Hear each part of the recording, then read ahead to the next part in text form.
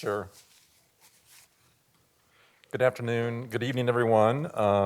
Just going to open up our work session tonight. For those of you that are viewing in remotely, the board typically does work sessions to have an opportunity just to have conversation with various people in our district, just to be able to engage in understanding some of the things that they're focused on, as well as helping inform us as far as the things that are happening in our district. And so tonight, we're just thrilled to be able to spend some time with some folks that have really been focused on this notion of equity and equity and with excellence. We actually had several members present to us last meeting regarding how this threads through our strategic plan, specifically that we have that objective to make sure that we're establishing an inclusive culture to ensure all students feel safe and valued. And so we wanted to really just do some follow-up conversations with these people that are passionate and have made sure that this is something that stays at the forefront of our thinking in terms of how we lay the foundation for what Douglas County is all about. So I'm going to first of all just acknowledge Remy Rummel, who is going to help us tonight facilitate this conversation because it's unique in that we're not sitting at a round table for obvious reasons, but we are wanting this to be a round table conversation. So Remy, I'm going to ask you to be my number one assistant to help me manage the voices that we need to have in the room.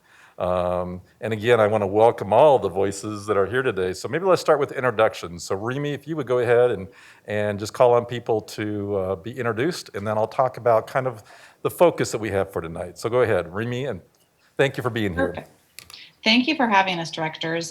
Director Ray, we are so excited to share some of our thinking and work over the last months and years. So I know we presented last meeting, and I'm Remy Rummel. I'm the Director of English Language Development, and I'm very excited to have the people in this room who have had significant impact on our equity work and the draft of our equity policy. So I will, if I just call your name, will that work? For everyone, we'll go around what I can see as what the room is. So Wendy, do you want to start? Sure.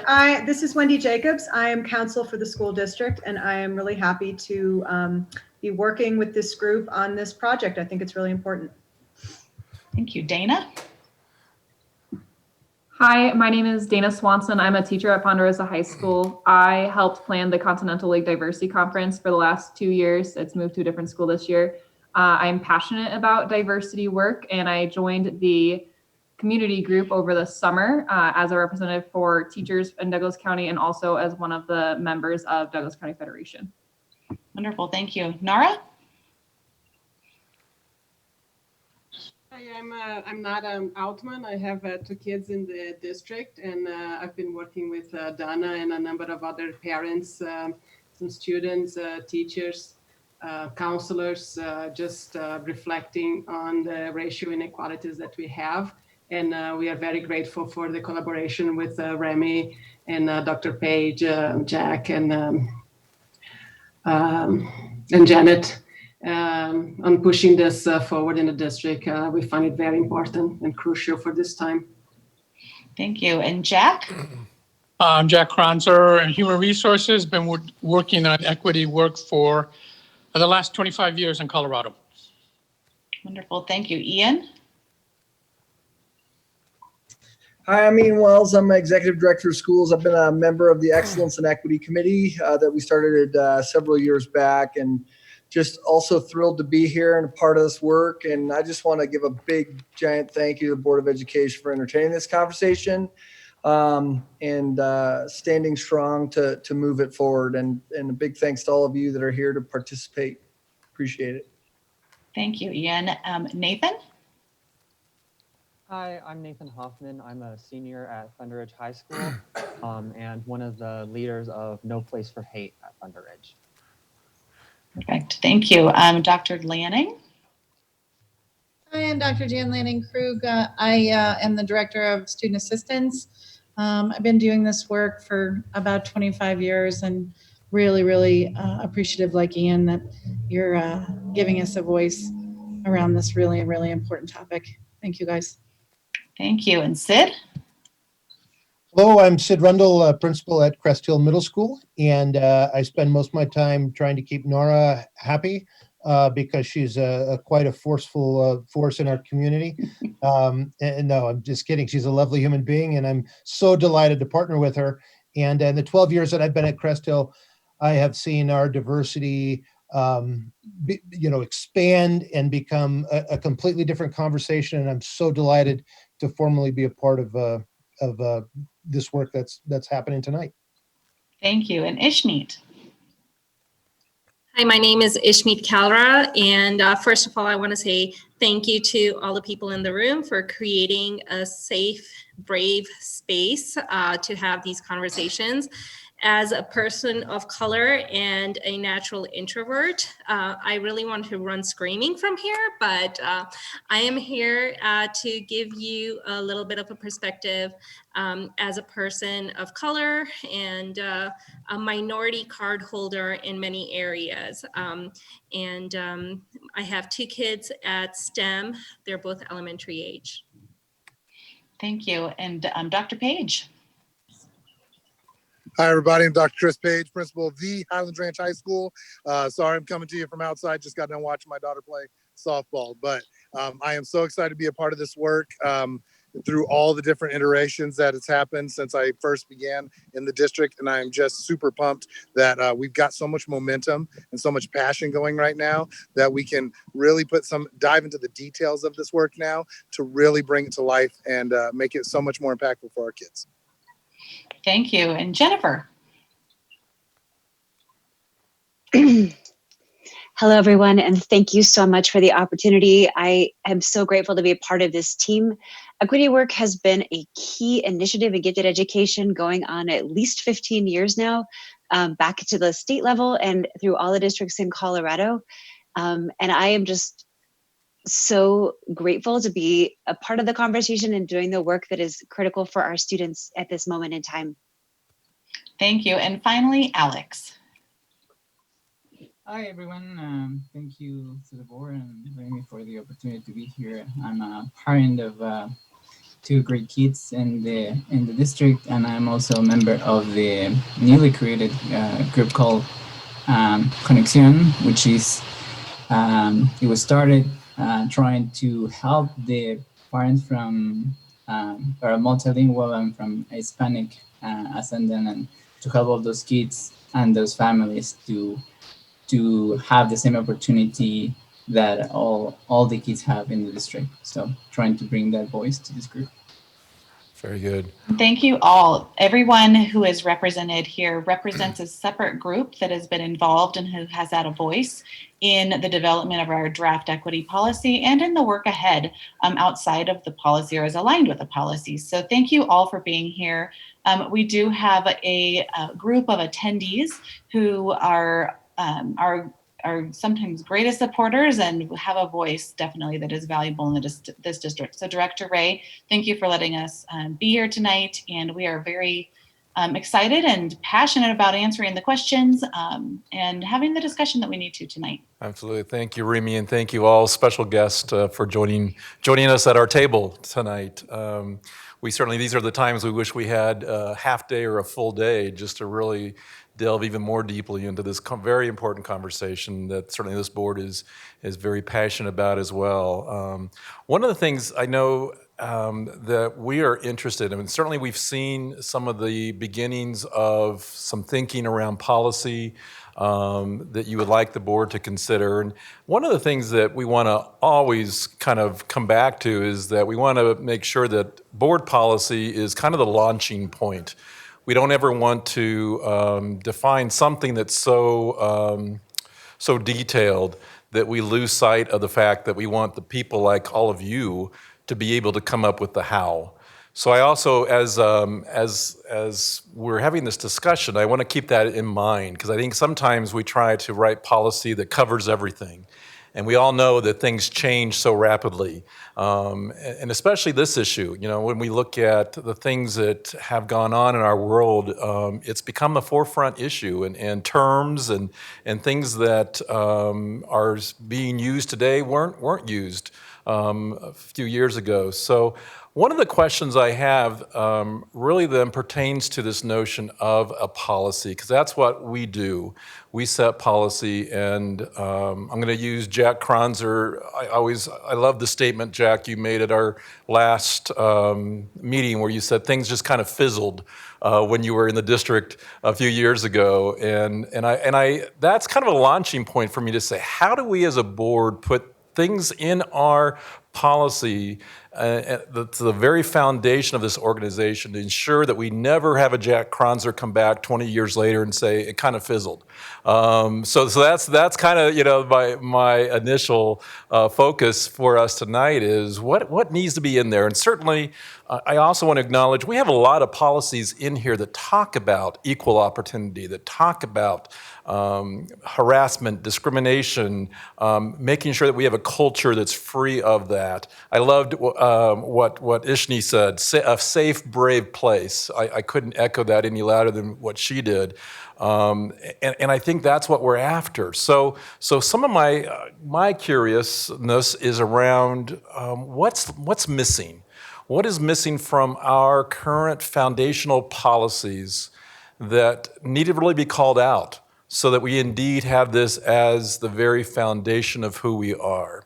So I want to start with that question.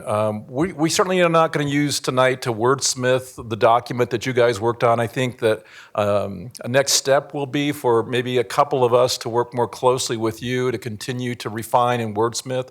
But just kind of give me an overview of when you think about policy, what is missing? What is it that we need to amp up in our policy so that this becomes the very thread of who we are? And Remy, again, I'll let you call on people if they want to make comments. Perfect. And I think that's a great starting point question, Director Ray. Ian, Dr. Page, Dr. Lanning, and Wendy, I think if we could bring the insight from both historical equity and excellence work, I think please jump in and talk about why this policy is necessary, even in light of the other policies that do exist in Douglas County's policy book. I know you mentioned like 4 of us right there, so I didn't want to and say, well, I will start I think it's important to talk historical first, right? Part of the desire for a policy and or policies to really focus on what equity, I'm going to say equity gaps exist currently in our district, I think is incredibly important. I mean, you go to the comment you just made, Director Ray, that Jack mentioned the work that was started 20 plus years ago just sort of fizzled. I think some of that is due to the fact that you can have initiatives, you can have programs, you can have a desire, if you will, to move the needle on social justice, on culturally responsive education, on various things, but without an actual policy, without actual commitments, if you will, I think there's a tendency for things to fizzle. I think there needs to be a creation of a direction with a policy as a support that, regardless of the people sitting on the screen in front of you, there is still teeth to move the proverbial needle of change. And I think ultimately what we see and what we have seen is it's often a great conversation and a topic, but a policy and or commitments from a board then becomes actions. And I think that's ultimately the goal and the thought behind policy, behind sort of agreements in terms of commitments. And truthfully, 4 or 5 years ago, when the first kind of group started to revisit Jack's work from ages back, one of the desires we had is we needed support from the top down in terms of actual concrete things that we could rest our hat on to push forward in terms of that change. So I'm sorry if I said a little too much, but hopefully that's a good jumping off point for some of my my friends on the screen to follow up with. Absolutely. And I would echo exactly what Ian said. And I know I've said this the last 2 times I've presented, is that idea of we call out what we care about. We talk about what we care about. And while we've got pieces of equity laced into the conversations that we want to have throughout the district, I don't know if we've expressly called it out. And so when it comes down to being able to do some of the finite work within equity and inclusion, you have to have a policy that supports that, so that people not only understand the why and what you're trying to do, but they also understand the importance it has to the organization as a whole. So, Director Ray, when you say what is missing exactly, I think it is the spelling out, the articulation from the systemic model to say, we have to address this, and we're bold enough and brave enough to go ahead and address it and create those safe spaces for those types of conversations. And we know the historical work has shown us that while there was a conversation that happened, there wasn't enough, I guess, teeth, you might say, to that conversation. And a policy allows that to happen on one end. And so that's what we're missing. We're missing something that actually gives it that direct, this is how we are going to get to where we want to get to. Great, thanks. I'm going to echo what Dr. Page has said, that I also believe we need a common language, because sometimes we think we're talking about the same things and we're not talking about the same things. And what a policy does, it allows us to define the work that we're doing and very clear language, so that when we start doing PD, we have language skills and opportunities to practice those skills that are endorsed by the board and supported by the board as a direction that we're going in a focus that's important to all stakeholders. And I can see some comments in our chat as well. Really, the policy is the starting point. It's the jumping off point and the stance the district makes in a very formal manner. And I think that is in all of our conversations across all of the groups that are represented here. Our policy in Douglas County is strong. Our non-discrimination policy is strong. Our various related policies they're solid. What we are missing, we feel as a number of different groups, is the stance that all means each, that each student shall have access to an education regardless of identity, and each staff member as well, and to have access and accessibility to those opportunities that we offer as a district. I'm reading through a couple of our chats.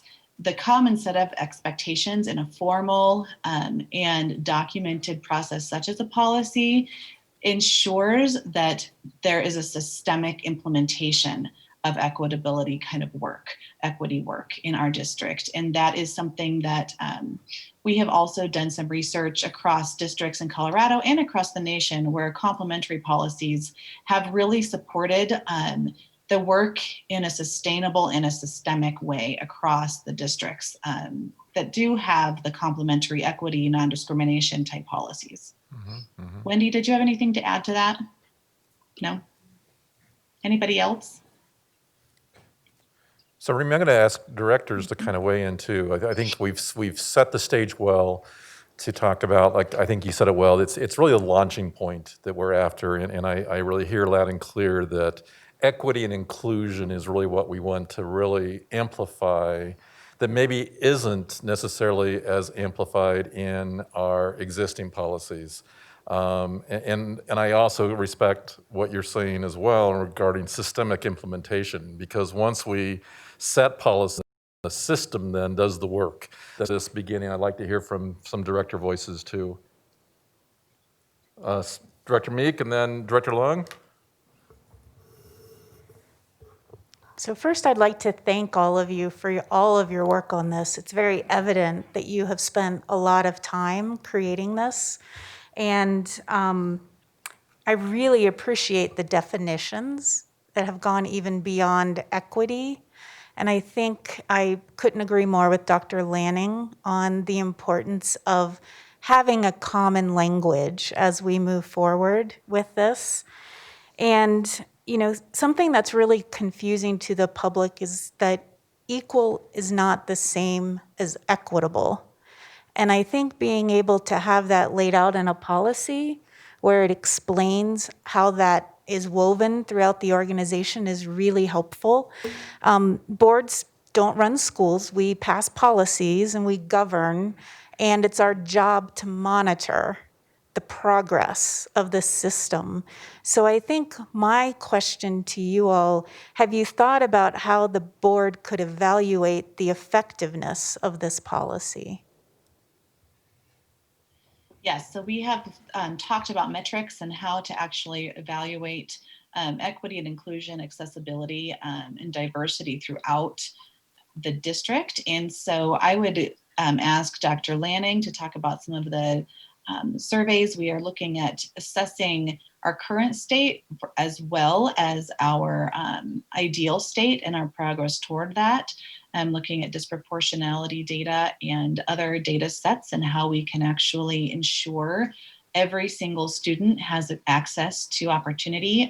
There are multiple data sets that we can actually use, including achievement and growth measures, as well as discipline data and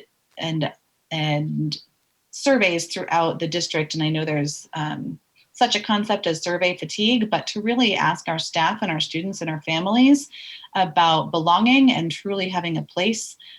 There are metrics that you can put to both qualitatively and quantitatively assess our growth and our current state. So Dr. Lanning, did you have anything to add to that? I know that baseline data to start with, but I think that we can use those current data points that we have internally to start with that. I mean, I don't think that we have to go outside. We have in the past because we had grant funding to do that. Right now, we're not in a position to use our grant funds to use outside evaluators or to tax the schools more when they're already under tremendous stress because of the pandemic. But I think we have a great starting point with just our current data that we collect demographically on a yearly basis. So I could cite lots of surveys that we use that assess culture and climate.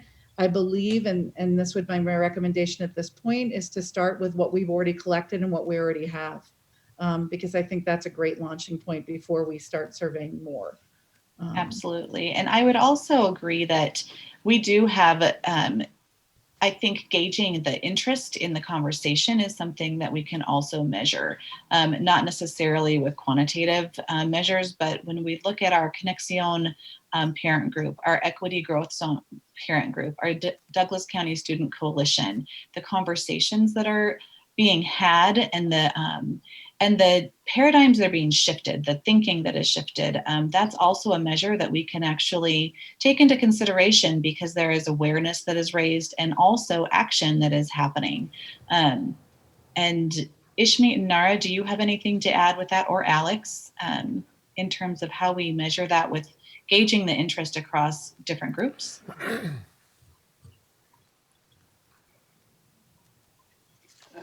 Yes, I think Ishmeet can add to that as well. But I think it's our role as well, or your guys' role as education is really drive to what it's important. And what I feel is that people are more and more placing the importance on mental health, right? That's something even white parents can relate to.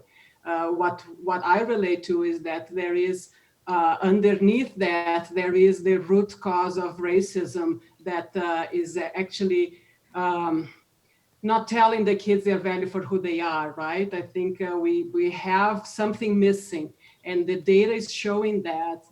The Healthy Colorado Kids surveys show disproportionality of impacts towards minorities in our district.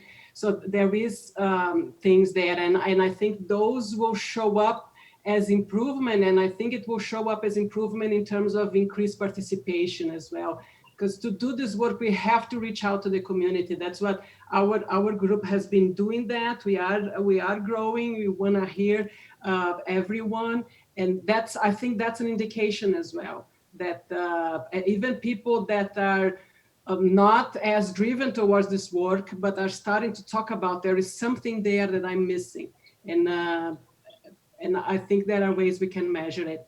I work as a teaching assistant at Columbia University on business analytics. I'm happy to help to analyze that data as well and figure out indicators that will tell us if we are going in the right direction. But to me, here in the community will be a major indicator.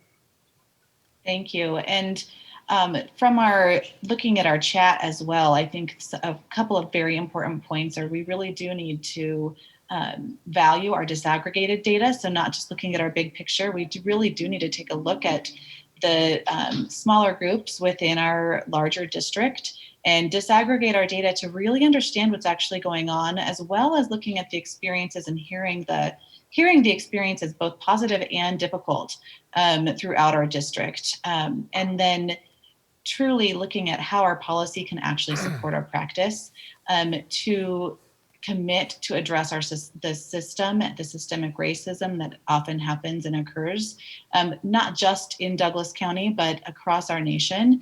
And that we can really strategically make a plan to educate and grow as a district in all stakeholders. And one of the simplest measures is participation. The more we get people bought in and they start participating more into these measures that we outline, that's how we'll be able to measure a lot of the effectiveness.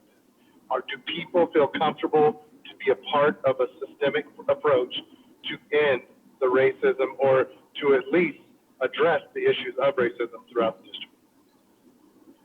I'm going to echo Dr. Page because as a person of color, I've always been interested in equity, but having my interest coincide with the district, focus on this is quite an interesting time for me. So I think if you talk to many minority populations, you will see that this has always been a focus for many minorities, but it comes down to having people in power be interested as well. Sure, good point. Can I piggyback off Ishmeet's comment? So honestly, 3.5 years ago at this point, probably, I've lost track of time, forgive me. We actually started to develop an action plan. We literally started to do things where we went to the Courageous Conversations Conference, a handful of us, through the Pacific Educational Group, with the notion of trying to bring some of that training back.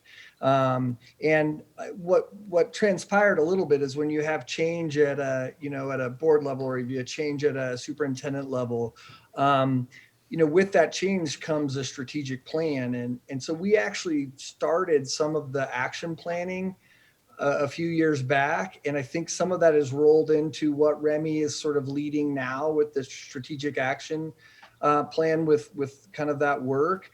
I would love to revisit some of the things maybe we started to dialogue about, because to Dr. Lanning's point, we already had spoken quite often about the data and recognized where we had gaps. And I think some of those things, to Director Meek's question, are known, and we are aware of them. It was just, unfortunately, when you have change in sort of that direction, that's the need for policy. That's the need to continue that conversation moving forward so that we don't lose the momentum again. Because truthfully, we were there 3 years ago, and now we're a little bit back to where we are again. And I'm glad the strategic plan exists, but hopefully we can move it forward. Sure. Definitely. So directors, what other questions do you have? I know Director Ray had invited other comments and questions as well. Yeah, Director Long, go ahead. Again, I want to echo the wonderful jobs that you guys did. Being an immigrant and growing from a very lower social class, I moved to this country, and I really appreciate the opportunity that this great country, give to me. But I also understand, just because we say we have a diverse and an inclusive policy, does not mean that we have a culture that truly inclusive, where everybody feel valued and support and voice their opinions. Because a lot of times, people on the top especially those who hold the majority, think that they can force their will against people that are different from them. Either you're with me or against me. I know better. And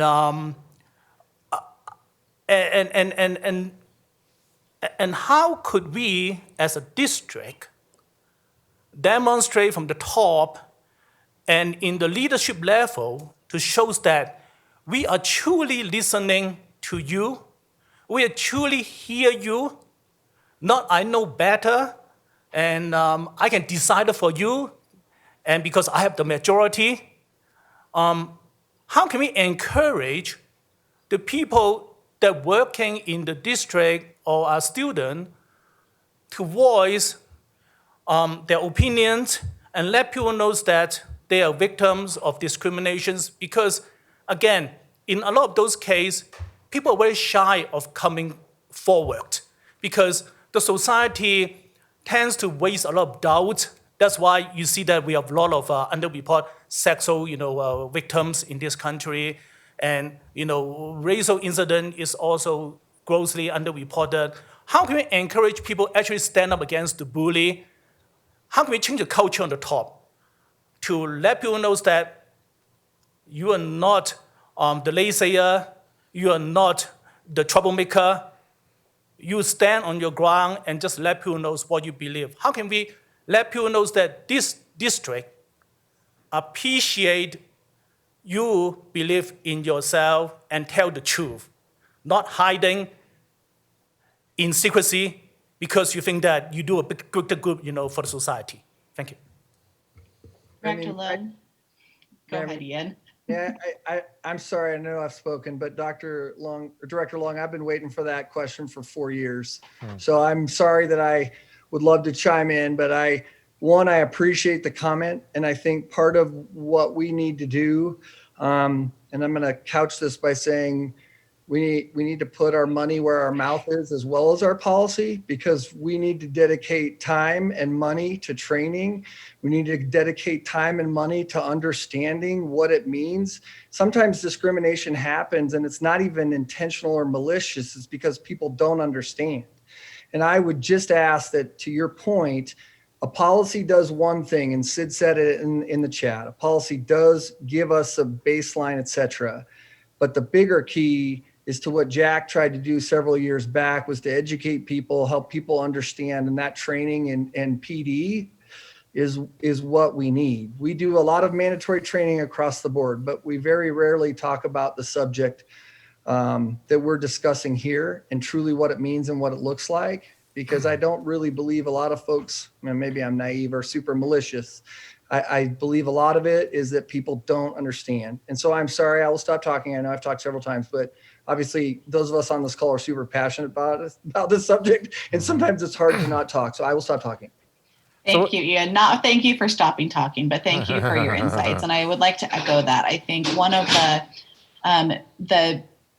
the biggest points our students have made, and our parent coalitions and staff, et cetera, have made is we are currently building out a pathway for training. It is not currently mandatory. And that piece with required training or even required conversations, if we are having the stance, if we write in policy, we have this stance, we have to deliver that stance to all of our stakeholders, including our students, staff, and community. And so, Nathan, can I put you in the hot seat as a student who is leading this work? I think the student voice is so critical, especially when we actually implement and move forward with some of the things that we are planning, such as No Place for Hate, such as implementing a policy for real in real life, such as just student work that is actually happening. So, Nathan, can we get your insights on that? Yeah, definitely.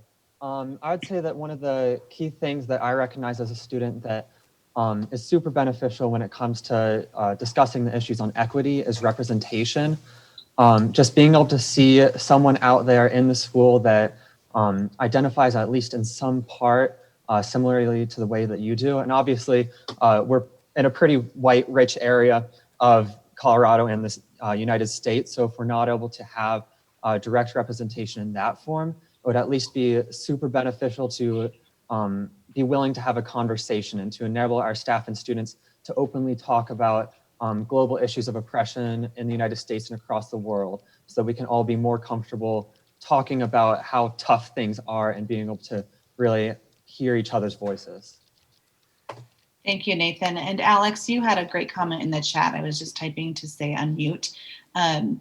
Would you please just say what you were saying? Yeah, I was hearing about the metrics and I was trying to jump in. So my point is, it is very important that not only we have a great policy, but that the policy is actually known by everybody, and that we do a good job in keeping everybody in the district reminded of what it is a policy and what are we need to be doing. Because if we have a good policy, but we don't do a good job in really instilling that into everybody in the district, then it's going to be hard for them to follow or having close hands to remember, oh, here's what we need to do, what we need to be thinking in any situation.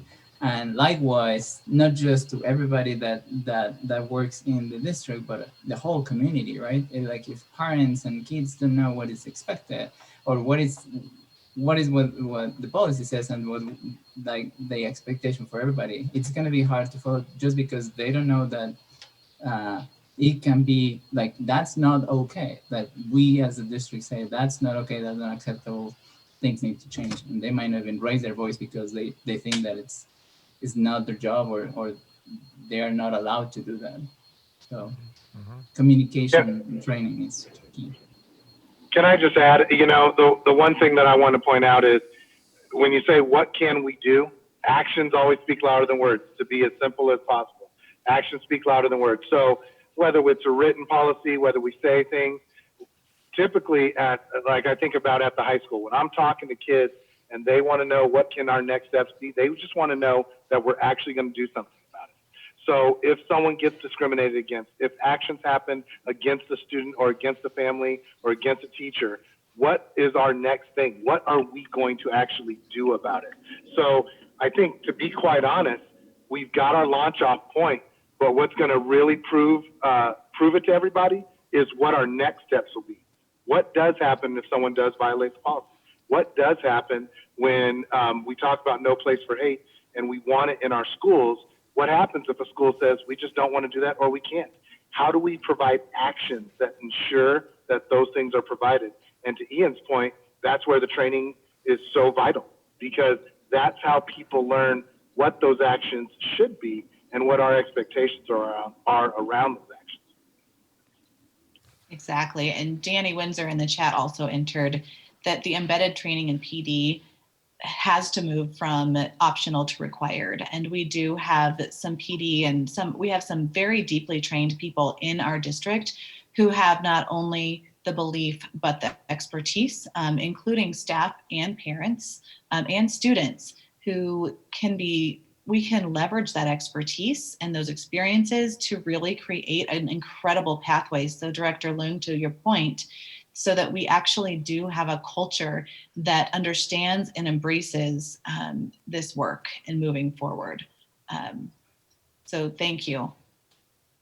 Very good.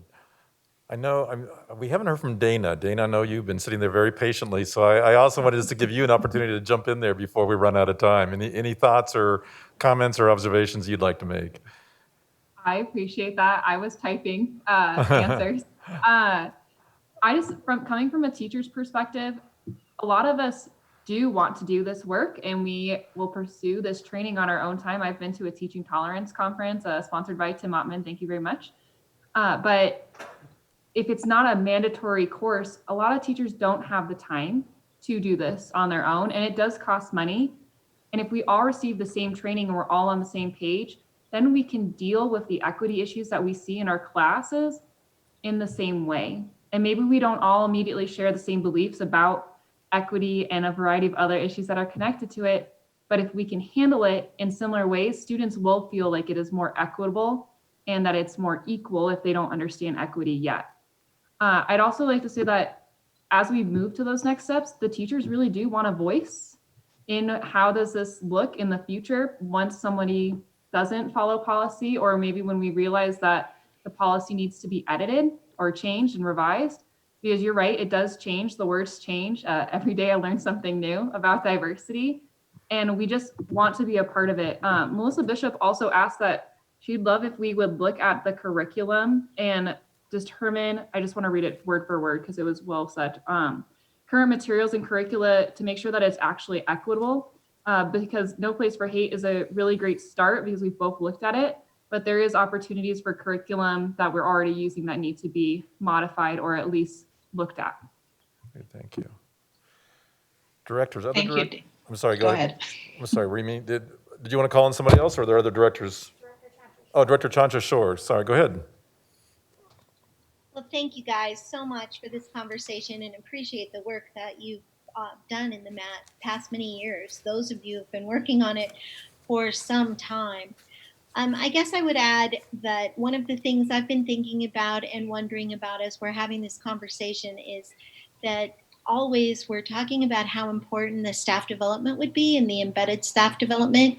So a component of that, I'm always thinking about what that really means and how do you put that into practice. So I'm thinking about how staff development opportunities are currently offered in Douglas County and what we have as priorities, and then the time that we allot in days for teachers or time for teachers and administrators to actually be staff trained, to have some training opportunities. So I'm thinking about not only is it important for us as a board, and I need you guys to tell me if this is the right kind of thinking. Not only is it important for us to think about the policy itself, but I think you're also advocating that we think about creating some sort of opportunities or timelines for the training to occur. Is that what I'm hearing? So thank you, Director Chancha Shore. Yes, I think I'm going to start to address, and feel free to jump in if you have something to add as well. So part of the English language development team's charge over the last 2 years has been to create a pathway for specific courses that meet the 45-hour requirement for relicensure. So that's been one inroad that we've had as an opportunity to create some of the courses that are offered for our teachers right now. So for example, we have a Speak Up, which is a Speak Up Against Racism course that has been rolled out to our teachers.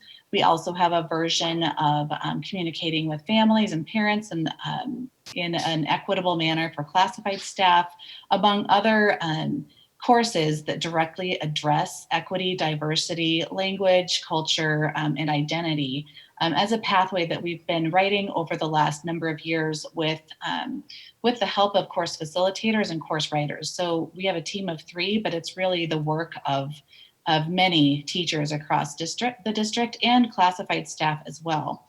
We're looking at leadership courses, and as Ian alluded to, we have a cadre of people who have attended training so that we can actually take that and create a more solidified pathway with this work.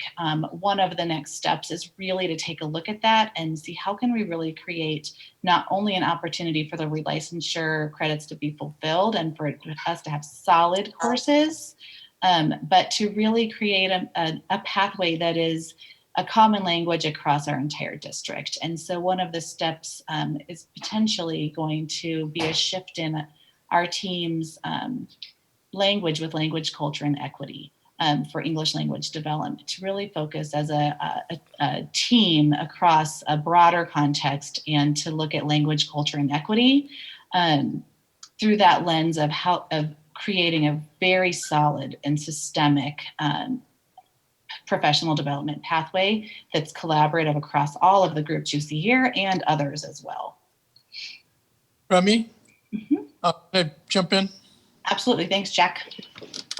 I think that in support of what's been already said, the reason we fizzled was because people opted in to equity, but people also opted out.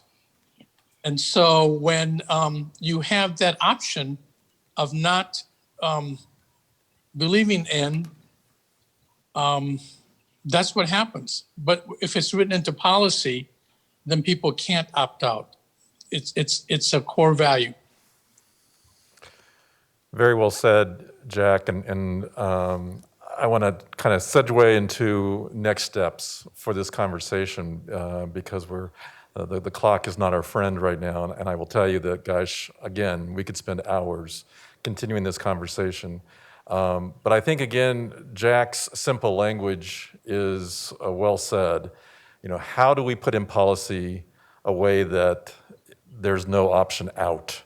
This is a part of our life. This is who we are. And I think that's what we're after. I would tell you, we also are a board that believes that our policy should be about the what, that we describe it, we clarify it, but we're not about the how. The how really is you guys. It is everyone that works with children, is that you have the piece of the how. And so I also want us to be careful because I think sometimes we put boards in a position that not only do they say, this is what we want, but we also sometimes overreach and say, and this is how you should do it. We are certainly not the experts. I'm looking at the experts up on the screen right now that can make this happen and make this work and make it systemic, as many of you have suggested. So here's my suggestion is I'd like us to, a board director to be committed to working further, Remy, with you and whomever you want to really then do some of the hard work of actually wordsmithing the policy. And I would tell you that more pages isn't the most effective. You know, we'd love to write, a book about everything we want people to know about equity and diversity and inclusion, but sometimes the best policy is the one that has a very concise message that says, this is who we are, this is no tolerance for how we carry out our role when we're working with kids and making sure that inclusion is indeed our top priority. So I'm just gonna challenge you as I look at your policy to begin really doing some digging into the existing policies, to again, as we started, the question being what's missing from our existing policies, what should go into a brand new policy that sets the foundation that says this is now in concrete, this is always part of our foundation from this point on. So I'm going to pause and ask if there's any directors who would like to jump in and participate with the next step, which is to help begin to revise and refine a policy that gets brought back to the board. So I think Director Lung, I see an enthusiastic hand there, Director Meek as well. So unless directors, if you object, I would like to go ahead and have those two connect with Remy as far as next steps, and then we will look forward to in the near future a draft of a policy, an equity policy, that we can really spend some time making sure it reflects all of your passions and that it's got the punch, if you will, that we really need to really guide the organization to say this is no longer an opt-in or an opt-out. This is just simply who we are as Douglas County. Any other comments, directors, before Director Holtzman? I would just follow up with what you were saying by also just kind of reminding that as you review what our other policies say, and by the way, I appreciate your work on this. This is really important work that needs to be done, and so I'm very excited about it. But I also think that as a part of not just our policies, we have a book that's policy governance, and the board sets the goals for the district. And at least for me, this is an important piece that needs to be a thread throughout our goals, not just a separate policy, but something that is overarching, that's actually a piece of our policy governance. So I would encourage you to also look at the goals that the board has set, that were also in some part utilized for our strategic plan. And I know that you guys mentioned the strategic plan, but for me, thinking practically about how this work will get done, it also, as you've pointed out, really involves that strategic plan as well as the goals. So, Very good, thank you. Remy, I'll give you the honor of the final words and the benediction. So go ahead. Well, we so appreciate all of your comments, all of the questions, and we truly look forward to the work ahead. I will absolutely work alongside you, and I know our legal team has been instrumental in looking at our policy as well. So I look forward to the collaboration that we have in the work ahead. So we thank you so much for this time tonight. And I appreciate every single participant and attendee on this panel tonight. This work has been extremely exciting and extremely important. So thank you all. And I stand by my hashtag this year with all means each. And so each of our students, staff members, and community members are just very critical to our work. So thank you very much this evening. Thank you all. Thank you everyone that has participated as well. I would just echo that as well. And a new tagline, all means each. I like that. All right, you guys have a great evening. Thank you for participating at our round table. And then board directors will take a 5-minute break before we start our regular session. All of you have a great night. Thank you.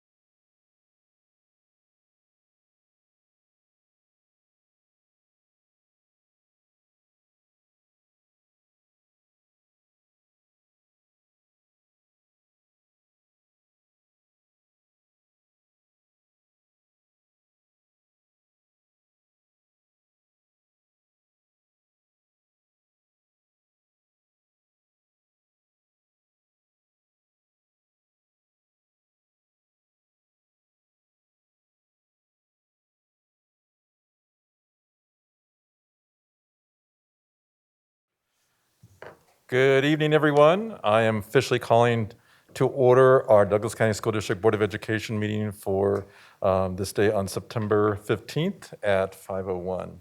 We'll begin with roll call. I'm sorry? 6:01, thank you.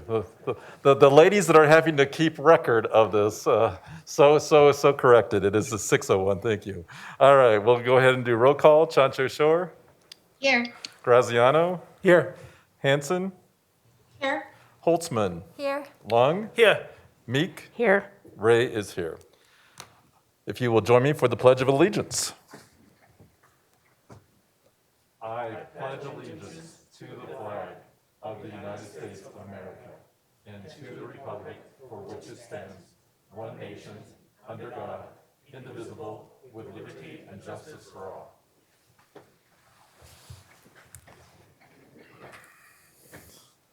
Next on our agenda is to do student and staff recognitions. Mr. Reynolds, I understand that you're doing the honors tonight to host that section of our agenda. Mr. Reynolds.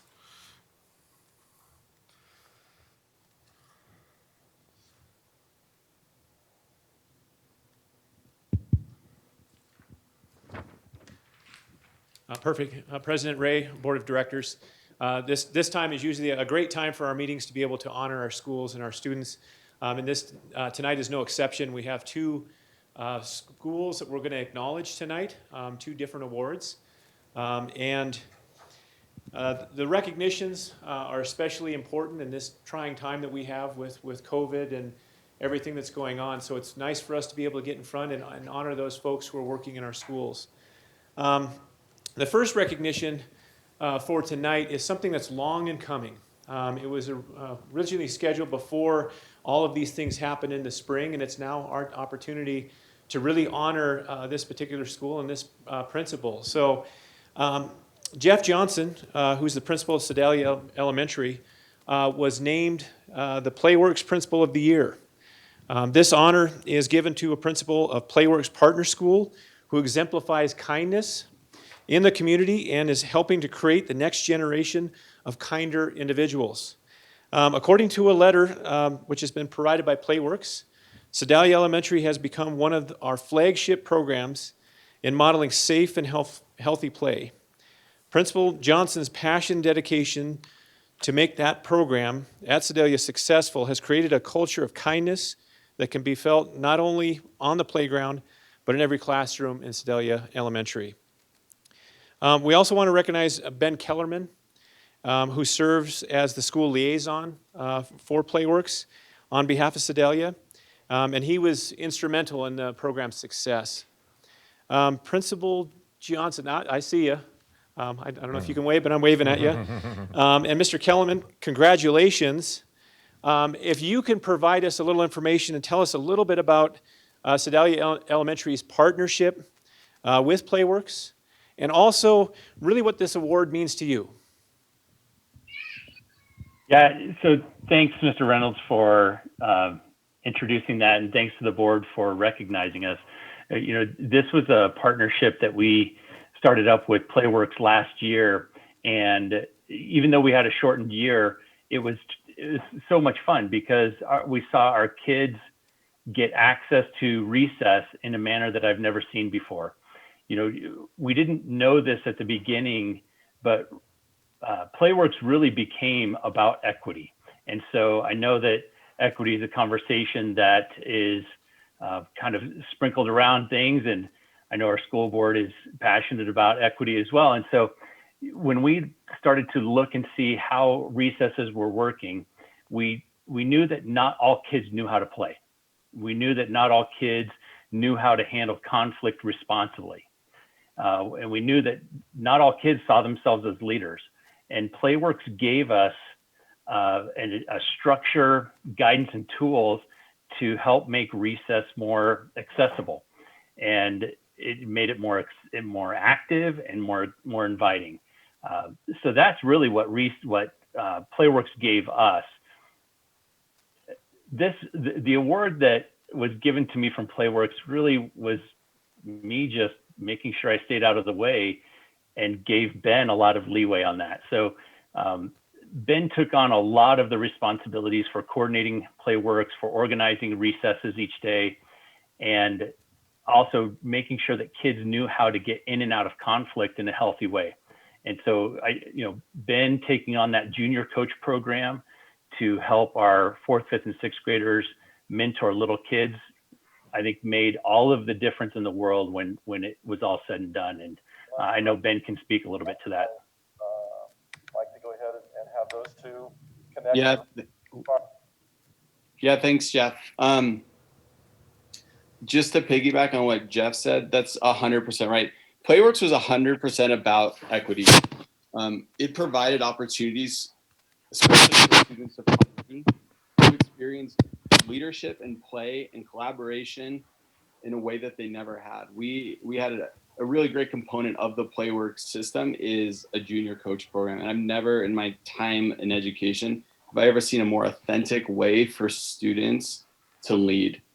And these students would come out, they would, kind of like what Jeff said about me, he got out of the way. The junior coaches, it got to the point where I would open the doors and they would take care of everything. They would handle conflict and they would handle play, they would handle the rules, they would handle communication. And it got to the point that as a school, systemically, it had such a positive reaction, both in the classroom and out of the classroom. We de-escalated our behavior referrals at recess by about 7,000%, I think. And we were able to get teachers more class time because some of the conflicts that happened at recess didn't come back into the classroom. So it was a really great partnership with them. And again, we got the funds primarily and the idea from PTO. And our PTO was huge and instrumental in helping make sure it was a success. So it was a joy to do. Perfect. Thank you both very much for sharing with us. It's such an important award. And thank you, Principal Johnson, for being able to step in. I know you're being very modest about your leadership in this program, and I appreciate it. And I know you've been very patient with us as we have been waiting to give you this award. So congratulations again, and thank you very much for taking the time to join us this evening. Yep. Thank you, everyone.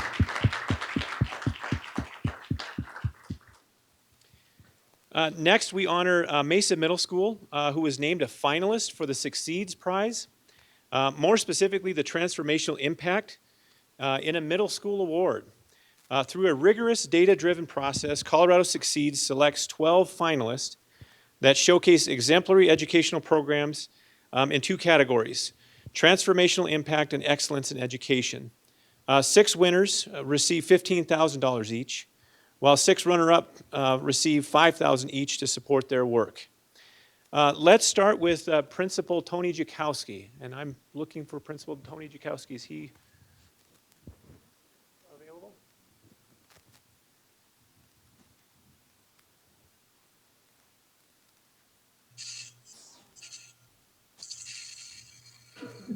Matt, this is Danelle.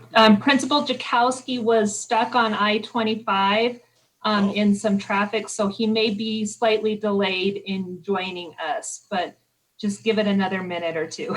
Okay, well, I will try to do my best stall tactics here while he comes Mr. up Reynolds? for this particular award. Oh, Mr. Reynolds, are you able to hear me? I am. Okay, I am here. I guess I'm having trouble with video. Let me see if I can start my video here.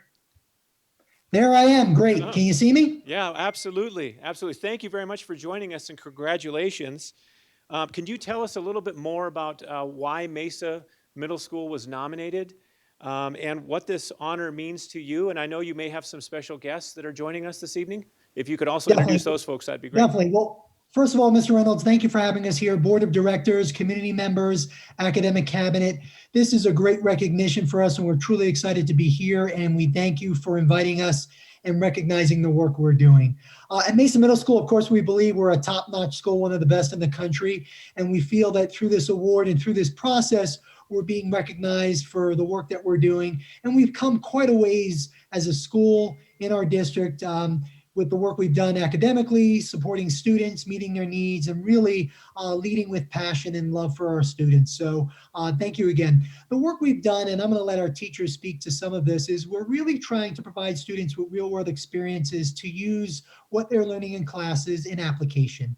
Identifying real world problems where students can work to solve these problems by pulling their knowledge based on a number of content areas to address needs in Douglas County, and also to collaborate overseas with schools in Zimbabwe, Ireland, England, and learn that empathy piece and that global perspective piece. So today we have a number of people here, and similar to what Mr. Johnson said, you know, as a leader, you always want to support, you want to coach, and of course we do that at Mesa Middle School. But with the teachers we have at Mesa, I mean, they could literally have a cardboard cutout as a principal, and they're going to do what they need to do and do what's best for kids. They are amazing. And similarly to what Mr. Johnson said, I simply just get out of the way, say yes, and I turn the reins over to them. So I want to thank them for who they are as people and who they are as educators, because it's really their work that they're doing. So we have a few people here today. I will turn it over to Mrs. Nikki Brock, who talk a little bit more, as well as Mrs. Mary Murphy, who can talk about some of the work that we're doing.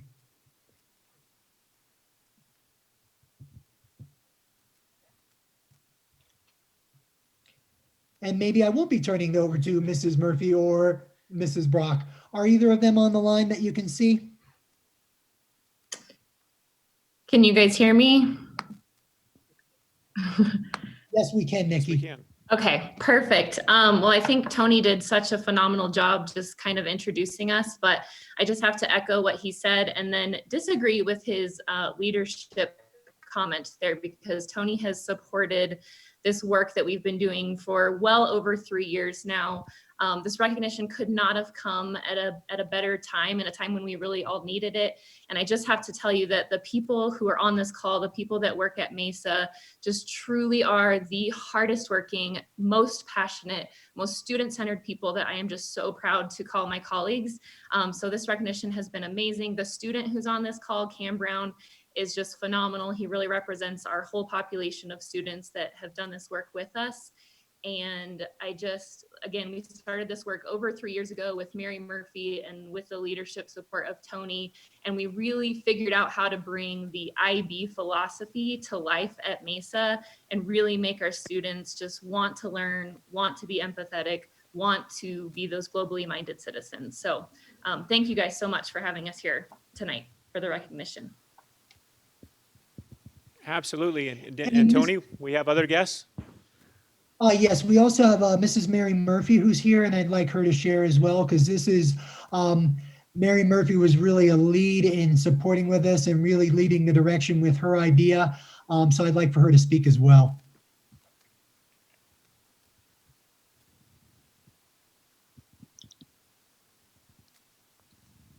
Thank you, Tony, and thank you, board members, for recognizing us this evening. And most importantly, thank you to Nikki Brock, Lindsay Anderson, Chris Weiss, Alice Adetoy, and Jessica Kinsey. 3 years ago, I walked into Tony's office and I said, Tony, I have an idea. And Tony said, go with it. And then more importantly, having been in these 5, 6, 7 teachers' classrooms 3 years ago, saw the passion, the skill set, and their love for their students, and brought them together. And we created a vision for how we can enable our students to be and live and learn the global citizen. What does it mean? And so we focused on cultural empathy. And then after the Global Classroom program became such a success, we wanted more students at Mesa to have access to this type of international learning, working with mentors and experts in areas of global issues. So we started a social entrepreneurship program. And right now I want to thank and acknowledge Director Ray and Director Graziano, who have spent the last 2 years at Mesa supporting and mentoring students as experts in the field of education. So this has definitely been a team effort. Tony and I can sit here today and say 3 years ago, this vision went beyond our wildest dreams because of the talent of Lindsay, Nikki, Chris, Alice, and Jessica. So thank you to everyone. And this award means so much. It's an affirmation of who we are at Mesa Middle School. Mr. Reynolds, I know we're taking up probably more time than we should, but that's the Tony Jakowski way. But we do have a student that we invited, and we would love for him to speak and share just a little bit about his perspective and what he's been able to do. So Camden, are you online? Yes, I'm here. So in social entrepreneurship, when we started and we found out that we had the decision to do any projects that we could possibly think of, she opened it up to helping the world become a better place.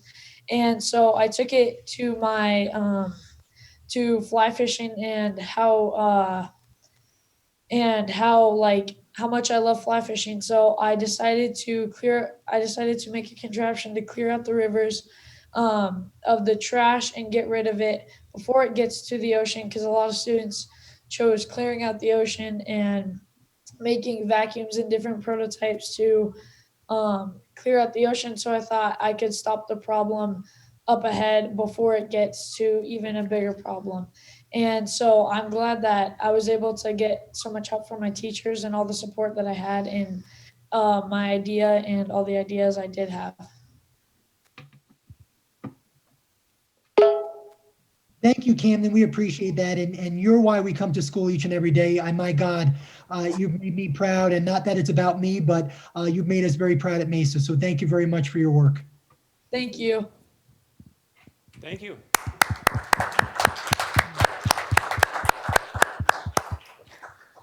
Incredible. And thank you all for joining. Camden, Tony, Nikki, and Mary. Thank you all very much for joining us. And really thank you for representing DCSD in such a positive way. It's one thing to get nominated. It's a whole other deal to become a finalist. So thank you very much. And congratulations again on this wonderful award.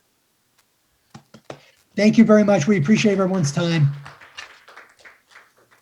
Before we conclude our staff and student recognitions, I understand President Ray has one more recognition this evening.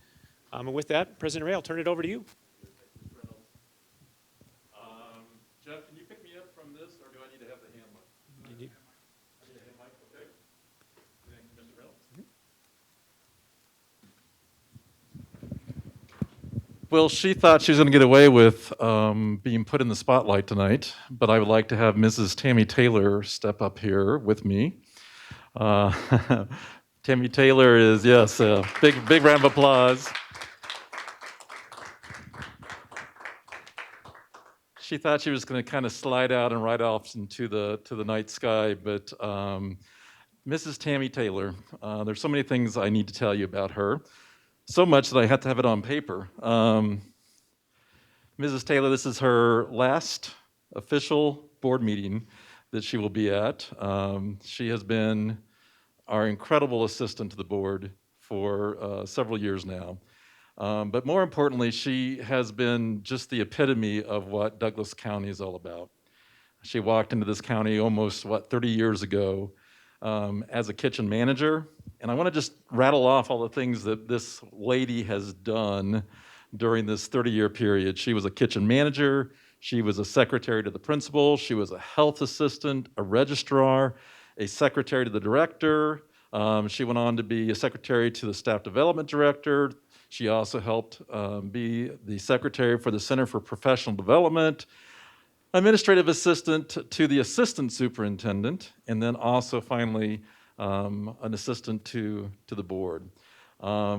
Tammy's one of these individuals that we haven't let go of. She tried to retire a couple times, and I got on my knees and begged and pleaded, and so she stayed with us. Her original plan was to stay with us until the end of this year, but we learned that there's a far greater competitive force than the seven of us that can persuade her better than me, and that would be her grandchildren, fondly known as, or they refer to her as Gammy, as I understand.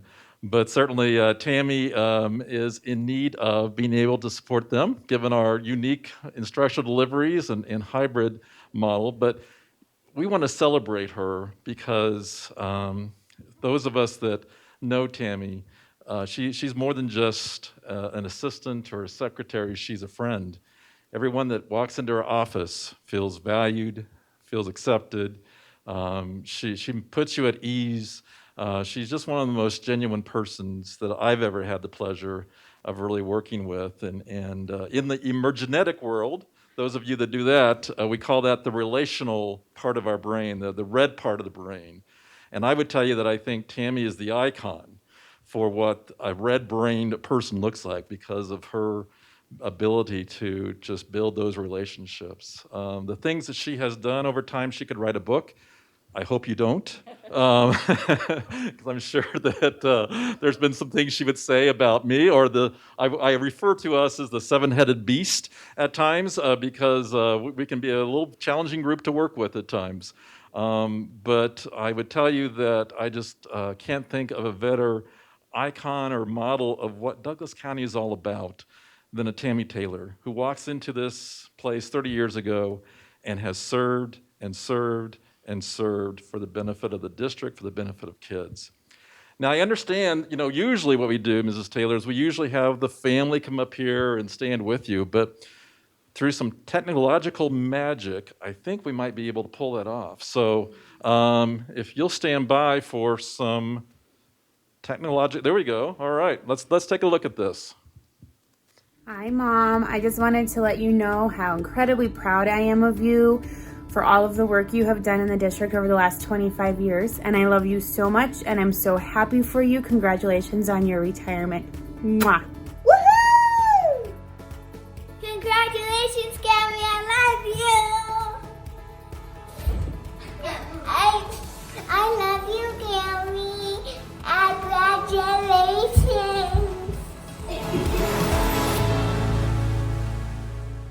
So Tammy, yeah, let's a round of applause for that so I can.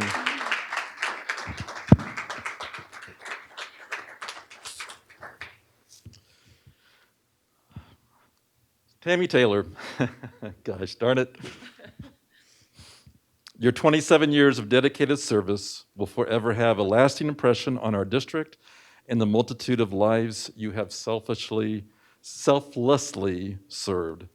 Thank you for all your endless contributions to the Douglas County School District and to the noble cause of public education.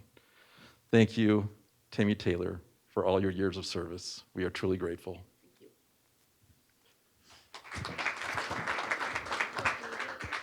I'd hug you, but I can't do that. I know, right?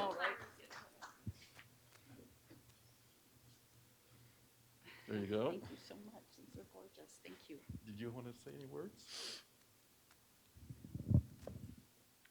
Thank you all so much. I guess, thank you. I have truly loved working for the school district. I started before children, BC, I call it. I worked in special education for 1.5 years, and then I had my girls, and you might not know, but that was actually 2 different daughters on the screen. They still get mixed up. And I worked for Betty Myers then, and she said, oh, you just need to socialize those girls and put them in daycare. But I stayed home until my son was a 5th grader. And then this was a great mom job, but it's turned into a career. And the people in this district are just fantastic. And that's what, because I'm red, that's what keeps me coming back, or has kept me here and has kept me happy. I've been blessed with having amazing bosses that never treated me like I was their employee, but treated me as an equal. One of them sits right there in the front row. Best boss ever is what I've always called him. But everybody I've ever worked with or for has just been amazing, and that's what's made it really easy to do the wonderful things you claimed I do. So thank you. Never to be forgotten. So. All right, very good. Thank you, Tammy Taylor. Thank you.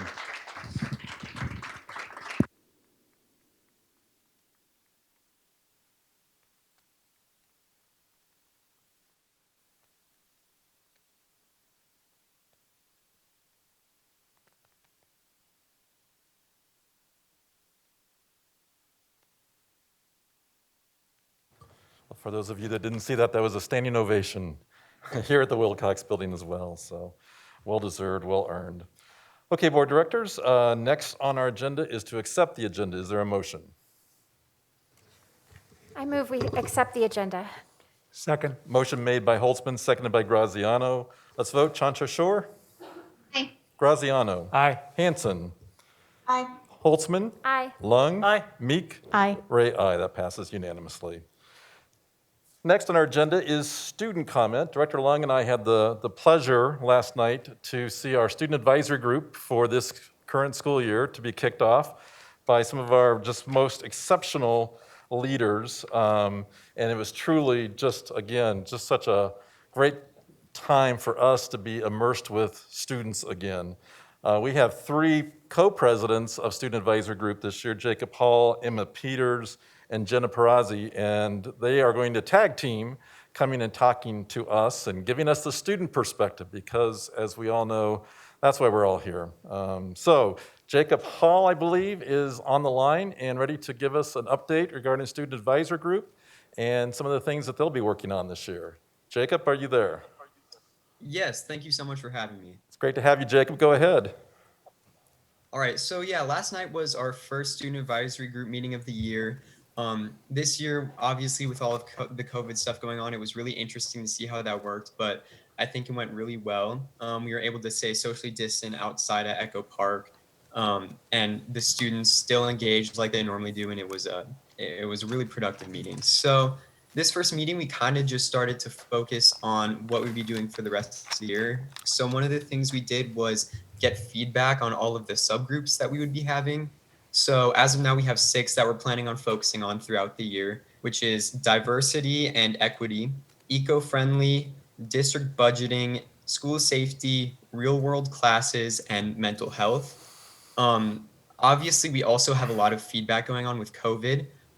However, we're trying to focus the subgroups on long-term solutions, and we're hoping that COVID isn't going to be a long-term thing. But with that said, we still think it's really important for us to get student feedback on that. So we also had a section where we were able to hear how everyone was doing with back to school, whether they were doing full online or hybrid. And that was really useful too. So I have some of that information if you guys would like to hear it.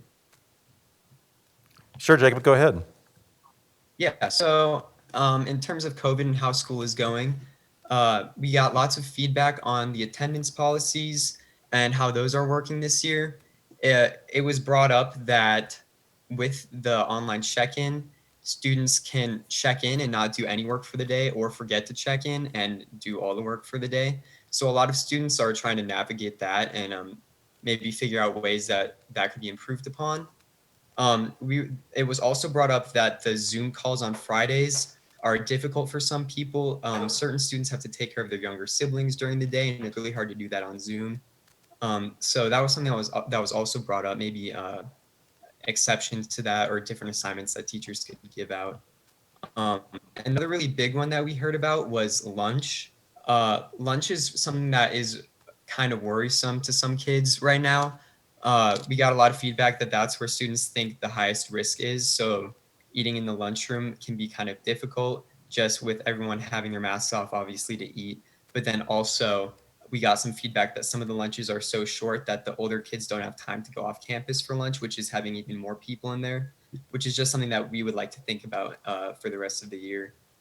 But there were some good things going too. A lot of students said that they were starting to get the hang of Canvas and they were able to use that. And it was helpful to have all of their assignments there for the week for them to go through.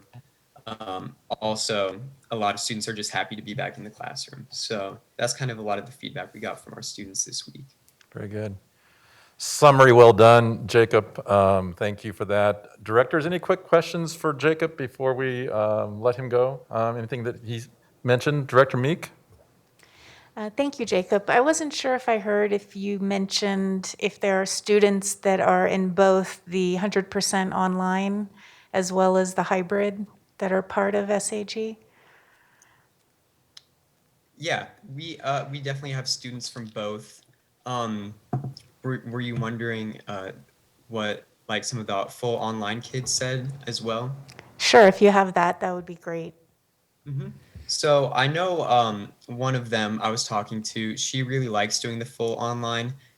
It's helping keep her risk low, but also she said it's been a really good experience being able to do her work at her own pace throughout the week. Also, it is difficult though to get those student interactions with the rest of the classmates who are doing full in person because she's still doing all the content, but she doesn't get to see us during the day. So socialization is something that was also brought up a lot, especially for those kids who don't get to be in the classroom and getting that.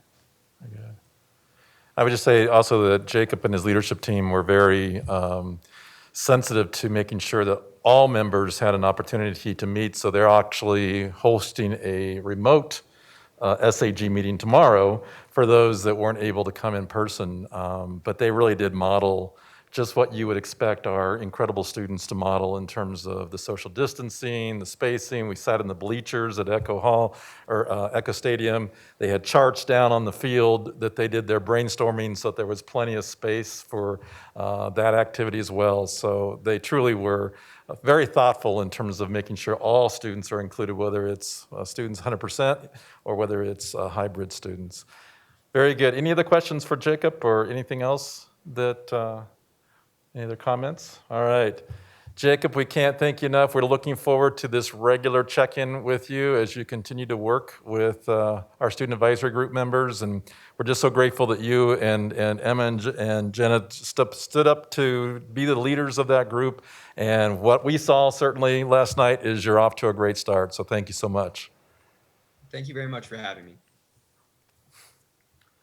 Very good. Next on our agenda is the public comment section.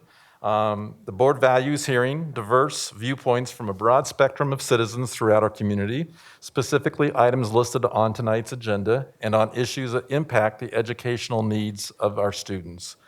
Two policies guide how public comment to the board is received. Board Policy KE, Public Complaints, and Board Policy BEDH, Public Participation at Board Meetings. Policy BEDH also explains that since the board's responsibility is setting policy for the school district, members of the public should direct their comments to policy matters, and notes further that citizens are strongly encouraged to contact the teacher, the building principal, or superintendent first with questions or concerns. Board Policy KE outlines the process for responding to grievances and complaints and explains that the board believes that complaints and grievances are best handled and resolved as close to the origin of concern as possible. Therefore, we encourage the proper channeling of concerns. For example, concerns that involve a child should begin with the teacher, then the building administrator, then the director of schools, assistant superintendent, before appealing to the Board of Education. Given the remote format of this meeting, there are some additional directions I would like to provide those who are making comments tonight. First of all, just as a reminder, this has always been our practice, that those that are wanting to make public comment at a regular board meeting need to complete an online form prior to 3 o'clock of our meeting. Those who were signed up by this time received an email and directions for calling in. Once called in, your phone will be muted until your name is called. You will be able to listen to the meeting by your phone, but you will not be able to speak until we have called your name. Please make sure that you are not running the meeting on a computer in the background and that you are in a quiet environment. Once I call your name, please state your name and ask if you can be heard, and I will respond for you to continue. I would also remind commenters that we want to continue to maintain a decorum of mutual respect, and would ask that speakers refrain from using individual names in an offensive manner, as this only distracts from the issue of concern. It is also important to know that the board follows Robert's Rules of Orders to guide it in participating in an orderly and fairly conducted meeting. Under those rules, if a director calls for a point of order, all discussions and comments should stop so that a determination can be made as to whether a procedural rule or board policies has been violated. Therefore, if a point of order is made while public comments are made, or if I interrupt, the speaker should pause until otherwise directed to continue. The speaker's phone will be muted until I ask you to continue. So with that, each speaker will be allotted up to 3 minutes to address the board, and please know that this is our time to just listen and without engaging in discussion. So I will begin by listing the people that are scheduled for us to hear from.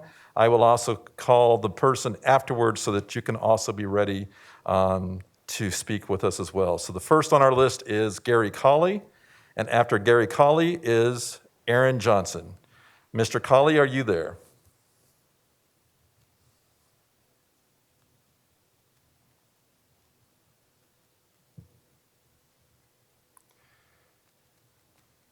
One more time, Mr. Colley, are you there? Okay, next person is Aaron Johnson, and after Aaron Johnson is Julie Lamb. Mr. Johnson, are you there?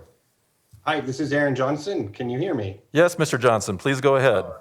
Thank you very much. Okay, so per board policy KE, tonight I wish to address the board about recent actions taken by the board over the last few weeks.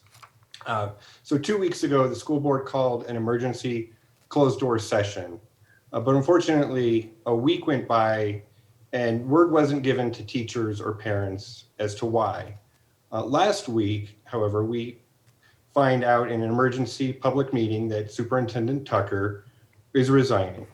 The reason he stated, of course, was that he wants to be closer to his family and particularly focus more on his ailing mother. And those are respectable reasons, and really they're hard to argue with. President David Ray assured us that there was no, quote, conspiracy behind the actions. But then last week on Friday, several news outlets reported that Dr. Tucker, there's more to the story, that he's under investigation. And I'm not going to go into that. But how could this be that we find out when the board said that there was no reason to speculate about his departure? As board members, you often tell us you'll be transparent with us and that you can be trusted. So if there's a problem within district leadership, I think we would know. You would tell us. I'd like to point back to statements made about why you ran for school board. Back on October 28th last year, President David Ray, you said on Facebook, I was recently asked about the core values I operate from as a board director. These values revolve around 4 attributes. The first one that was listed was trust. And you go on to say, trust encompasses transparency making decisions, ensuring that all voices are heard and following through with the promises that we make. You told us we could trust you. Then last week you said, there's nothing to see here. And then the news got worse yesterday with more stories coming from the Denver Post and Fox 31. We can't discuss the alleged details here in public meeting. They're serious, and we don't need to get into them here. But again, how could this be? We were told 2 years ago, Dr. Tucker was trustworthy. On April 5th, 2018, the Castle Rock News Press did a story saying, he's trustworthy, student-centered, and an inspiration, a lifelong learner. That's how Douglas County School Board members described their choice for the district's new superintendent. The story went on to quote President David Ray. Quote, he's a man that I felt I could immediately trust, Ray said. Board members, you were elected to do one thing, be trustworthy. Now you control the board. You have all 7 seats, yet it didn't seem to occur to any of you to take responsibility to be upfront with us. Aaron, if you can go ahead and finish, if you have one more line. Thank you. It took 5 days for teachers to know that their boss was gone, but they didn't understand the circumstances of why. And it took the news being leaked. And thank goodness for reporter Jessica Gibbs, or we may not know. Directors, it's time to end the cover up. It's time to be trustworthy and transparent, like you promised. Very good. Thank you, Mr. Johnson. Julie Lamb, and after Julie Lamb, I believe Gary Colley is now back online. So, Mrs. Lamb, are you there?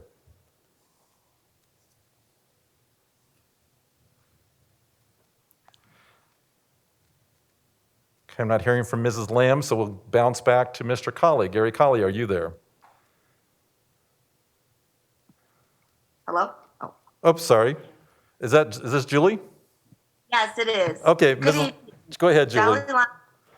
Dalai Lama says a lack of transparency results in distrust and a deep sense of insecurity. Hello, my name is Julie Lamb, and I'm speaking tonight on transparency and brave decisions. To you, our elected officials, once again appealing to you to bring real change. As you know, I've been a devoted and highly involved parent in this district for over 13 years.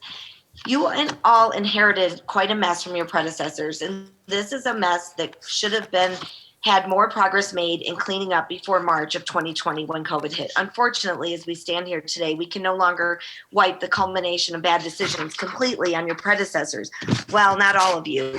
I want to be sure to point out that 2 board members are new to your positions, and from what I can see so far, you've taken your responsibility seriously. Additionally, another board member has gone against the grain to listen and fight for our teachers and family, doing what's right regardless of the downstream implications. I'm truly grateful to those of you whose heart is in the right place. However, the biggest mistake that the remaining board members of this board have made over the course of the last 2 years during Tucker's term is your failure to listen to the teachers and families within this district. I read a Facebook post a few months ago, a former board member stating that a vote to support doesn't mean that you agree, but that you support the superintendent. That mindset is unacceptable. It is your responsibility to make the right decisions, the brave decisions. Even if your one employee is trying to convince you otherwise, you can't wipe your hands of your responsibility. We entrusted you with the responsibility to educate and protect our children, as well as represent our hardworking teachers. We have elected you to lead this district, not to sit back and merely support decisions from a superintendent and their cabinet who have ultimately been leading you. You have allowed individuals within our district's leadership to continue the good old boys club, fear mongering, and voiceless teachers. Those individuals have invoked fear and intimidation among families and teachers. You have watched numerous community members, parents, students, and teachers stand before you at board meetings, begging and pleading with you to become involved and to step in to help. And when I say involved, I am not referring to public displays of involvement that boost your political visibility. I'm talking about getting your hands dirty, listening to the concerns of families and teachers, talking to these educators who feel hushed and begged and are begging for the type of representation and balance that they see their peers receiving in other districts. You need to understand that what is going on behind closed doors with district leadership, but you have refused to because you don't want to step outside a district's defined process or undefined. Not that we don't trust because we don't understand or we don't like the answer. We are in the midst of a pandemic with a superintendent who just resigned, a superintendent who should have been addressed for his mismanagement and inappropriate treatment of families long ago, but nobody listened to empty promises that they would listen. Albert Einstein said, "We cannot solve our problems with the same thinking we used when we created them." 1, 2, 1. Demonstrate your leadership. Listen to the community before you make decisions on DCSD future leadership. This process cannot be completed without the community and teachers' voices. You must be transparent. The time is right now. Be brave. Please do not consider any central administration to lead our district. Thank you. Thank you, Mrs. Lamb. We'll go back again to Gary Colley. One more last call for Mr. Colley.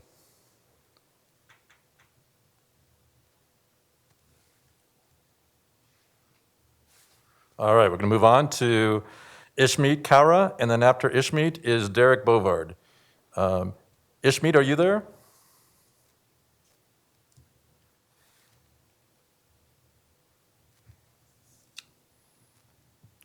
Okay, we'll move on to Derek Bovard. Derek Bovard, are you there?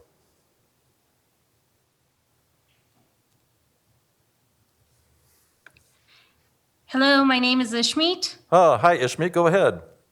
Hi, I have prepared this public comment before being invited to the working session. So I will take this time to just reinforce some of the points that were made around the equity policy being considered. Besides COVID-19, systemic racism and social injustice are the foremost public health issue facing our generation. In July, the Colorado Department of Public Health publicly declared racism as a persistent health crisis. We have continuously heard from numerous sources that condemn racism and social injustice. It is valiant to acknowledge that systemic racism, social injustice, bias, and prejudice exist. However, we need more than words to create lasting change for generations that come after us. Education is the foundation of society, and as the educational authorities in charge, I want to thank you all for including equity on your agenda. Thank you for all the district leaders who have championed the cause over many years to culminate in the proposal of the equity resolution and policy. I don't doubt that you are all very committed to this cause, but it is important to reinforce that this policy is only the beginning of a very long and arduous journey towards the ultimate goal of creating a more diverse, inclusive, and equitable environment in Douglas County schools. Besides the adoption of the policy, we need a commitment from the board to continue advocating, provide funding, and enacting sustainable, robust policies that will be adopted by all the schools in the district. Additionally, it is crucial that all Douglas County staff, educators, employees, school children, and families learn the skills necessary to have constructive dialogue around issues of equity. Please continue to engage in this dialogue, even when it becomes uncomfortable, because that is where growth happens. Educating everyone is necessary so we can overcome the current divisiveness in our society and affect positive social change. As a minority, these issues are part of my daily life and have molded my life choices. I envision a better, more inclusive future, not just for my kids, but for all their friends. We need our leaders not only to communicate their values, but also practice them daily. All of us need to develop competencies and have role models who can effectively show us how to have a constructive dialogue around these heavy topics. Beyond that, we need a clear and concise plan on how to solve these issues, as well as accountability measures to gauge progress.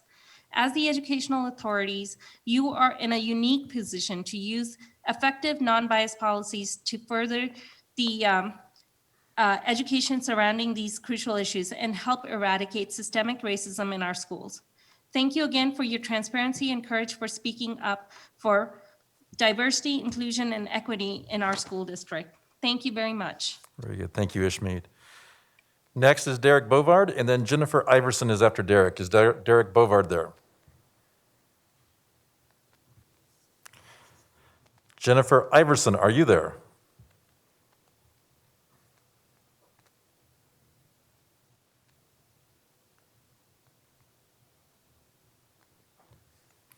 All right, we'll move on. Oops, is this Hello, Mr. Bovard? Derek Bovard. Oh, Derek, please go ahead.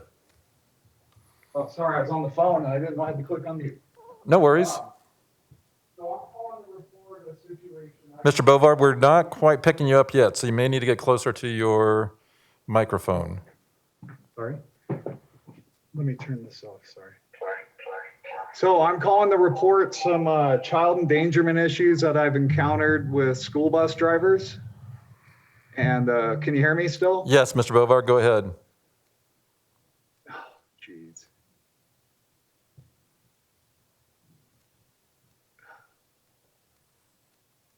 Great. Can you hear me? Yes, Mr. Bovard, go ahead. Well, I'm having some technical difficulties. I guess I'll have to try this again some other time. Okay, I take it Mr. Bovard can't hear us, so is Jennifer Iverson, are you available?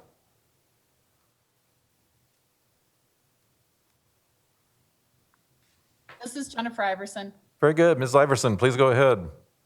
Great, thank you. I appreciate you giving me the opportunity to speak this evening. The Colorado Department of Education issued a COVID-19 policy guidance. Within that guidance, there is information about how to provide our students with the required instructional hours, which are merely the number of minutes mandated for each school. Those minimal teacher-pupil hours range from 351 hours for part-time preschoolers to 1,056 hours for high school students per the school year.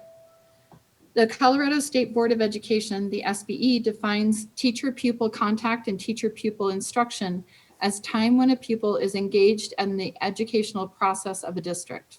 The SBE allows local school boards flexibility in defining that educational process. For the 2021 school year only, local boards may define the educational process as including instruction delivered electronically and/or other types of independent remote work time for students that is provided under the supervision of a certified or licensed teacher.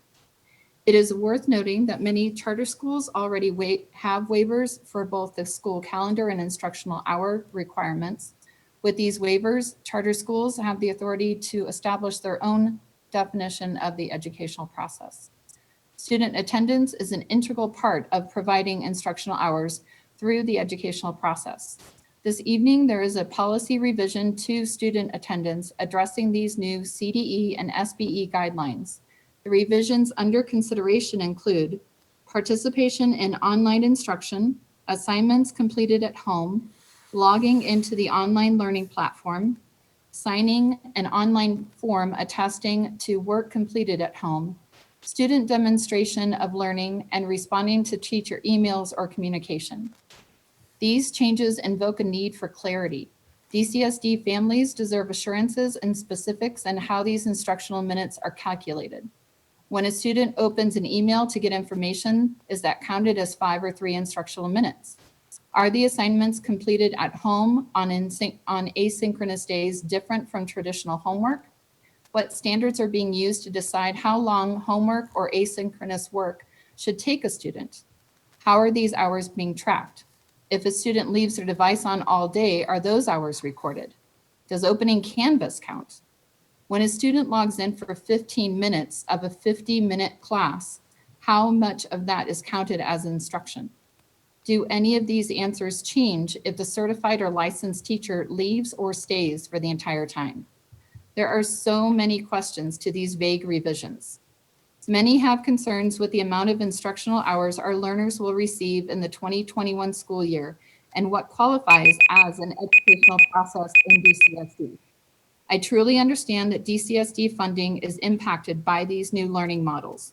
Solid and direct communication will help us all understand that some of these revisions are necessary. Will there be an expiration date on these revisions? Will each school's principal decide how to follow these changes? Now is the time to be transparent and practical with the parents and guardians. Please consider your community when approving these changes. Our students and families deserve clarity. Thank you. Thank you, Mrs. Iverson. I'm going to list the next 4 people. Just, I understand that if you're listening, viewing this on YouTube, there's a delay.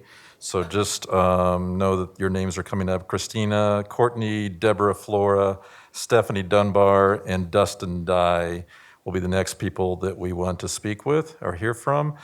Christina Courtney, are you there? Hi, can you guys hear me? Yes, Christina, go ahead. Okay, great. I would like to thank the board for giving me the opportunity to speak. I watched the 8-hour board meeting on July 25th, and I know a lot of thought was put into making the decision to move forward with the hybrid model.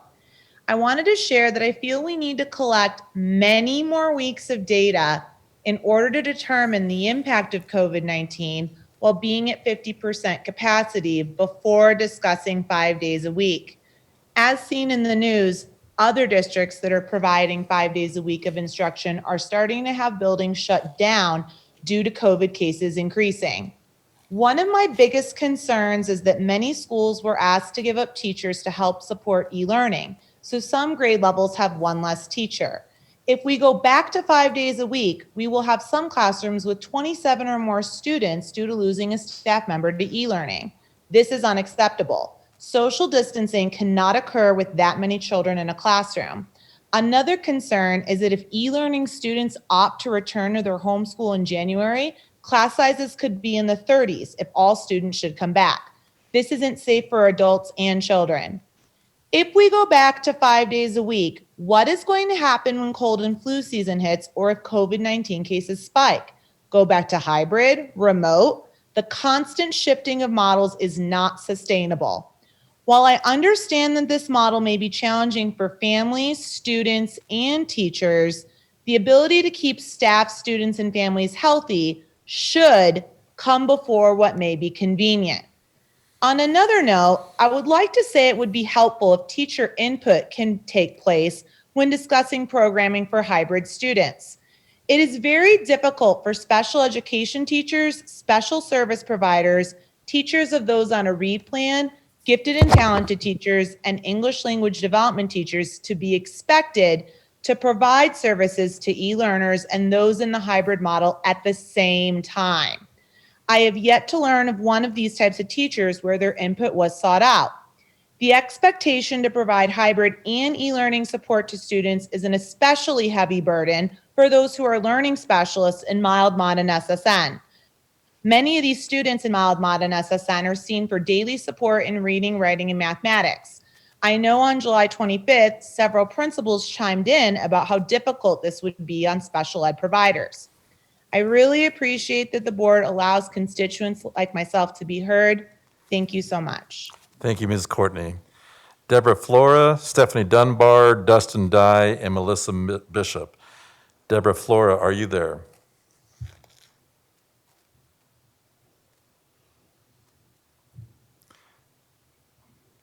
Hi, can you hear me? Yes, Deborah, go ahead. Great. Thank you so much. Thank you so much for the opportunity to speak with you all. I'm a parent in the Douglas County School District, and we moved back home to Colorado, specifically to this area because of the great schools in Douglas County. Before reaching out to you, I did go through the appropriate channels, and I appreciate the structure that is in place and the opportunity to speak tonight. I have spoken to numerous parents who shared the same concerns that I have. What we are concerned about is that initially there were numerous meetings with parents to lead up to the decision that was eventually made on July 25th. Before that, 84% of all parents of 33,000 interviewed said they wanted to go to full-time in-person learning. Initially, that seemed to be the decision, and then it was changed just over a week later. The reason why is I think many of us parents see the damage that is happening at home, both psychologically, emotionally, and socially to our children. This concern has increased as just over a week ago, Chaparral High School quarantined 88 students and teachers because of someone with symptoms similar to COVID, not a positive COVID test, but symptoms similar to COVID. I felt an urgency to speak to you tonight because as we approach the flu season, if we are looking at symptoms similar to COVID, that is the vast majority of even flu symptoms. I believe everybody here wants the well-being of students and teachers. However, there's a well-being of students that is being grossly overlooked. And a lot of parents I talk to believe the same thing.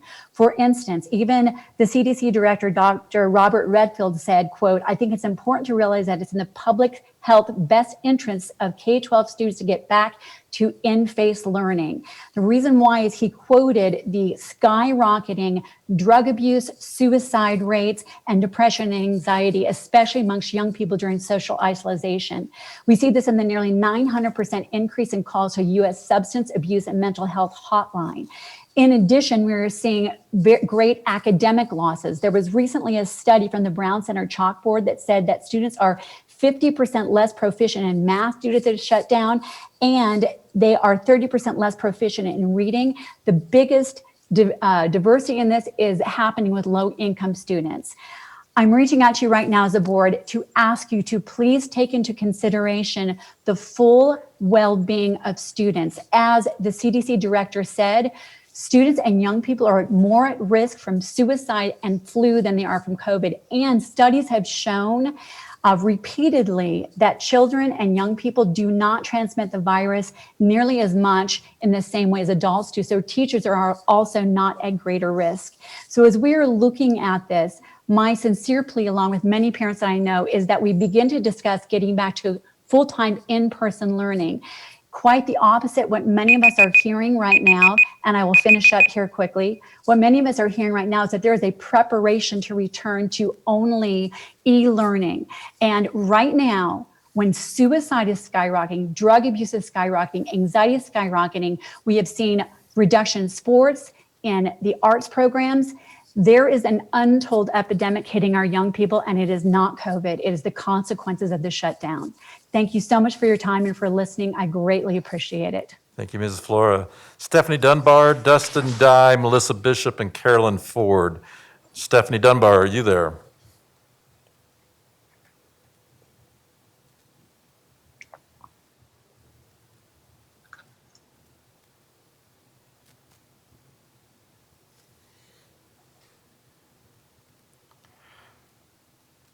Okay, we're going to move on to Dustin Dye. Dustin Dye, are you there?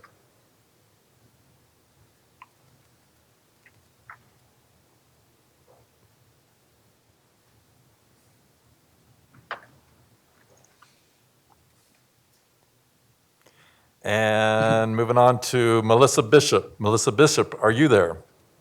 I am. Can you hear me, directors? Yes, Ms. Bishop, go ahead. Hi, I'm Melissa Bishop. I'm the elementary music teacher at Pioneer Elementary School, and I've just completed 4 weeks of hybrid instruction at school.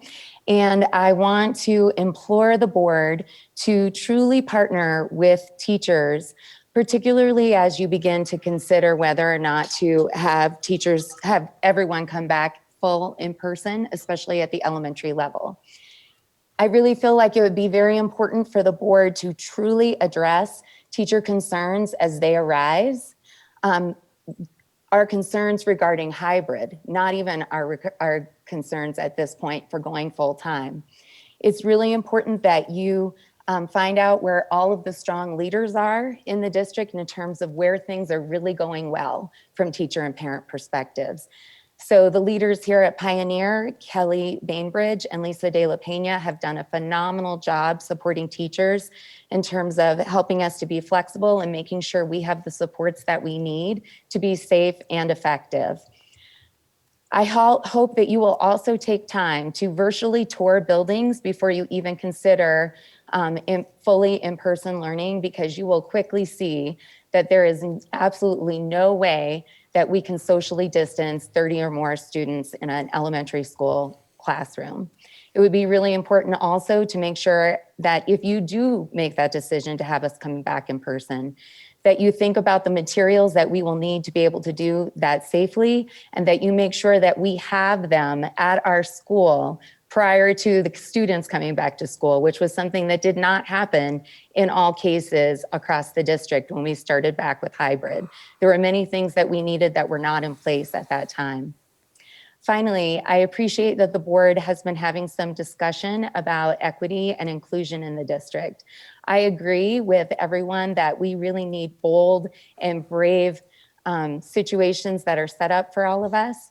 Too often, we as a predominantly white, upper middle class county think that these issues do not apply to us.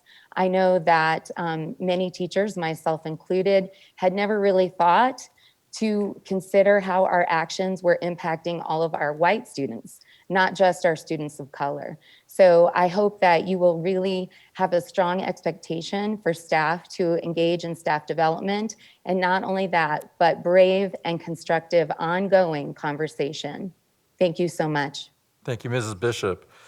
Next, several speakers are Carolyn Ford, Annalisa, Darcy DeAnno, Antoinette Klinkerman, and Stephen Fleet.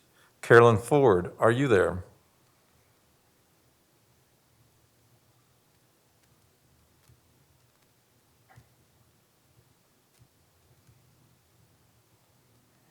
Yes, I am. Can you hear me? Yes, Mrs. Ford, please go ahead. Good evening. I'm Carolyn Ford, a teacher at Chaparral High School. Thank you for the opportunity to speak tonight. I am here to share the highlights of my conversations with 75 educators at CHAP about how to best serve our students, considering the current state of COVID and the pandemic. I emailed you a document with their comments, subject line, what CHAP educators want you to know. Without exception, what we most want is to be back in the classroom 5 days a week with all of our students present.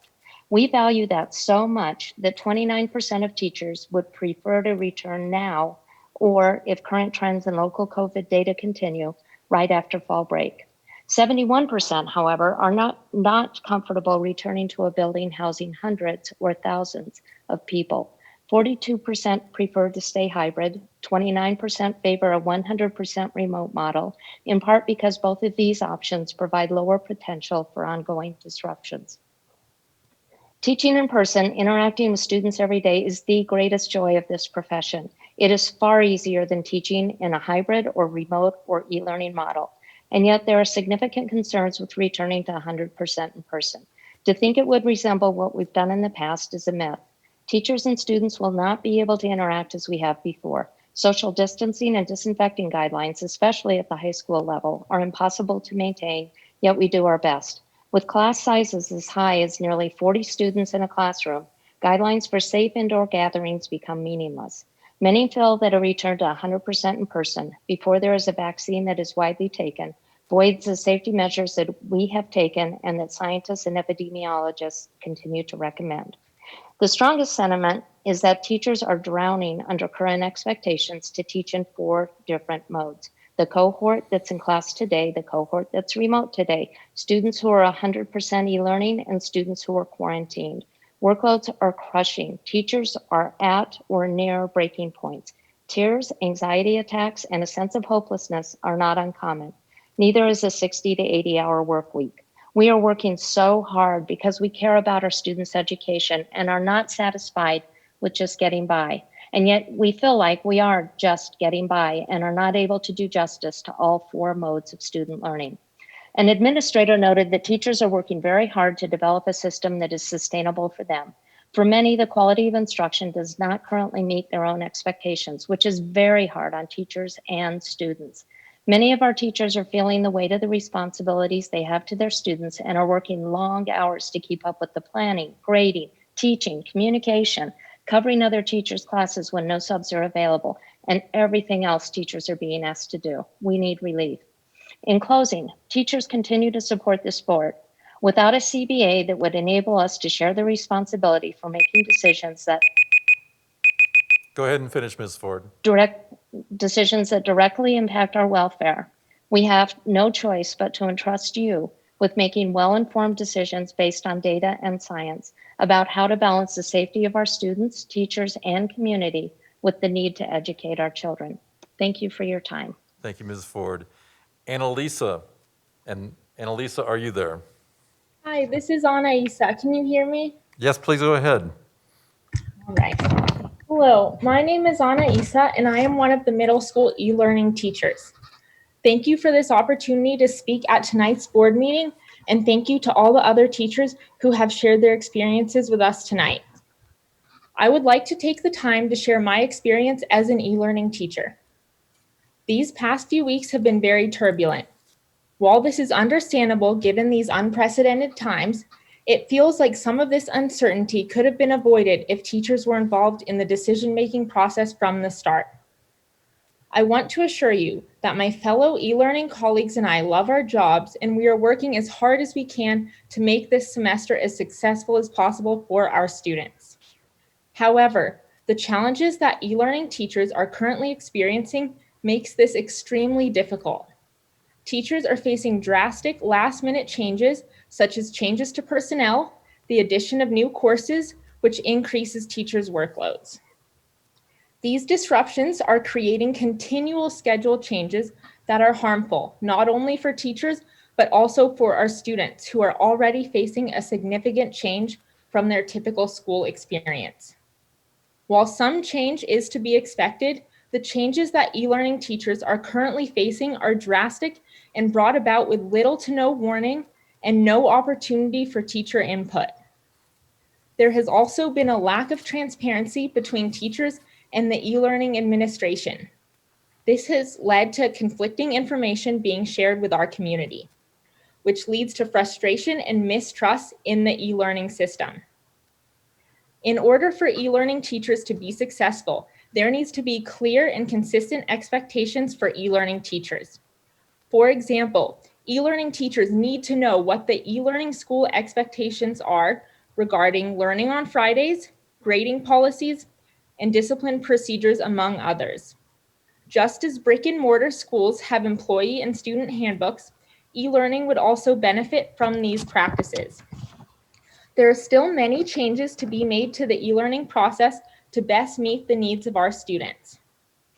E-learning teachers want to be a part of these decision-making and problem-solving processes. As teachers, we have a unique perspective of what e-learning looks like day to day, and I believe that we have valuable insight to share with our administration. So please allow us that opportunity. Thank you for your time and consideration. Thank you, Ms. Issa. Darcy DeAnno, and then Antoinette Klinkerman, and Stephen Fleet, and Natasha Kasperzik. Darcy DeAnno, are you there?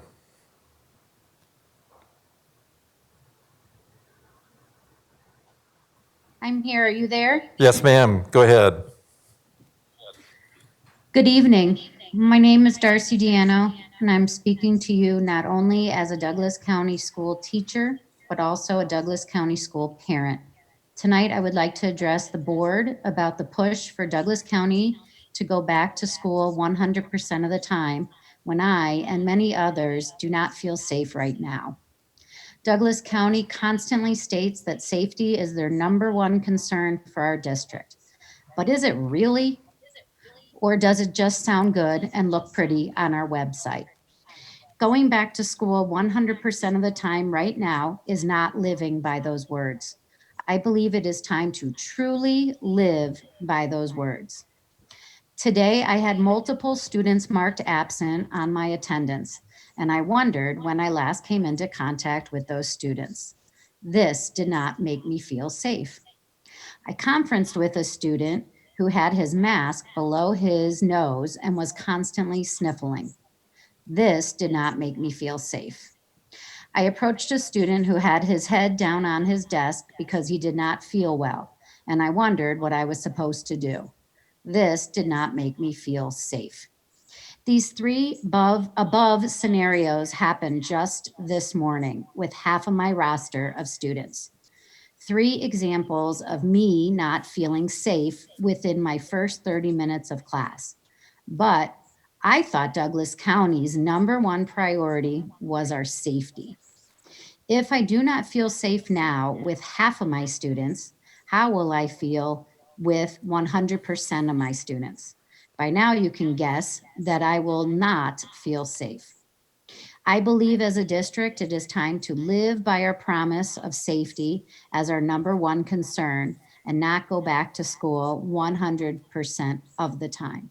It is not safe. Our Douglas County motto is learn today, live tomorrow. Let's be safe and live tomorrow by not going back to school 100% of the time. Thank you for letting me speak. Thank you, Ms. Diano. Antoinette Klinkerman.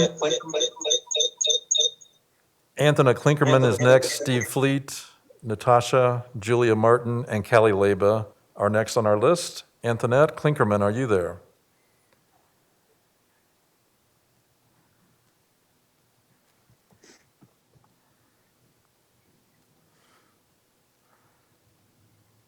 Hi, I'm here. All right, Ms. Klinkerman, please go ahead.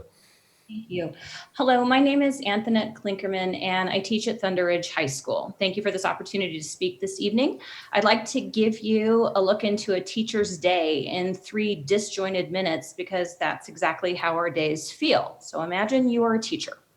Monday through Thursday, you clean 18 desks during a 5-minute passing period between 5 classes without gloves that were promised to be provided. Of course, you can no longer get to the bathroom between classes, so Monday through Thursday, you have a 5.5-hour dehydrated marathon to run from 7:40 in the morning to 11:57 when you can finally sit and grab some water and a snack while you answer the 18 new emails you received from 7:40 onward, and half of these emails are IT problems students have because of inadequate training on Canvas. It's easiest in those emails to keep apologizing for things completely out of your control, even if it undermines your credibility as a teacher. Canvas and Infinite Campus, turns out, are not as compatible as they should be. Another email is from a student who needs a letter of recommendation, followed by an email informing you that another disillusioned e-learner is returning to the classroom and asking you if you are following a kid's IEP or 504 plans when they are at home. Did you check attendance of those kids who are at home while you're managing a class of students before you? Did you plan something rigorous for those at home? And did you take your temperature this morning and log it into the form? Have you regraded those 124 junior essays yet because Canvas lost all of the original grades you posted? Did you link all those Google Meetups through Canvas because the kids don't know where to go? You get to do the same thing all over again on Friday, but spend those 5.5 hours in front of a computer, again, 5 minutes between classes. Have you checked your second email account in Canvas? Because the DCSD one doesn't deliver messages to Canvas. Having students report their own attendance was supposed to help, but left teachers scrambling to clean up the mess that was made last Friday. The teachers actually had this under more control back in the spring when you fully trusted us to just do this online thing. There is no other job in America that treats its essential employees this way, nor holds them to near saintly standards. DCSD administration has made decisions without asking teachers for input. I sat on the task force this summer, and by the second meeting, it became clear that we were simply a committee organized to vote on 3 pre-chosen options. Teachers are now in survival mode, having to make adjustments or solve issues weeks into the semester, when if only we had been decision makers, we would have told you from the start what would and wouldn't work.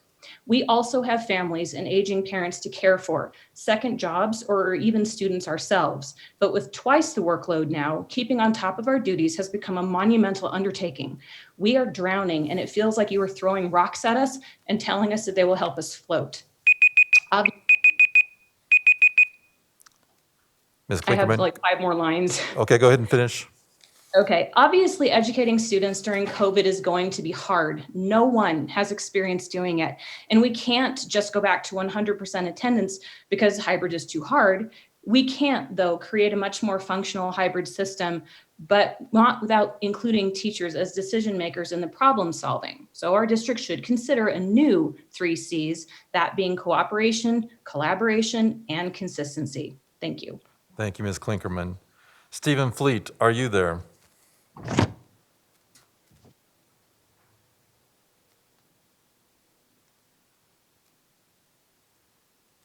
I am here. Can Go you hear me, Dr. A? Yes, go ahead, Dr. Fleet.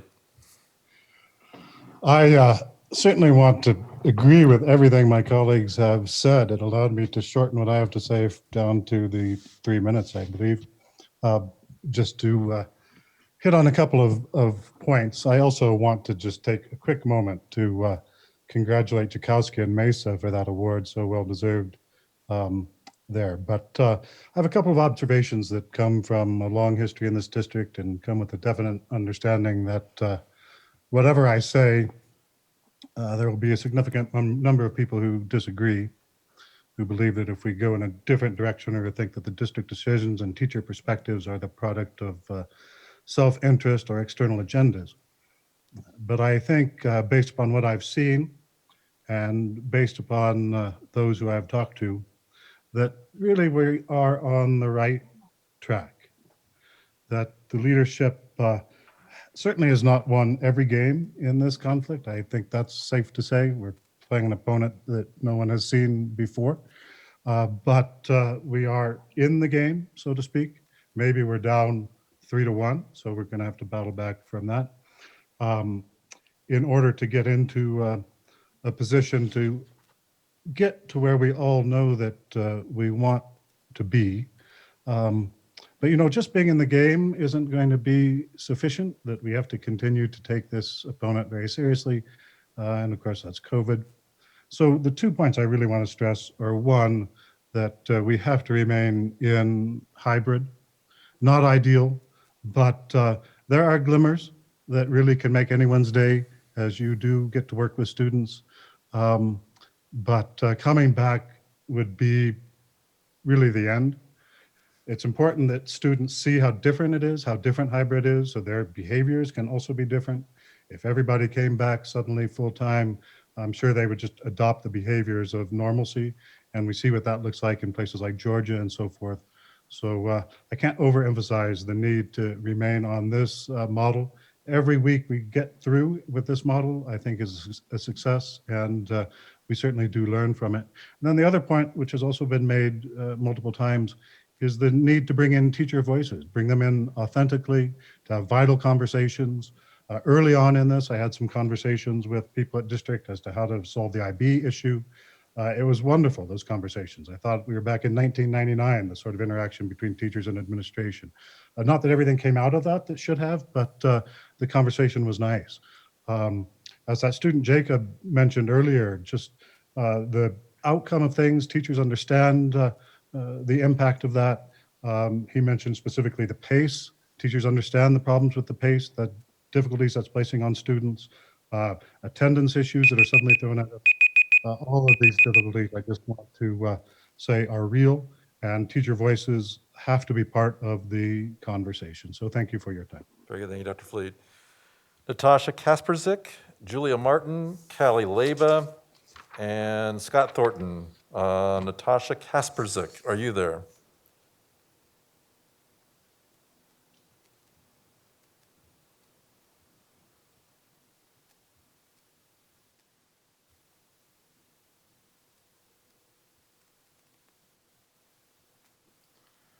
Okay, Julia Martin is next. Oh, wait, Julia? Oops. Dr. A, can you hear me? Yes, This is I can. Natasha. No, hi, Natasha, go ahead. Okay, sorry about that.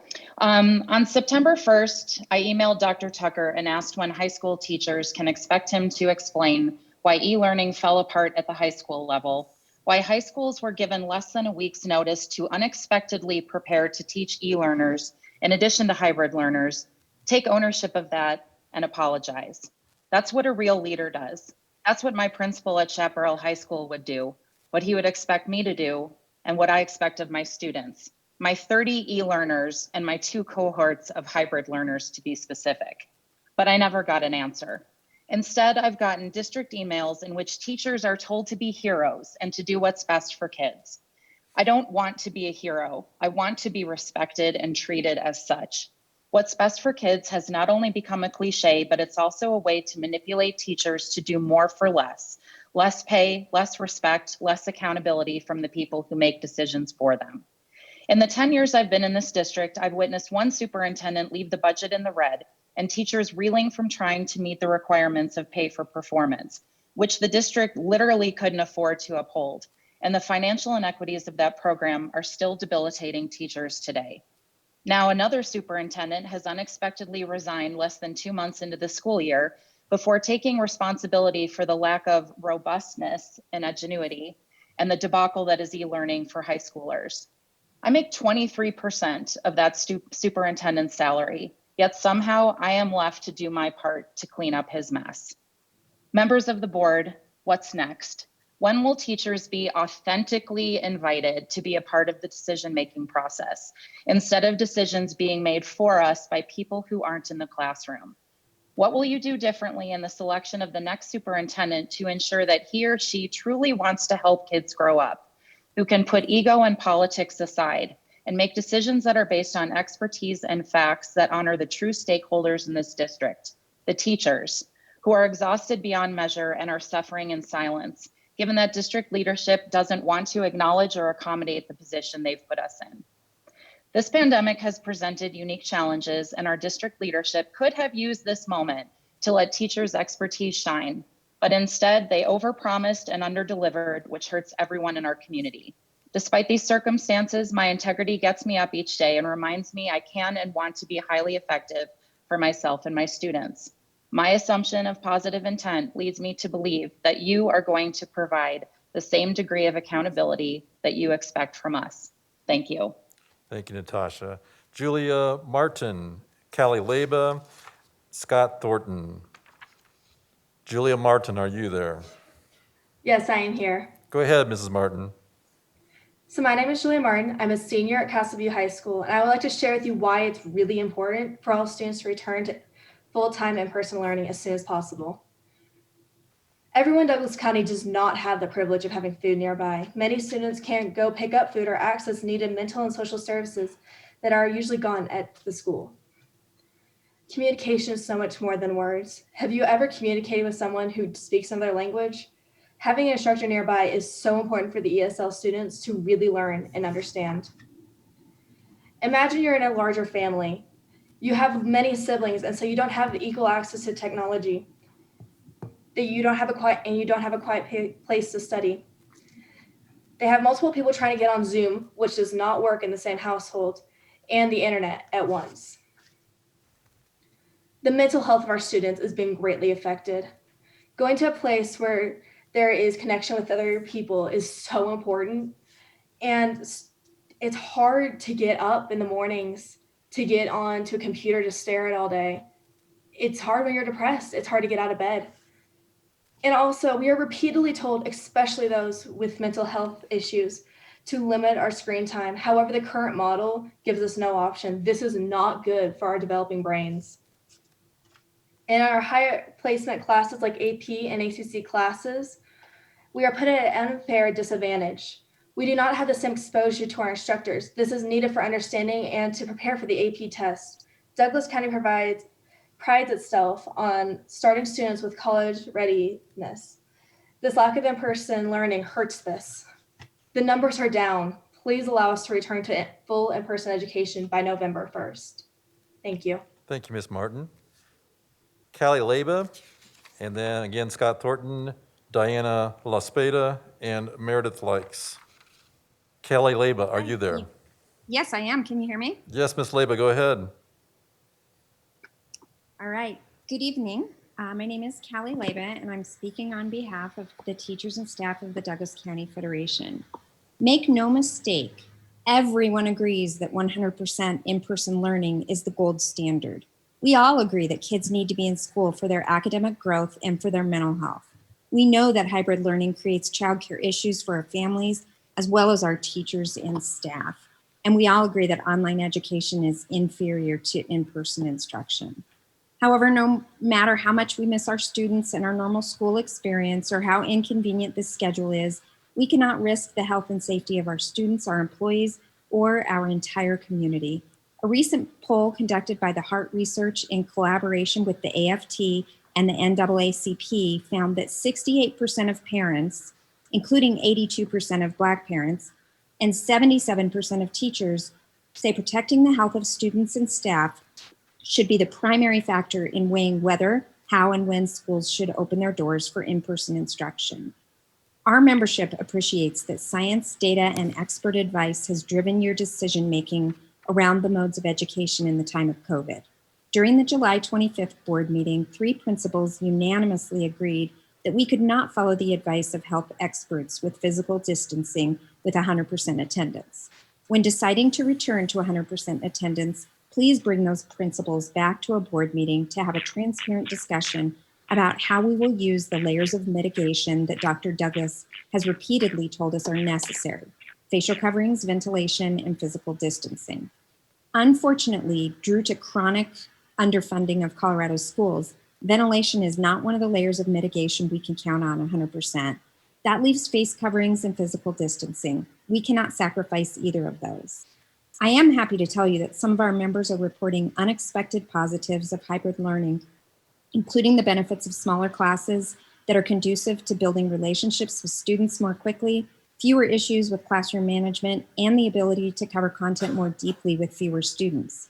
Our kids and adults are adjusting to our hybrid schedules and protocols, and many are finding benefits for our kids' social emotional learning due to the small class sizes. I've emailed you all that Heart survey, and I'll also tweet it at DC Federation. One other part of this survey jumps out to me as very relevant for DCSD in particular.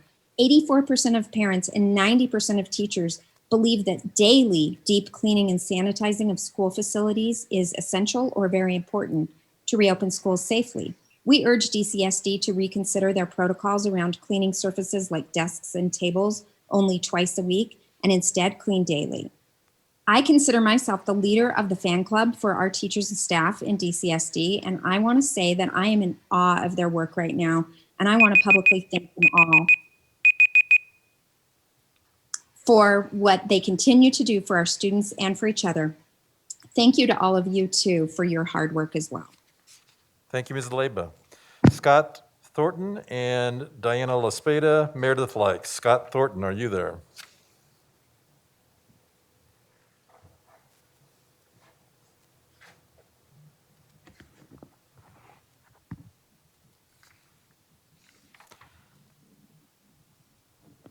This is Scott Thornton. Can you hear me? Yes, Mr. Thornton, go ahead, please.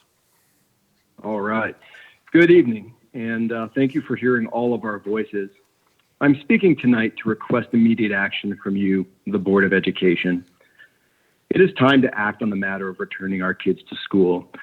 I don't feel the need to continue to regurgitate each and every statistic that points to returning kids to a full-time schedule, as I know you are very aware of them.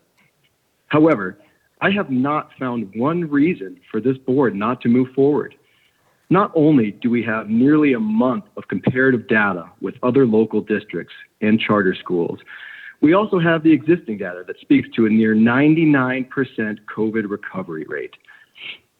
Per the Tri-County Health COVID-19 case reporting dashboard, Douglas County has over 6,000 fewer cases than that of Arapahoe County, and yet Cherry Creek schools have been allowed to return almost all students in the K through 5 environment to a full in-person learning.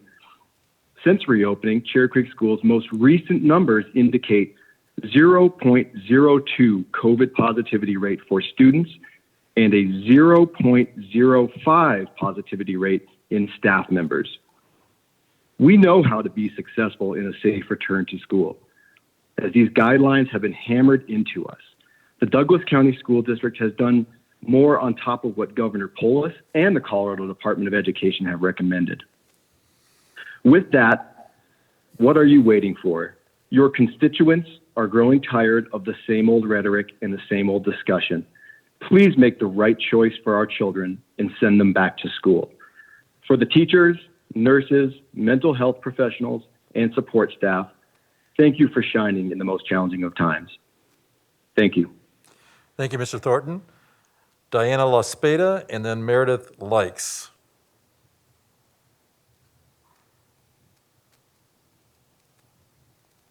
Diana LaSpada, are you there?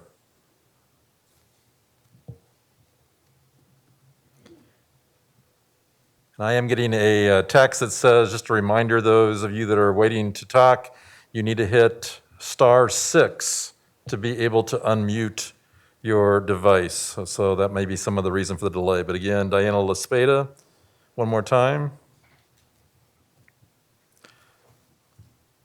Meredith Likes, are you there? Yeah. Can you hear me? Yes, Ms. Likes, go ahead, please. Okay, great. Thanks for having me again tonight. I just wanted to start with, I think it's sad that teachers who disagree with 100% in-person learning feel comfortable participating in this public comment, but teachers who want and advocate for 100% in-person learning don't feel comfortable commenting. One such teacher told me it would be employee suicide to comment. I want to thank Melissa Bishop for inviting the board to virtually tour schools to see how the hybrid model is working and to see how it would be impossible to stay socially distanced with 100% in-person learning. I would also like to encourage the board to tour virtually or in person charter schools in the district to witness how 100% in-person learning is taking place in their schools and how successful it has been.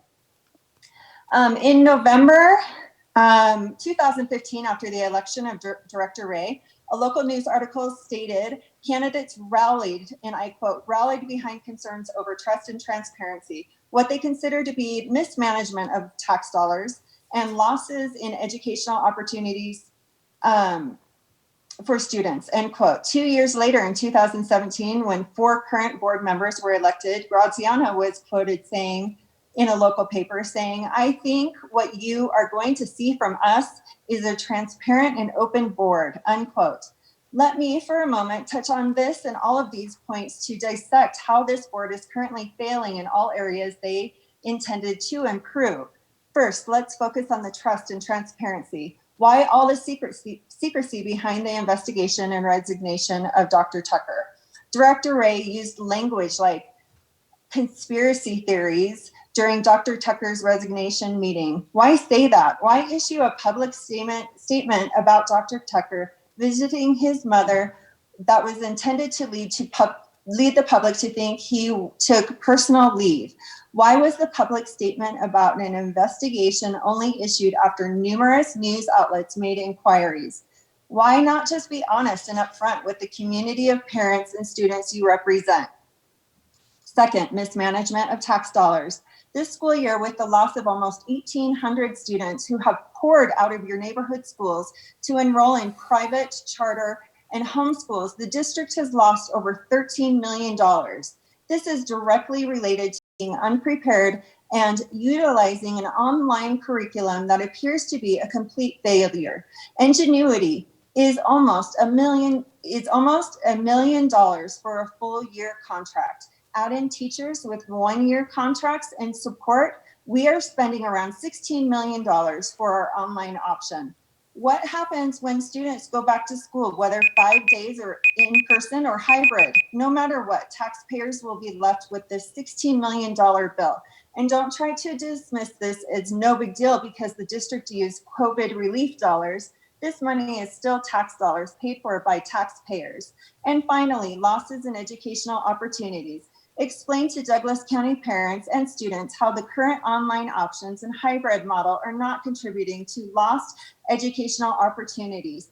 Just this week, I have been on a text string with several moms of seniors, and all are frustrated with the much slower than normal process of writing college admittance essays, and the lack of time with teachers for help with this very important process. In a normal school year, students would be done with their essay, or at the very least working on final drafts. Currently, our seniors are just starting these essays. Colorado universities and colleges offer a free application day on October 13th.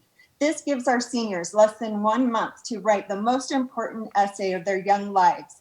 Many of us are now in situations of having to hire private tutors to help with this process. This hybrid model is failing our seniors in so many ways. Another parent recently told me her freshman son's math teacher said they would be covering about 40% of the curriculum this year. I'm sure this is the case in every class and every grade. This is unacceptable. How are our students going to be ready for the next grade level? At all levels, there are constant scenarios where educational opportunities are being lost. And just to clarify, I'm not blaming the teachers. They are doing the best they can within the circumstance. Board members, you are not doing your job. You were elected to represent our school community. You are not acting on your campaign promises, as I noted above. Our Douglas County community will remember your actions and lack of actions come election day next November. Before I end, I would like to ask, when will you finally be approving the dashboard? It's now September and you have been discussing this dashboard and not approving it since May. At this point, the pandemic is likely to be over before you finally make a decision on this very important dashboard. Thank you for your time. Thank you, Ms. Likes. I understand that Stephanie Dunbar, we're going to circle back to a couple of people that we missed. Stephanie Dunbar, are you there? Yes, can you hear me? This is Stephanie Dunbar. Yes, Ms. Dunbar, please go ahead. Thank you for coming back to me. I'm calling as a concerned parent of 2 elementary kids, a kindergartner and a second grader. Currently, I have many concerns about my kids as students in DCSD. I'll start with the most obvious and pressing issue, which is getting our elementary kids back into school for in-person learning 5 days a week. While our school and teachers have done a fantastic job implementing the hybrid system, the system simply does not work for my young learners. My kindergartner cannot read, and he certainly cannot navigate the various apps and websites the hybrid model asks of him.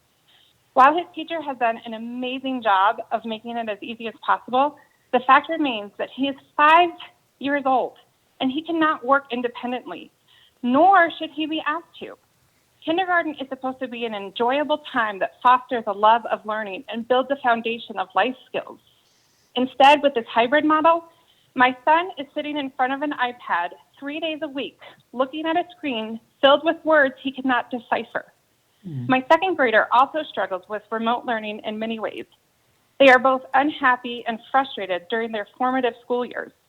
The emotional impact that this has on my children cannot be properly summarized in the 3 minutes I have to speak. And even if my kids could navigate remote learning by themselves, and if they understood all of the content, the learning still falls short and cannot be compared to the learning that takes place during in-person learning at school with their teachers and their classmates. It simply cannot replicate the environment, the learning, nor the social emotional component of in-person learning. Continuing with this hybrid model is robbing our kids of meaningful instruction and time in the classroom. I ask you to please get our elementary kids back in school full-time now. Looking beyond my own family struggles, I have great concern for our school district as a whole. I know many families who are disappointed in the way school has started, disappointed with the hybrid model as well as the rollout of e-learning. Families are disappointed with their superintendent's departure, disappointed that the wishes of parents and students are being ignored, disappointed in the lack of clear communication, etc. And while I realize pleasing everyone is an impossibility, I feel the district has fallen short, which further erodes parent trust in the school system. Frustrated families are leaving the district schools for private schools, schools in other districts, homeschool, etc. If DCSD does not get elementary kids in school full-time and develop a path to get all kids in school full-time, I fear more families will leave, and I fear support for our district will wane. If we cannot gain the support of DCSD families, what impact will that have on school funding, teacher retention, public perception, property prices, etc.? There is just so much at stake here. The choices that we make now, Go ahead and finish, Mrs. Dunbar. the choices that we make now, today, they're going to have a lasting impact on the future education of our kids. So rather than taking the passive approach that you've been taking in the past, let's be purposeful and make the decision to send our kids back into the classroom for 5-day-a-week in-person learning now, so that we can continue to be a district of choice, a district that is admired, revered, and one that families can be proud to be a part of. Thank you. Thank you, Ms. Dunbar. And I think we have one last speaker. Gary Colley, I think, is back on the phone. Gary Colley, can you hear us?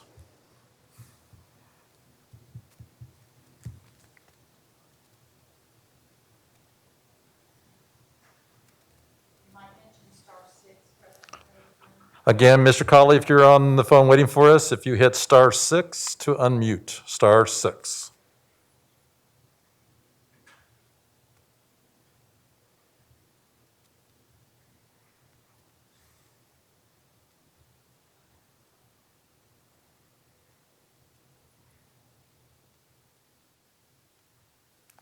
All right, Mr. Colley, again, we apologize that we're not able to connect with you. At this time, though, we will close public comment, and simply, I will tell you how much we do value voice, how much we appreciate the concerns. We certainly understand the great angst that everyone is under with regards to us figuring out how to deliver education during these very difficult times. I believe our presentations that we have planned for the rest of tonight will certainly address many of the concerns, and certainly your thoughts that you have expressed to us, we will certainly be having those in our heads while we're listening and thinking about what's best in terms of our next steps. Board, at this time, I'd like to go ahead and move to the consent agenda. There are 2 items, the 2019-2020 fourth quarter financial report and the approval of the IGA for school resource officers with the Douglas County Sheriff. Is there a motion to adopt? Move to approve the consent agenda. Second. Graziano motioned and Holtzman seconded. Let's go ahead and vote.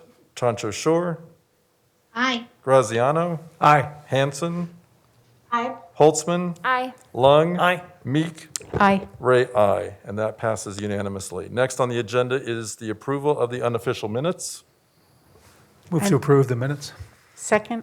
Graziano moved, Meek seconded. Any further discussion?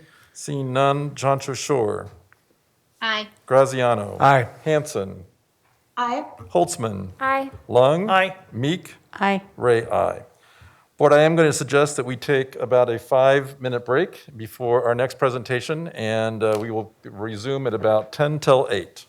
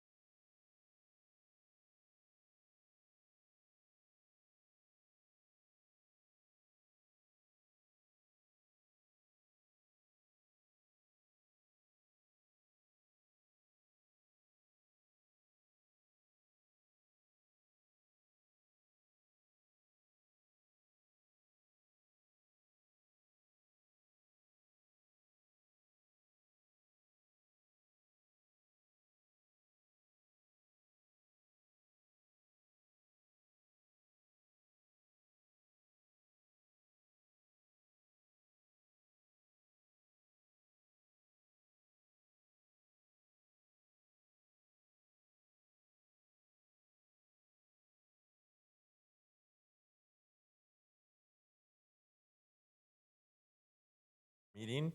I will preface this by saying that obviously we will remain on our agenda. What will remain on our agenda as standing agenda items are certainly the framework for reopening or changing to a different learning model, the e-learning model, hybrid model, and of course, budget.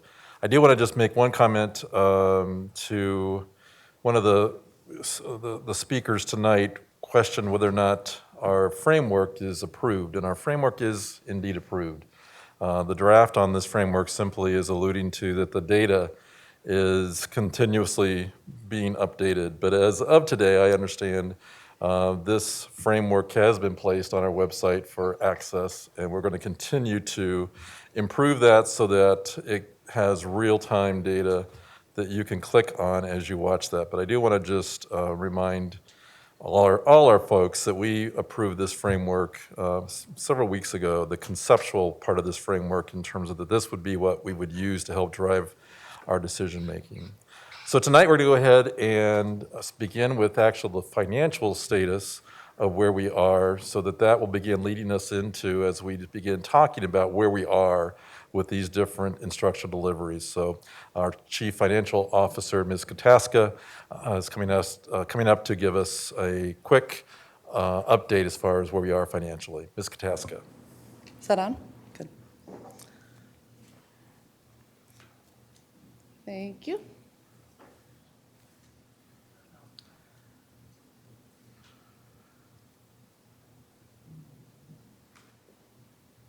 There you go.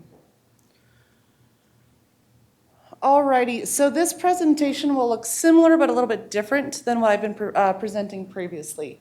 So now that we're getting more into having our relief funding accurately and currently reflected in the financial system, we will start to move towards reporting out on what has been spent rather than the conceptual, what has been approved, what has been committed, how we're thinking about spending those funds. So most of the slides tonight are actually a direct request from a couple of our directors in terms of allocated funds and the amount by school across some of the different sources. But as I said, as we move into future presentations, I will move away from the how are we thinking about spending money to how have we actually spent money and doing that on a by school basis as much as we possibly can. So the first slide, I just want to continue to ground us in our current enrollment projections. This continues to be probably our biggest risk to our overall finances. I think this number has grown about 100 students since we last talked, so we're currently projecting just over 2,025 students below projections as of Friday. Year over year, that is 3,600 kids below October count projections year over year. Of that year-over-year decline, about 1,350 of those students are actually in charter schools, where the remaining approximately 2,000 is in our neighborhood schools. Moving into the movement from projections, estimating a total of $5.7 million reduction in total program funding. So that is the per pupil rate for each of those 2,026 kids multiplied to get us that 15.7. 1,700 students of that reduction is actually happening in our neighborhood schools. So that will result in a net SBB reduction. So we'll actually flow those new student counts through our SBB formula and recoup, as hard as that sounds, about $8.7 million directly from our neighborhood schools through the recalculation of our student-based budgeting formula. In looking at those reductions and places where schools have actually set aside reserves, thinking that their enrollment might decline, as well as their carry forward, we have a number of schools that won't have enough money, either through their enrollment reserves or through their carry forward, to cover that deficit of enrollment decline. So that while in theory we could recoup $8.7 million through SBB, we're likely going to have some places where we're going to have to provide some additional support to those schools that just simply don't have the funds to make the reduction. Also, as part of that reduction, about 290 of those students come from our charter schools. That is a direct pass-through or a direct refunding of about $2.2 million that we would not pass through to our charter schools and absorb part of that total $15.7 million reduction. So those two combined, we're left with a gap of about $4.8 million. that is not immediately covered through direct school-based adjustments strictly due to enrollment.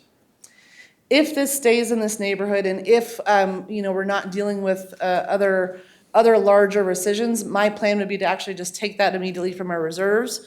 We've talked a lot in previous board meetings about how much I commend Colleen and in her efforts to absorb those budget impacts and those reductions at the time the budget was adopted, and really preserving those reserves for just this very type of rainy day fund that we knew was coming. Also want to talk a little bit about some averaging provisions that are within the School Finance Act. So the Colorado School Finance Act does allow districts to average their enrollment over 1, 3, 4, or 5 years. So in districts where they're seeing significant enrollment declines, a district can choose, and actually it'll automatically happen, where we'll take the least impactful of any one of those scenarios in averaging enrollment over those years. So this is certainly going to come into play in a number of districts, including Douglas County. But I'm also trying to be really cautious about some potential unintended consequences. So one of those that I'm thinking about is if enrollment was significantly down statewide, but the state had the ability to keep total program the same, it could be possible that they actually increased the per pupil rate, knowing that they were funding less kids. Another potential scenario would be that if enrollment is down so significantly statewide and the per pupil rate was held flat, it might mitigate the need for the state to make a rescission. So while this is absolutely a help, it'll absolutely soften the blow of the number of students that we are losing year over year in versus projections, just simply saying that it might not be that silver bullet that we're all really hoping for. So then moving into some other just updates and then some by school allocations through some of our relief funding. If we can go to the next slide. Thank you. So I reported to you last board meeting that we allocated $1.5 million to our high schools. These are for stipends and supplemental payments to our teachers who are supporting both our hybrid students as well as our 100% e-learners. So supplemental pays are either made as an increased FTE for teachers taking additional sections. This is very common practice within the district already. Potentially supplemental pay is for teachers taking on those additional students. So it's a per student based stipend that would go to those teachers who are taking that dual caseload. And then the third being supplemental pay for those designated as content experts in supporting students or teachers serving outside their content area. So we allocated this on a per student basis, about $108 per e-learning student, not per total high school enrollment. And so those are the dollars on the right-hand side in terms of how much each school was allocated through that formula. Those principals are making those requests now and laying out those plans in terms of how many of the FTEs versus stipend versus in those two different buckets. And we're moving that right along and just getting that reflected in Workday so that we can make those payments in time for the next payroll run and throughout the remainder of the semester. Next slide. Several board meetings ago, we actually had approved, and I believe this was a recommendation from Director Meek, to allocate additional CARES funding for our highest at-risk schools. So schools that were above 10% free and reduced price lunch did qualify.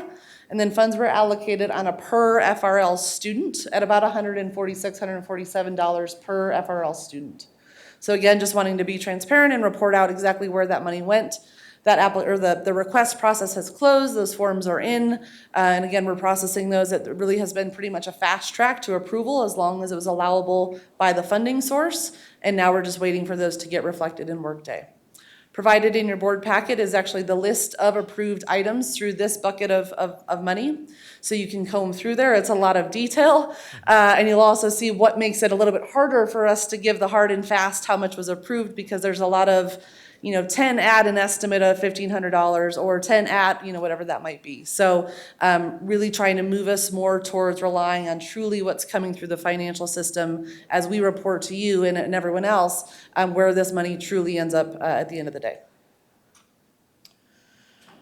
These are the funds that were directly passed through to our charter schools. I'm not going to spend a whole lot of time there. This is really just that immediate pass through as soon as we receive the CRF bucket of money, immediately pass through to our charter schools.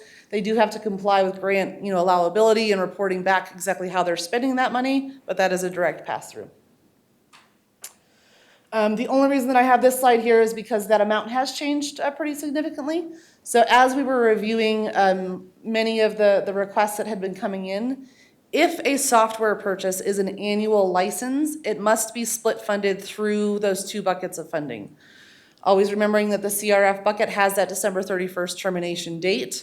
So as we were combing through, I wanted just to make sure we were updating youth, things like Seesaw and iReady and some of those other ones that we were approving kind of en masse and really needing to split fund those across the two sources. So that's why I've called this one out uniquely and not the typical CRF table that we've been talking about in previous meetings.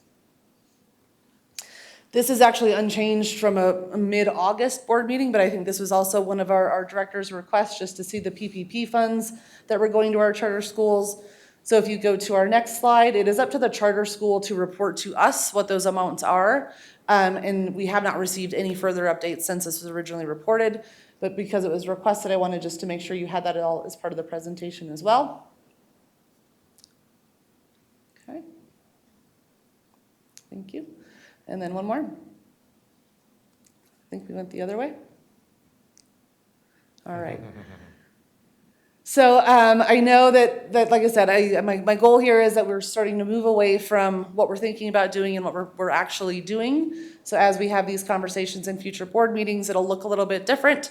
But I think we've done a good job of sort of setting that table and sort of where that money is going and where we're thinking it's going. Obviously, the biggest chunk, especially of our CRF bucket, going to staff and supporting both of those models. Also starting to do a lot of the planning just in terms of what each of those scenarios looks like for the long haul. So if we were to continue in a hybrid format versus if we were to move to a more in-person scenario versus a more e-learning scenario, beginning some early modeling there. But essentially what we have today in terms of the hybrid model and 100% e-learning as an optional selection for parents and families is just about the most expensive way we could have chosen to do this. So really that is kind of our worst case scenario as we think about toggling between either one of those other formats. So really building off this is our base case for what it would take to do that all year and making sure that we can support all of those things through the entirety of the school year and then toggling on and off based on those particular scenarios. So with that, I'll open it to questions. Mm-hmm.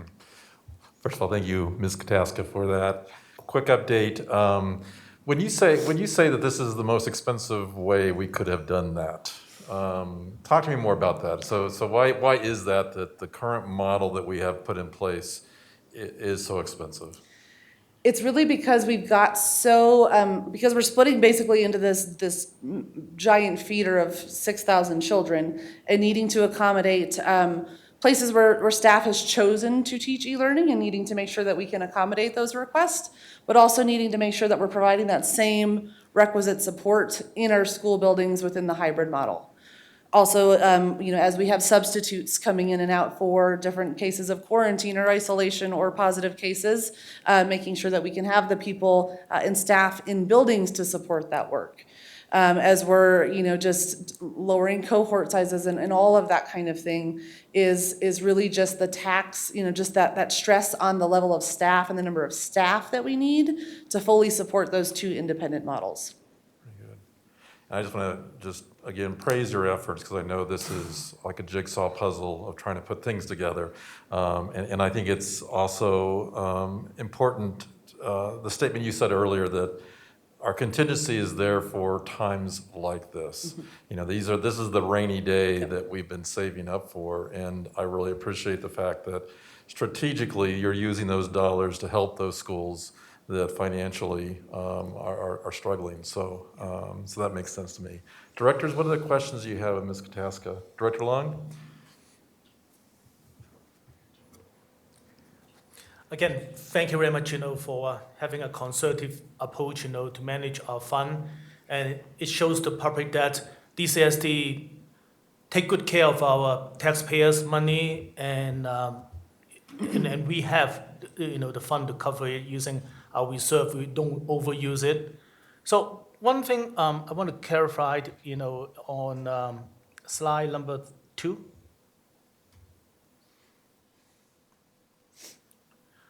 So in here, it shows that this pandemic affect both neighborhood school and charter school, because obviously, looking at the number, charter school lose 289 students, no matter what method of school opening that they choose, and same as neighborhood school, so it's hurting both type of public school.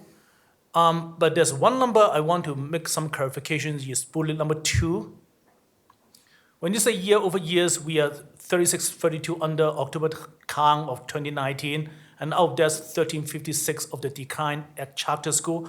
How does that number work with the 289 losing student at a charter school? So maybe I get a little bit confused when I look at that number and that number. Sure. So really just wanted to call out that one, while we are significantly under our projections, we are even more significantly year over year losing students. So of that 3,600, 1,356 of that decline is related to charter schools. So that's included in that year over year variance. So the 289 would also be part of the 1,356 because that's also a change from projection. Also, when we look at the 3,630 is the year over year versus the 2,000 or so that were versus projections, what that says is we planned that we would be down in some, enrollment in some form. So as the budget was adopted, we estimated that we would be down about 1,600 kids year over year, and really we're another 2,000 even below that. So in a nutshell, this pandemic is hurting all type of school under DCSD, no matter whether they're charter or District 1 school. That is correct. If we did break out the 2,026 or the 1,700 or so that are in our neighborhood schools, that is primarily our elementary schools. So we're seeing huge declines in the younger grades, whereas our older grades, and I'm assuming here that they're more self-sustaining. They're able to be home alone, unsupervised, and for our younger kiddos, needing to seek additional options where either they're in person more time per week, or seeking just purely homeschool option, or some different learning pods and neighboring pods that some families are doing as well. So my last question is the district, or can we get help from CDE to try to track down the student that do not enroll in any school, to see what happened to them and make sure that they're being educated, because we care about all of our students at DCSD. Is there any way we know why and make sure that we help them? That outreach is happening. So as we are seeing students just that purely haven't enrolled or haven't formally unenrolled, there is outreach happening to those families. We also get a little bit more clarity as October count happens, and we sort of see where the student ID has moved from one district to another. So while it's hard to be in that waiting game, we do get some more clarity once those numbers are final. All right, directors, Director Meek. Thank you again. On slide number 3, those are CRF funds, correct? Correct. It's all CRF? Yep. Okay. And then if you scroll down to slide number 5, for the charter school pass-through, is it just a straight per pupil amount, and the differences here are just based on the number of students that they have? Correct. There is no weighting or anything like that. Okay. It's total bucket divided by the total number of kids in the district, and charters get their share. Do you remember what that amount is? I don't. Okay, thank you. All right, very good. Other directors, any other questions for Ms. Kataska? I'm also not able to see our remote people right now, but I've told them to text me if they have a question, so I'm assuming they don't. So Ms. Kataska, again, thank you again for that update, and we'll look forward just to continuing to see how we do as we monitor whether we can bring in more students, as well as just watching carefully to make sure that we're not losing more students as well. So thank you so much for that report. I'm sorry, Director Meek? One more quick question. Is there a balance of CRF funds that are remaining? Because I don't think I saw that. We currently have about 6 million, and we talked a little bit about it in the last board meeting, wanting to actually do some of the calculation for increased instructional time to give ourselves that general fund cushion as the only mechanism to be able to extend any resources into the second half of the year. So I'm holding that, and as we start to report on how much is, of that is spent, I will be including that as sort of a footnote or an earmark within the general fund for second half of the year. So the 6 million, is there a wait list of other requests that are in or anything like that? We have gone through everything that was requested through the additional free and reduced lunch sort of bucket is out and approved. The request form that was for the larger sort of share of that is also been reviewed, approved, decisioned, and folks communicated to. And every single one of those items, folks have their decision. We haven't really heard, any pushback in terms of something was denied. For the most part, if something was denied, it was either because it was already part of their standard PPE package. So we had folks that were requesting plexiglass or gloves or masks. And since we were already preparing to distribute that, we didn't necessarily need to reapprove. The other piece of that was probably making up the bigger portion of something that might have been denied was around staffing. Mostly because of that risk of supporting for second semester, but also realizing that we needed to really look holistically across the system as we were making those staffing plans for both models. So most of those denials were related to either of those two reasons. Okay, so thank you for indulging me. So there's 6 million left in CRF funds, which will expend on December 30th, right? So we need to utilize them by then. Correct. So they really can't help us for the second half of the year. What we are allowed to do within the provisions of CDE is actually account for the increase in instructional time.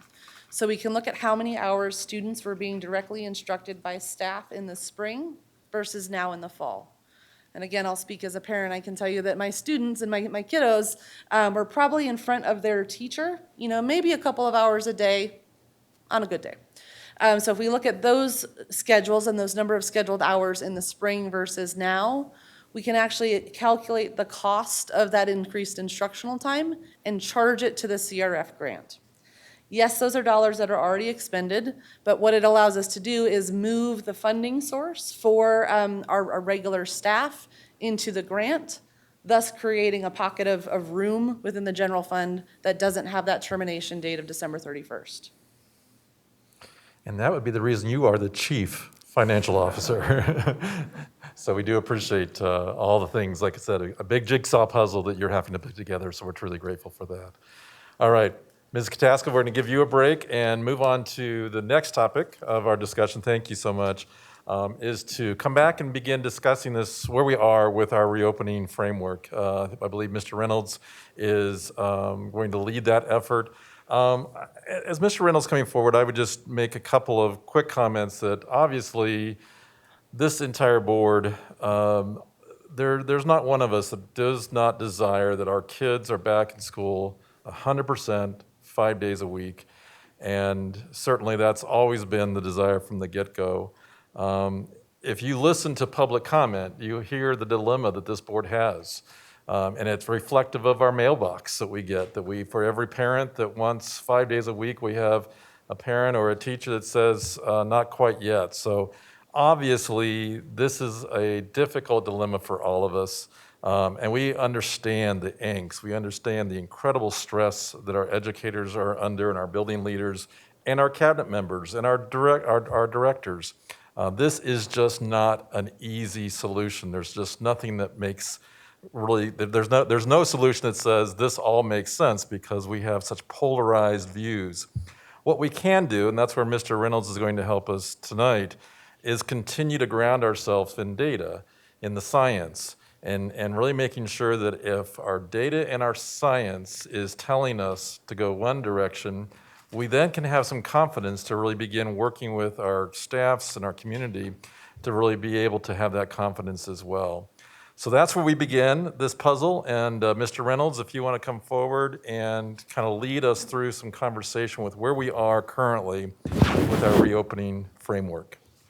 And we're getting, Mrs. Taylor is sanitizing the space. Thank you, Mrs. Taylor.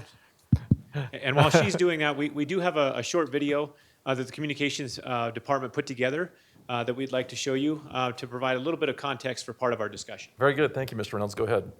And we got one answer already. There's two. One answer already. There's two. 4. Learning how to live amongst COVID-19 is something we're all learning how to do.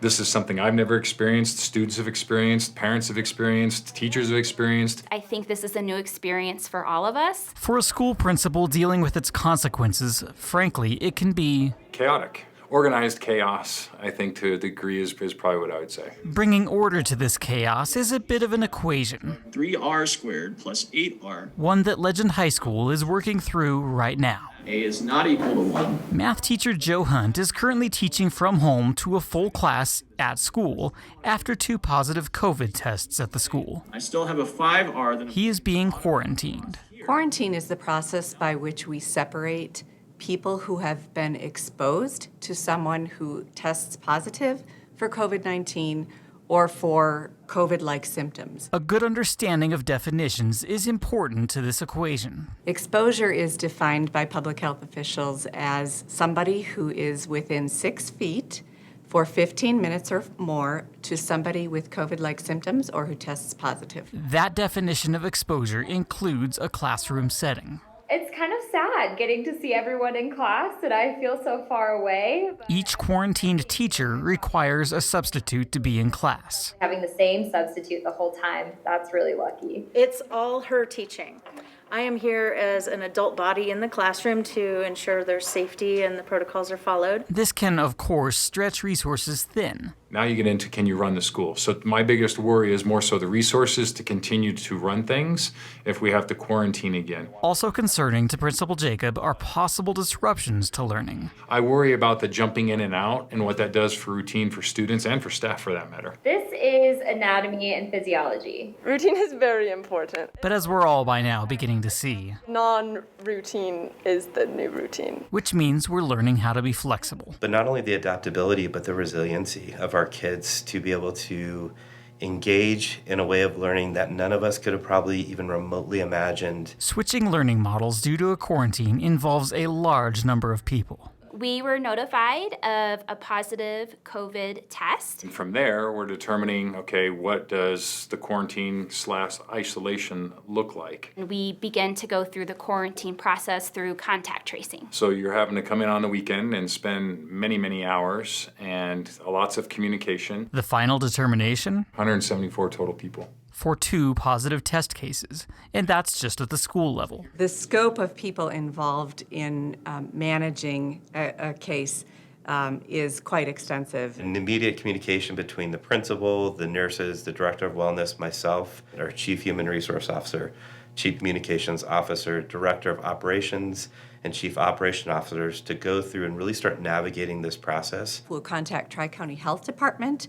We'll walk them through the situation and they will advise us. 3r plus 8 times r minus 1. The equation is complex. Our teachers and administrators have had a chance in the last 5 months to reinvent education. And there is strength in numbers. There's something that builds stronger community when you're going through a struggle together. Our students have been wonderful, very cooperative, very adaptable, and we're doing the best we can under the circumstances. As we strive to solve the chaos of COVID-19, experience is a great teacher. We all continue to support each other and we all care for each other. And if we do that, we're going to get through anything. Thank you. Thank you. Bye-bye. Very good. Thank you. Good evening.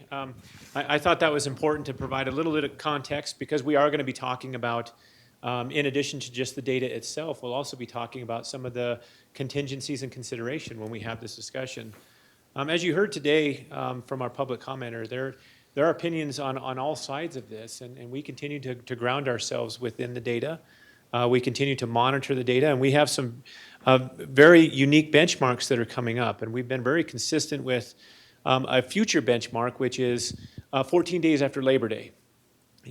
From a nationwide standpoint, from a statewide standpoint, benchmarks of 14 days after a vacation are important because there tends to be a spike in the data, so we continue to monitor that. I'm going to start off the presentation by reviewing the framework with our current data. This data was as up to date as of Sunday. We typically go through this data, and we have active links in there so you can see the Tri-County Health data when they make it available. We update this data once a week, and we'll have that posted on our website. We're working on that today. So people from the community and other staff can go to our website and see the latest and greatest in terms of our data. Next slide, please. So this is a time lapse, really, of this conversation, of this framework. It really goes back to this summer, more formally on August 18th, to our points now where we've presented this data really as, in addition, additional information has come out from organizations like the Metro Denver Partnership for Health. We have incorporated that new data in our conversations and been in continuous conversations with Tri-County Health. And they have been a huge support for us in developing this framework and helping us look at this data. We are not medical experts by training. And so, you know, they've been very, very nice to us to be able to work with us directly to talk about this data. We have experts on our team. You just saw Lisa Cantor up there, who's invaluable. Her experience and her guidance throughout this whole thing has been wonderful in helping us create this framework and putting this all together. Next slide, please. You'll recognize this slide as being the same really structure that we've had the last several meetings. This has been updated with the most recent data that we do have at hand. A through E are active links in case you want to go to the direct source, and we'll have some different pictures of that data in just a minute. You can see our score sheet over there on the right. We assign a score level based on the ranges that Tri-County Health has provided for each of these different metrics, and that's how we generate that. And we add that sample scoring demo, as President Ray has talked about. We do have our own internal data that we're working with right now, and some of that data is really new to us, and so we're waiting for that data to normalize before we really truly start putting more specific point values on it. We have that in the next slide, if you would show that. This is the data that I'm talking about in terms of really the localized data that we have as Douglas County, things that we're gathering from our staff and from our students regarding quarantine, isolated, and positive cases. This is an ongoing data collection that we will do throughout. The previous video segment does speak to that as we respond to different cases, whether it's a positive case or a suspected case, and what conditions of the quarantine and isolation. These are parts of that data collection that we are gathering, and we will be reporting this out on a weekly basis. Next slide, please. This is a more granular look at the Tri-County Health data that was on the previous slide. This is an image from their site. Again, the lettering on the left side matches the table in the previous two slides. And if folks want to look at that online, they can. We've highlighted our section for Douglas in each of these different categories. Next slide, please. This is similar data for C, D, and E. It also has a trend line above it to show how this data has been trending over time for our incidence rate per 100,000. And you can see where we have been trending historically and also our recent behavior on the data. Next slide, please. This is the weekly incidence rates. You see a little bit more movement on these rates as we have gone through time based on the week of report. Again, you see Douglas County up there in the table above in terms of that percentage. Next slide. This is our own data for the COVID Check Colorado. This represents our own testing data for our staff. We've shown this slide before. We've continued to look at different ways of displaying this data with different color configurations so that it makes it easier for people to understand and look. We do have indicates both positive, negative processing, and tests that are scheduled to give you a grand total in this stacked bar graph format. This data is broken down by location and by feeder. It also is broken down by level as well. Next slide, please. The language is really important. This is a reminder for all of us that are working and hearing about this, specifically when we look at the news. Quarantine isolated versus positive. Those are distinctly different terms, and so we wanted to put this on there. You all have seen this multiple times, but we keep referring to this because our data charts, when we organize the data, are organized in such a manner for quarantine, isolated, and positive. Next slide, please. This is our staff data. Again, we've got this broken out for positive, isolated, and quarantined. We've got it broken down by elementary, middle, and high by level, and also by feeder as well. And then we also have our total staff, which is approximately 8,400. So you can get a comparison between the number of positive tests, isolation, and quarantine in relation to our overall staff population. And it's broken down, and we will continue to track this over time. That snapshot was from 9:15 at 10 a.m. in the morning. Next slide, please. This is another view of that, and it's looking over time. Again, we're looking at spreading this across a multi-day look at our data, so we can see if there's changes in behavior. If we have an uptick on positive or quarantine, you can see the movement as new cases are being identified, or if symptoms are being identified in schools, you can see this data moving over time, and we'll continue to monitor this data and display this data in such a fashion. Next slide, please. Again, we have the same terminology here. In this case, it's students. These are student cases that are self-report. That's really important for people to know that we get the information as students do self-report. And so this does become a little bit more challenging for us to gather the information, but we do what's being reported to us. Next. Again, it's the same stack bar graph by level and by feeder. Again, our enrollment counts here, because this is involving neighborhood schools, is just over 53,000. And those are our total number of counts as of 9:15. Next slide, please.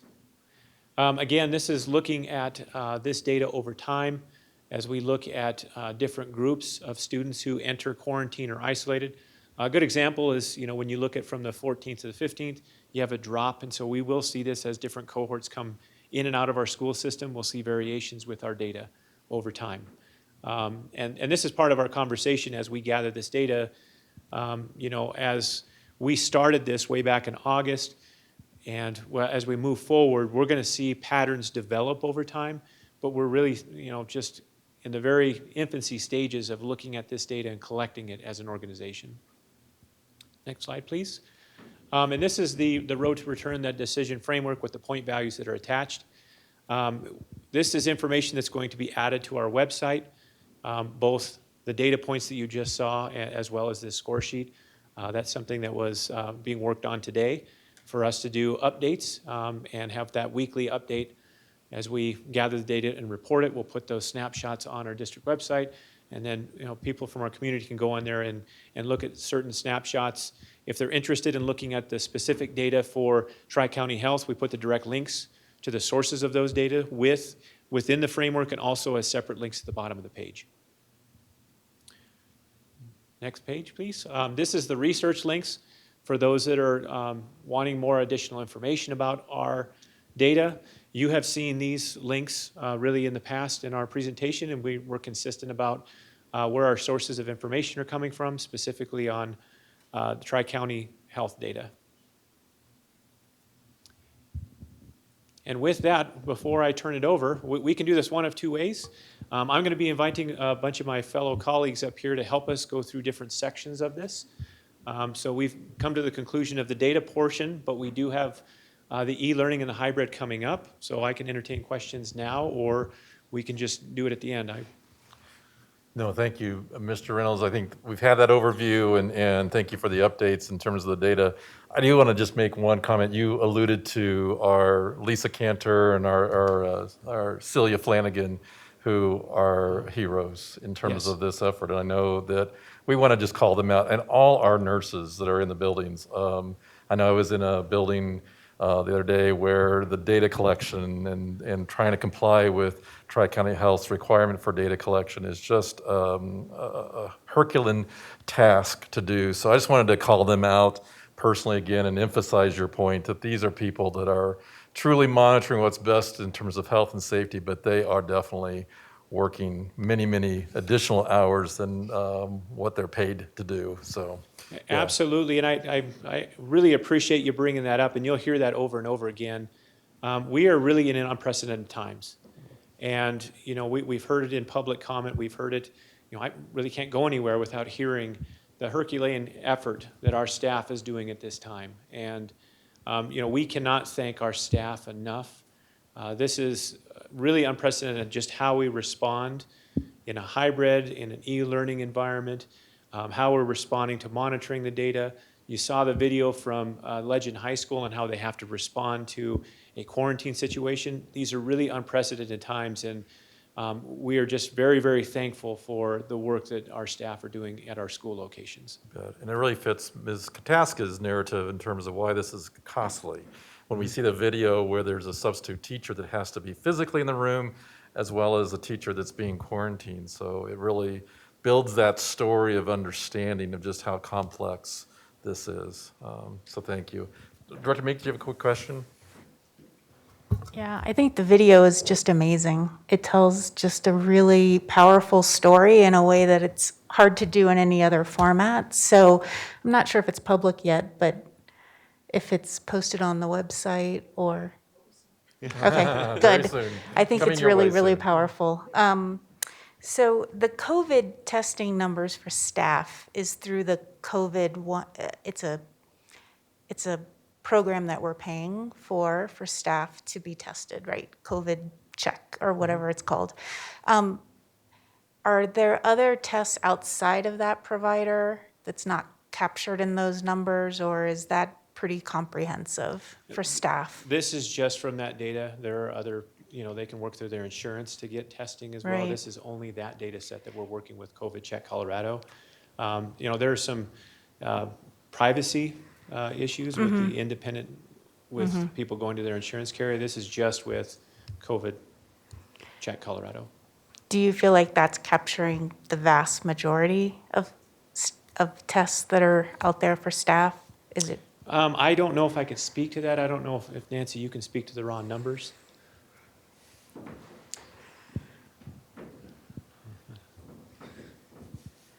Good evening. Can you hear me? Yes. Thank you, Director Meek, for that question. We do not have numbers of total number of staff members who are going out and being tested.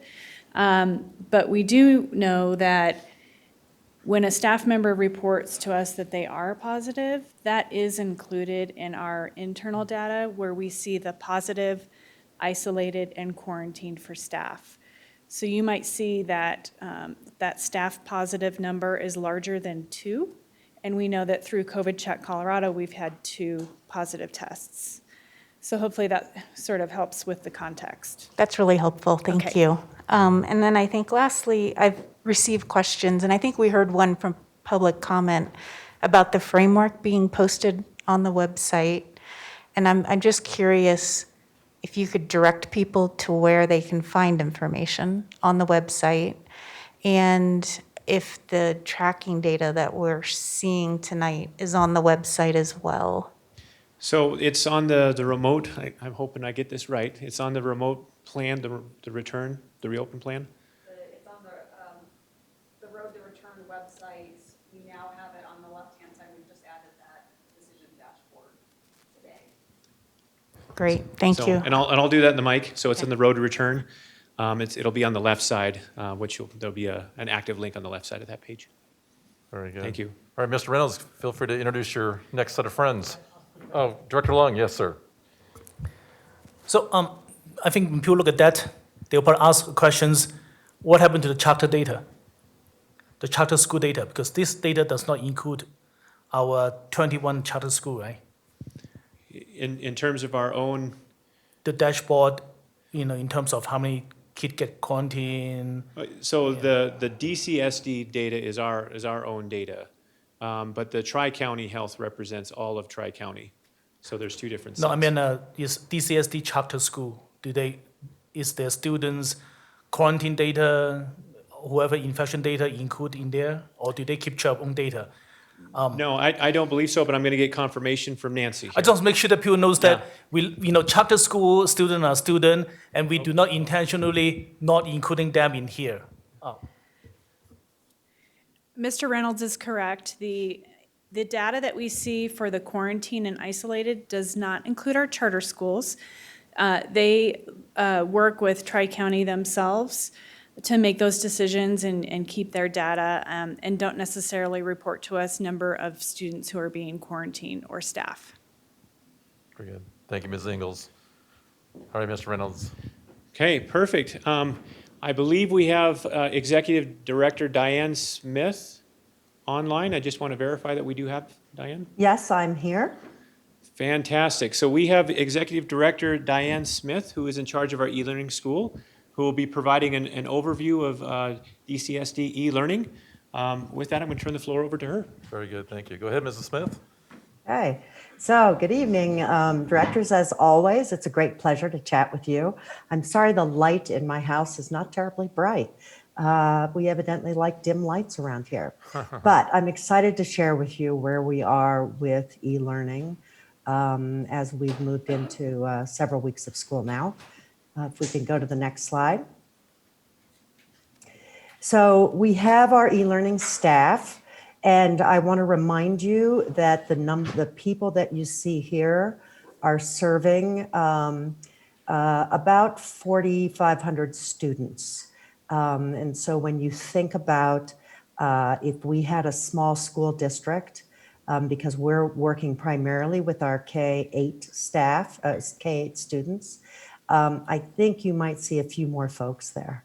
And these folks have been so instrumental. I cannot, as you said earlier, I can't emphasize enough how proud I am of the amazing work that this team has done. And our next slide highlights another group of people. You see all of these people who, when you think that we started essentially being able to really put all the pieces together after we had our actual numbers of students, the people on this list worked 60 hours and more a week. I know personally Corey and Phil were working at 3 o'clock in the morning, getting our kids rostered and all of the things that it took to get this school up and running. And they, it just highlighted for me, coming back to Douglas County after having been gone for several years, the high quality of our people and of our staff here, because we could not have done this without their amazing, amazing efforts. And then, of course, the teachers. They, I know that the teachers in hybrid, we heard from several of them this evening, how challenging it is for them. We heard from at least one of our e-learning teachers and how challenging it is. All of us are working in these very difficult times. And I have been so proud of our staff, and they have had to be unbelievably flexible because we do have to change things quickly. And it makes life hard for them. And I think the sort of layer on top for our e-learning teachers is they're working in isolation. So they don't have colleagues around them that they can talk to and plan with. They have to do every single thing they do virtually. And they are just great. And really, the high schools, when we came to realize that in order to provide programming for over 1,800 high school students, we would have had to build essentially a comprehensive high school, hire a complete staff for a comprehensive high school if we had been able to provide a separate e-learning school for our high school students, because they want and need such a wide range of classes to meet their graduation requirements and their future life goals. And so having the high schools incorporate their kids back into their programs, while I know there have been challenges with that and the style of instruction may not be what all parents prefer, we have been able to provide them with the courses they need in order to really meet their life goals. So how did all of this start? We had our initial express check-in. You see numbers there. We originally had about over 5,800 kids say they wanted 100% e-learning. But you set deadlines, and for many, many reasons, people did not necessarily quite meet that deadline. And so we started a wait list on August 13th. We went ahead and took all of the 230 kids off of that wait list into e-learning. But the requests kept pouring in. And by the time school started, we had an additional 290 requests to move to e-learning. And really, we've moved all of the kids off of the wait list either to e-learning or with a wonderful partnership with EDCSD, who was able to accommodate the middle school students that we were not. And really, we've had kids moving both ways between hybrid and e-learning. And now things have settled down. We have school going, and all of those kids being served. So here we have, as of, I think I pulled these numbers last Friday, but we have 2,770 children in our K-5 program, 1,349 students in our middle school program, and just over 1,800 students in our high school program that are managed by the high schools themselves. And then, of course, we had to hire staff for all of this. So we have a school or a program, because we're really not a school, we're a program. These children are still associated with their home school, are receiving many services from their home schools when it comes to special education. And we really have to partner so much for the needs of all of our kids with their home schools. But we have 117 elementary teachers, 51 middle school teachers. So we had to hire essentially 32% of these folks brand new to our district. The others came to us either by choice or due to staffing reductions with the changes in numbers of kids. And so they chose to come to e-learning. You know, we've had challenges. I know many of you, I'm sure, have received lots of emails about the technology issues that we've had. And again, we've had lots of people trying to step up and provide support with that. Technology, you have folks in homes where you have huge ranges of skill of parents and students, lots of different devices that people are using. And so trying to figure out just how to manage all of that along with the platforms that we're using. We did realize that the iPads that many of our kids had were out of date and couldn't run our programs well, but our technology department ordered upgraded iPads and are getting those out and have gotten those out to our students. And then, of course, with the new programs and platforms that we're using, we needed to provide professional development to our e-learning staff. So our folks who already know how to teach and are great teachers had a huge steep curve on, okay, but how do I do it using these particular tools?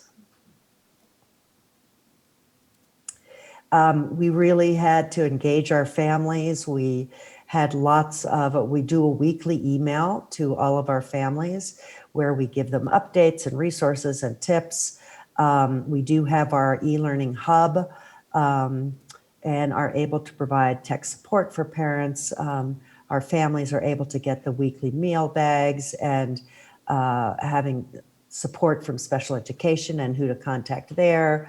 And not just special education, support from our English language learners, for our English language learners, for our gifted and accelerated learners. We have a very diverse, huge district, and we're working hard to be sure that all of the parents are well informed and our kids are well taken care of. So that takes care of e-learning. If you have any quick questions for me, or you may just want to jump right to hybrid learning.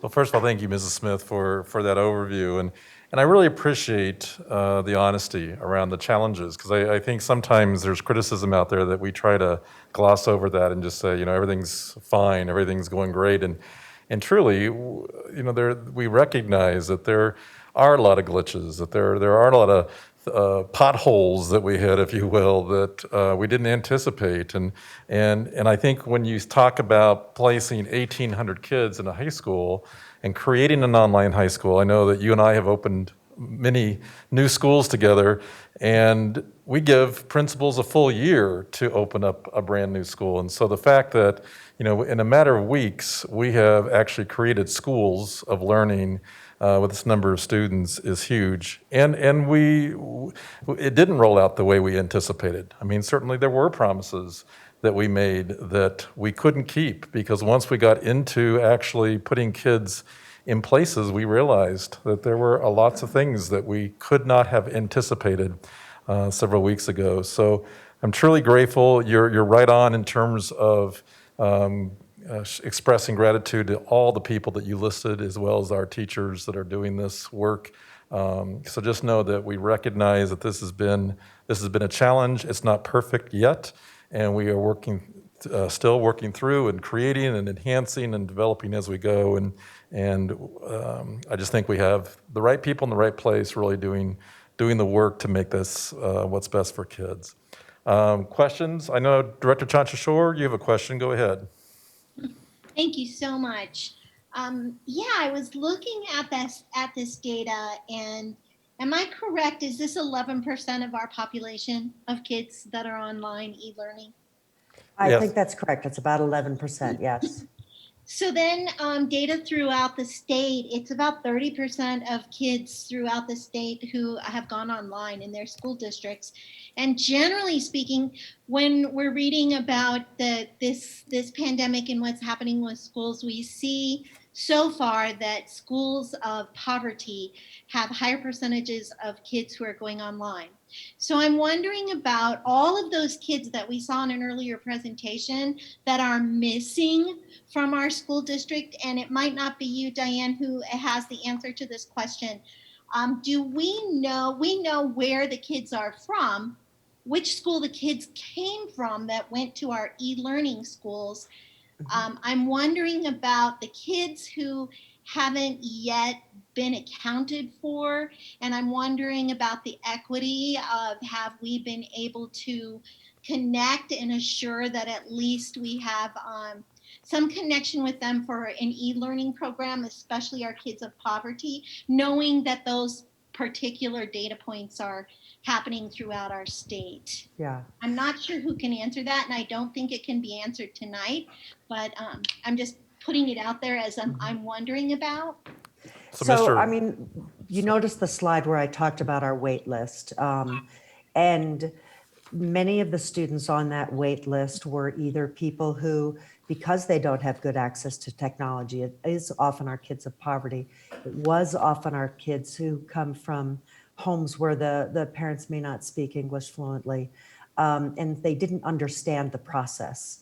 And they ended up on the wait list, and essentially the parents were not able to send the kids to school for their reasons, which is why we felt it was crucial that we get those kids into school. So I can't tell you, Director Chanchashore, that we have accounted for every single student that needs to be in school, but I do know that by ensuring that we pulled the kids from the wait list and either enrolled them with e-learning or with EDCSD, that we have certainly accounted for a much larger group that otherwise may have gone without the education they need. Mr. Reynolds, do you have? I so appreciate that answer. I thank you so much. And I think the rest of the question is just for us, generally speaking, to assure that we might know the statistics are heavily weighted, and we want to make sure that we do reach those kids that might not have been easily reached. Thank you so much. Thank you. Sure. Mr. Reynolds, I know you had a few additional words. Yeah, absolutely. As our CFO touched on earlier, we continue to reach out to those families who are not accounted for. A lot of that's self-report on the parents' part, but we continue to strive. It concerns us when you don't have connections with kids, and it concerns us. And so we continue to have outreach, not just from a numbers standpoint, but just to make sure that those kids are being serviced. So we'll continue to do that. Very good. Again, thank you, Mrs. Smith, for that overview. And now we're going to move on to hybrid learning. Mr. Weiss? Yeah, good evening, directors. My name is Corey Weiss. I am one of the executive directors of schools. And, I just want to start by saying, as I reflect and you think about the public comment, as a parent in our community, I can empathize. There's parents who would like to stay with hybrid, parents who want to go back in person, parents who want e-learning. This is tough. As a parent of a daughter who's a junior in high school, one of those classes, her teacher is quarantined right now. Working through the quarantine and the data records and the work is hard. Listening to the teachers, in my 24 years, never had to teach hybrid. It's a big jump. So when you look at all the wants, the needs, trying to meet everybody, we want you to know we are listening. We're working to try to respond. We need to do more of the listening, more of the engaging, but the work is immense. And hopefully through all of this, we have some understanding, we have some perspective. We can have better conversations with not only the ideas, but also more work. And I have the opportunity to introduce a bit of a presentation for hybrid and what's going on with hybrid. And working with our other executive directors and Ted, and we have 3 principals tonight, really just to give a perspective of what's taken place to really get hybrid going very quickly and working hard with the challenges, but also the successes of current state. So we're going to start with Ian Wells, one of the executive directors, talking about some of the challenges with hybrid. Good evening, directors. Thank you very much for allowing me to be a part of the presentation this evening. Hopefully you can hear me okay. I'm going to touch base on the hybrid challenges and some of the things that we've navigated, try to give some context to it before I turn it over to my teammate, Danelle Hyatt. But, with some of the hybrid challenges that we're facing, right, we're already facing challenges with quarantine situations. You saw it on the video with Legend, and Jason's one of our principals that's on this call. So you can ask him some specifics and asking questions about how do you still try to maintain when you have half of your kids are out of one class, or you're 100 kids short from school because they're in a quarantine situation. That's been a challenge. We've had schools that have had to have an entire 6th grade go fully remote for 2 weeks. There's conversations now that are challenges about how do we meet all the academic standards. I believe you heard that from one of the public commenters tonight. There's questions teachers are trying to figure out. How do you prioritize curriculum? What is it that you prioritize in terms of building on where we were and making and closing gaps that we're used to doing? We have challenges of new program implementation. I've got an entire region at the elementary through middle school that have moved to the Envision math program. And so implementation of a new math program, implementation of programs like Edgenuity and Canvas. I think you also heard public commenters share some comments about that. There's, teachers, I have several friends who are teachers, talking to them about, the transition from what it was like to work with kids 5 days a week to seeing them 2 days in person and trying to manage the 2 days online. The social distancing aspect, right? We just had one of our other high schools who I think one of the public commenters mentioned a high school, and that if they were to go fully back, 2,500 kids in a high school, social distancing can already be a challenge. Magnify that exponentially. But, trying to go through, I was at a high school recently on inclement weather day. Lunch, the social distancing is a challenge. The challenges of progress monitoring and using assessment measures. We're used to using iReady, having that sort of consistency in the pattern at the younger grade levels. There's challenges to monitoring and progress monitoring in the ways that we've done that in the past. I think a big one, and it's one that I think we heard several times in public comments from some of our district employees, teachers, Teachers are experiencing significant fatigue right now. It's one thing to prepare for in-person and 5 days a week and lessons, but it's a whole other thing to prepare for in-person and virtual and answer all the questions and figure out how you manage and maintain both those environments. There's the question of trying to meet every student's needs, especially sometimes in a virtual setting. How do you meet some kids' needs who have specific challenges? And so the last kind of hybrid challenge that we're working through is to define some clarity as we move forward. How do we continue to move forward, and how do we do hybrid well, right? Like what are we going to do to meet state requirements and truly understand what that looks like? We do, as we said, have 3 principals online, elementary, middle, and high, who can actually answer the real life scenarios for you in a question and answer session at the end. But at this time, I'll turn it over to my teammate, Danelle Hyatt, as she can celebrate some of the successes in the hybrid learning. Very good. Thank you, Mr. Wells. I appreciate that. And, I've been thinking about all of the different public comment this evening, and just want to reiterate with what Director Ray, Mr. Wise, and Mr. Reynolds have said, is that we definitely respect that our educators, our parents, our students have different points of view. And so while these are labeled as hybrid successes, I'm not sure successes is necessarily the right word right now. It might be more of some of the hybrid positive elements that we've experienced thus far this year. Again, respecting that there's some different points of view relative to this. I think first and foremost, connecting with students in relationship building has been one of the most significant positives. Our relationships are the heart of what we do as educators, and being able to have that experience with the hybrid schedule, be able to interact with students, be able to check in on them, and to see the student-to-student interaction has just been so critical, and it's been definitely a positive of the hybrid experience. There's a sense of some normalcy, and I would highlight the word some, because definitely this school year is not at all normal, but there are different structures and routines in place for our students and for our staff and our teachers, and that's predictable, and that feels somewhat safe in many respects, and that's a positive of the hybrid experience. Our students are getting opportunities for socialization, interacting with each other, collaborating in the classroom as well as virtually, and play. When you get an opportunity to walk into an elementary school, which I hope many of you have had that opportunity, you can hear students playing, kids playing out on the playground, out at recess. There's that really beautiful humming buzz noise of student-to-student interaction in a preschool classroom, kindergarten, et cetera. So that is definitely a positive aspect of the hybrid experience. Our teachers, and you heard this during public comment this evening, and having been at Mesa Middle School and talking with a group of teachers yesterday, our teachers have worked tirelessly around developing their skill set, planning and preparing for meaningful learning. They're having to refine that day in and day out based on student engagement. They've learned new strategies, new tools, new resources.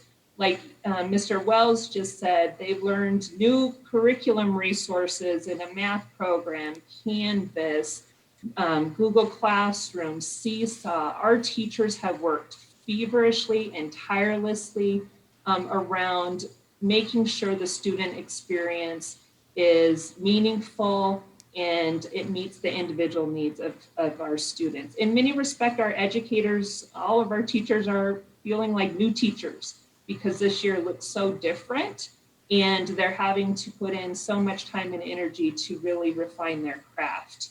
A hybrid positive is smaller groups of learning. Our special populations of students have been able to receive more personalization and differentiation around what their learning needs are. That can be through assessment, as well as how they're working through small group and individual support with our specialists.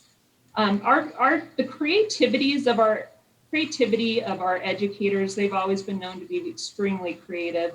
But as they've worked hand in hand with our administrators, they have really incorporated so many out-of-the-box thinking, opportunities, and supports. If you walk into a school, I was at Clear Sky Elementary School today, walking into their cafeteria, and their plan for lunch and social distancing, you know, it takes you aback because there's so much creativity and there's so much thought in what they're putting forth to make sure students and our staff are safe.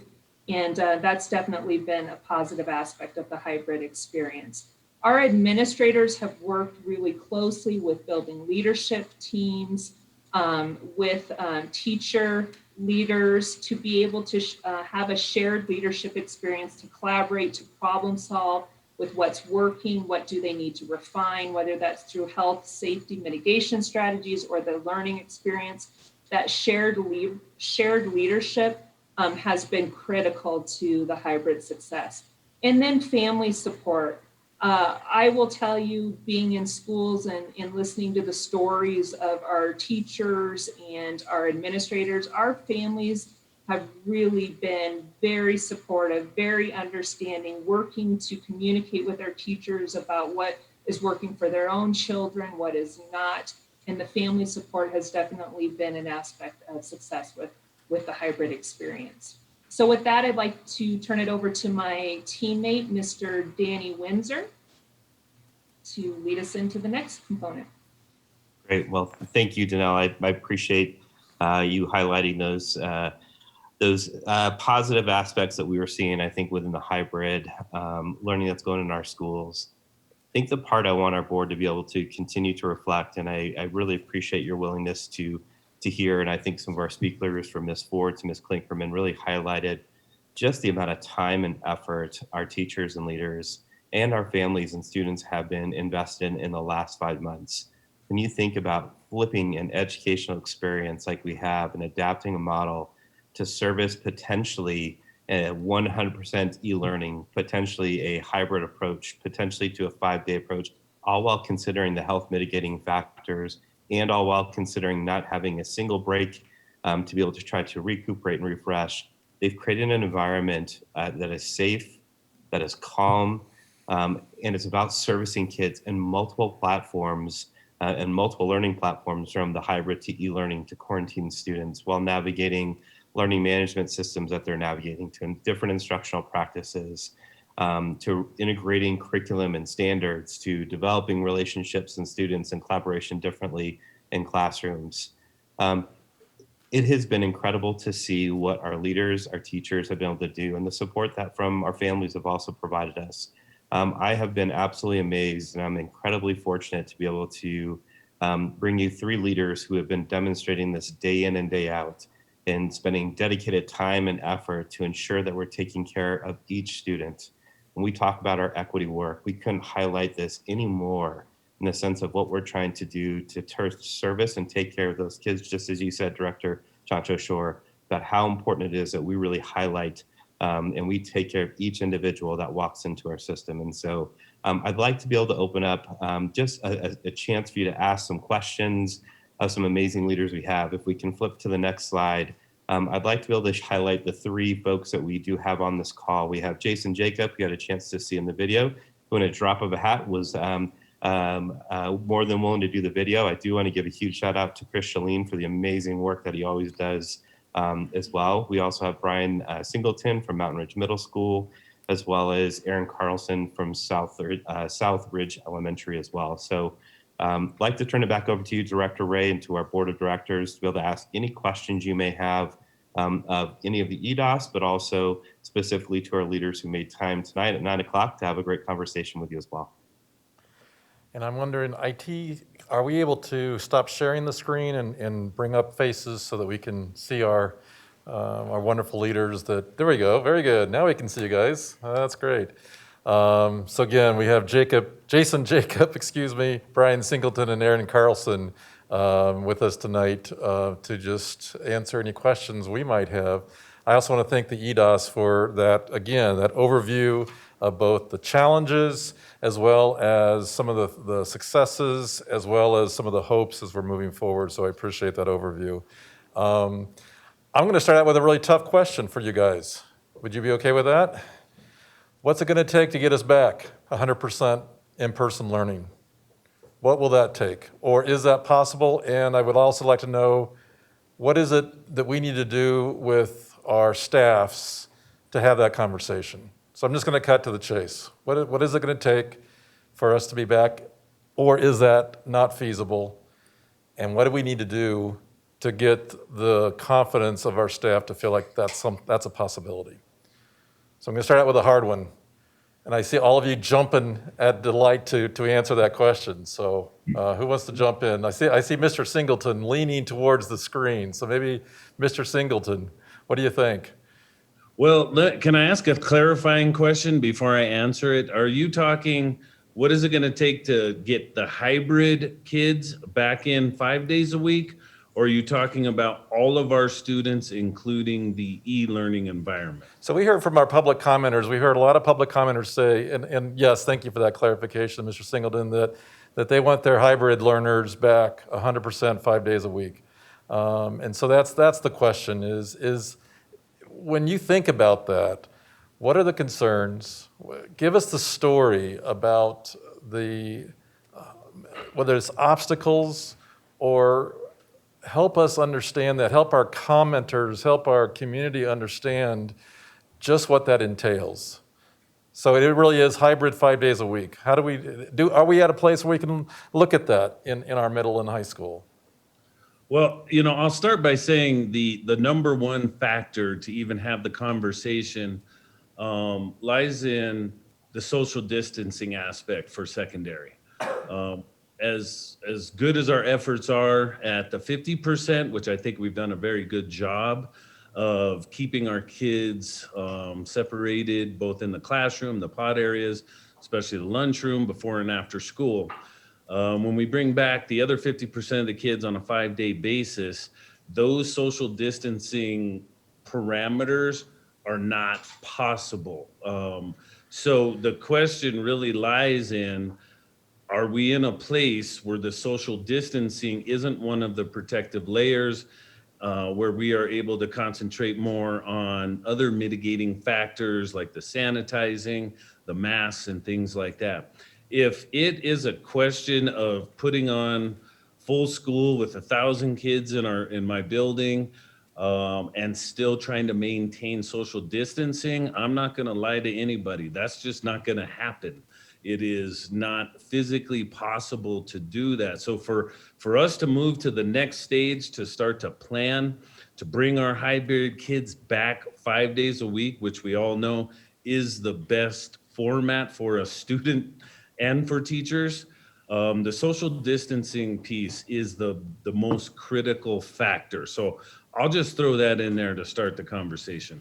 You did well, and I think you deserve a bonus check for jumping in there and addressing that, because I think that's the million-dollar question that we keep hearing is, and I think you clearly have stated that, Mr. Singleton, that at this point, we would have to compromise that particular mitigation strategy for that to happen. And thank you for that statement. I'd like to hear from Mr. Jacobson and Ms. Carlson in terms of that thinking. As you're thinking about moving from hybrid to a different model of learning, what kind of thoughts do you have regarding that?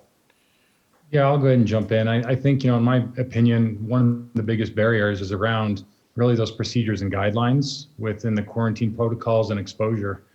I don't think it's sustainable for us to create really any type of consistent learning environment, whether it's hybrid or even 100% full learning, because we'll be living in and out of environments due to kind of those procedures and protocols with everything. So, give you an example of kind of what we dealt with is one positive individual, in the experiences that I've dealt with, that impacted about 70 to 80 students, and that's about 6 to 7 teachers. So take that a step further on the impact on the operations and learning, the stresses that are already stressed within a stress system, due to all the different learning systems that we have, with the in-person, the e-learning, and the quarantine. You got sub-coverage that's not 100%, so we have more teachers, counselors, administrators covering, which then impacts the overall supports and daily operations of our school from that lens. Then you've got the teachers that are quarantined they actually have a caseload of students of about 130 to 150 students. So those students that are not quarantined get brought into virtually with a sub, as you saw kind of in that video. So take those 6 teachers, take away the 1 quarantine class they each have, and then the learning environment for those 2 weeks is about 600 to 700 students that have a sub with a virtual teacher. So that's just for 1 case. So now if you have 2 cases in a high school, double that. So you're looking at 1,200 kids that now have potentially a teacher that's being brought in virtually.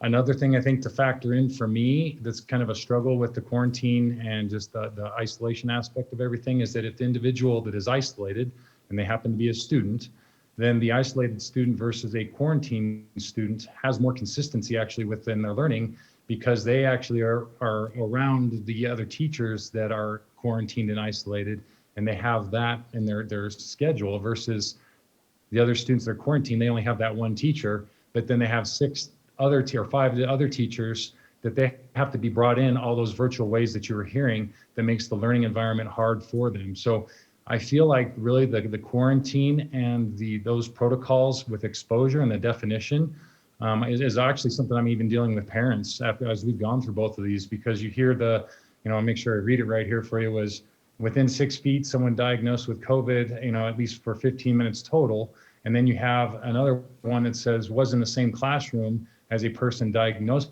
with COVID. Well, if I go talk with any of my teachers, I guarantee they were not within 6 feet for 15 minutes around those students. So I worry about the teachers and being able to staff things consistently for hybrid or 100% moving forward. Sure. Thank you for that. That's, yeah. So really the quarantining is something it's really problematic. And regardless of whether we have 100% of our students under the roof or just 50%, that's still going to be an obstacle in terms of human resources and being able to cover classes and substitutes and just the whole ripple effect of what that requires. Ms. Carlson, what are your thoughts? Well, elementary is definitely a little different than the secondary when, we're looking at our school-wide numbers being anywhere from 300 to 500 or 600 kids total. And then with the hybrid learning, having those cohorts, only having half that amount of students, the social distancing within our buildings has been a little bit easier than I can imagine at the secondary level. We have loved the hybrid learning so far, just to really get to know our kids on that social emotional level. We have missed having our kids in the building since March, and so our teachers were so excited to have those kids back in the building.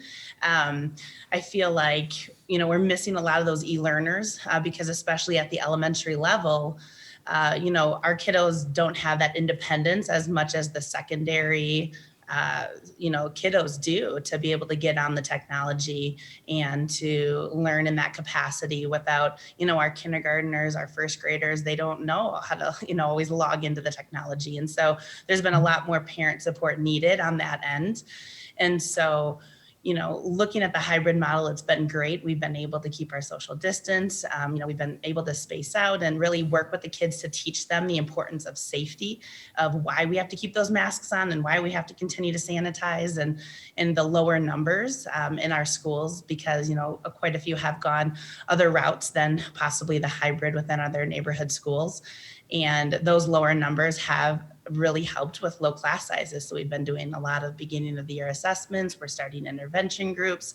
And we're at the point now where, we want to have our kids back 5 days a week for that academic piece, for that social emotional piece. We want them back in the building, and safety is the number one. And so there's not a clear cut answer of, yep, they all got to come back right away. We have to make sure all those safety measures are in place. But I know our teachers want our kids back in the classroom as soon as possible. Mm-hmm. Thanks for that. Thank you, Erin, for that as well. Directors, other questions you have for our leaders up here regarding hybrid or 100% in-person learning? Any other questions? Director Holtzman? So I appreciate all of you guys being here and being willing to ask the tough question or answer the tough questions.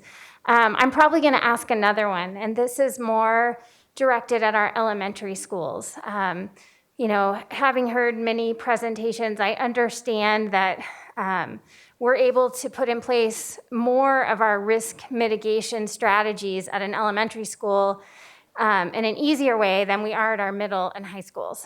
And I think you kind of alluded to that, Aaron. I guess my question is, if we were considering trying to get our elementary students back in person 5 days a week, what would that look like logistically? What changes would you need to make to facilities or to any other aspect of just practically what would that look like and how long would it take?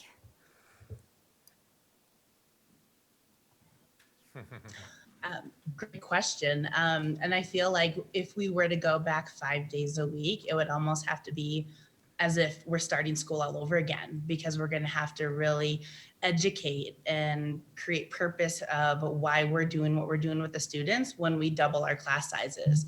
So right now we may have class sizes of, 8 to 10, 12 kids. So when that doubles, we're going to have to look at logistics right now of we'd have to get all that furniture back in the classroom, because we have removed quite a bit of furniture to create that social distancing piece. And so looking at just the logistics of giving teachers that opportunity of how do they reset up their classroom to create the structures that would allow for social distancing and for just the sanitation piece of, keeping it clean for all of the students and the staff members.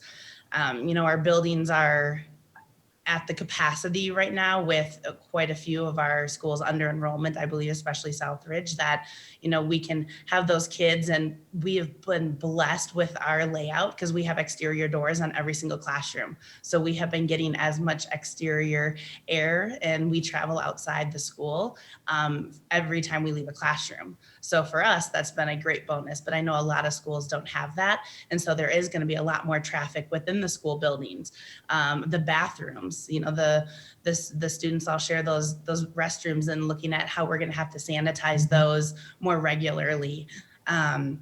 With the playground equipment, at recess, we have to be sanitizing the playground equipment, between uses, and in the cafeteria, we have to be, really just being cautious and giving that social distance and utilizing those outside spaces as much as possible. And so it's almost, recrafting what the school year is going to start off looking like based on doubling our amount of students. So it's going to take a lot of logistical, time and planning by the admin teams and support from those teachers. But I know our teachers are excited to have the kids back in the building. It's just definitely going to take a little bit of time to figure all those logistical pieces out. Thank you. And then just to follow up a little bit, what would that look like practically for our teachers and our staff? If we were moving to 5 days in person, I'm assuming there might be some changes to what they already have prepared for hybrid, and there may be other things that I'm not aware of, so. Yeah, so at the elementary level, for sure. There's not going to be as much needing to, check in with the technology piece. But now it's getting back into the groove of getting all that curriculum crunched in, getting those intervention groups. And so, the instruction's still going to be there. It's just going to be more intensified with all the students back in the classroom. May I piggyback off that just a little bit too, Director Holtzman? The other variables that you mentioned that might not come to mind right away.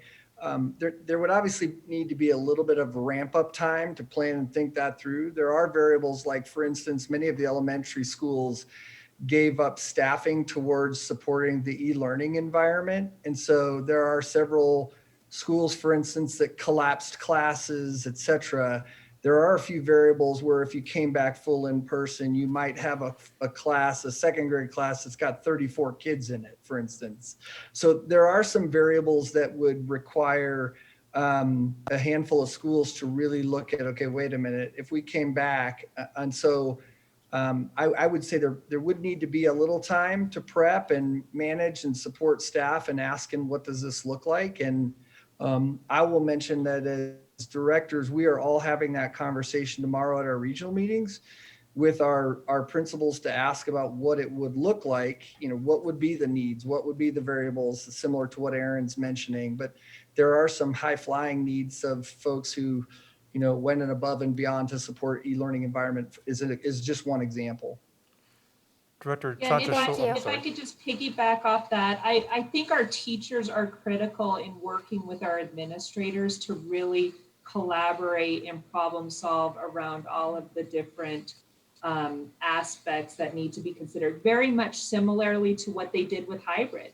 Implementing hybrid, we would want to engage with our teachers and our leaders to develop kind of those action and implementation plans. But they can do anything when they're charged with it. I'm glad you brought that up, Mrs. Hyatt, because I think that's another question we have is how do we engage our teachers with this conversation? Because I think you're absolutely right. You guys all represent your own little city, if you will, and doing a tremendous job. But how do we amplify our teachers' voice? I mean, have we formally had that conversation to say, what do you think? What are the obstacles? What do you need? I mean, have we had those conversations with our staff, or is that something that we need to do before we actually commit to a different model of delivery? How do we amplify the voice? I'm going to have Jason or Mr. Singleton talk because we'll give Erin a little break since we had her on the hot seat here for a while. So, Mr. Singleton or Mr. Jacob, what can we do to amplify the voice and make sure that we really are understanding what teachers need in terms of either staying in the same kind of delivery model and or looking at a shift? Well, I think Director A is really just asking questions and listening and providing the time for that to happen.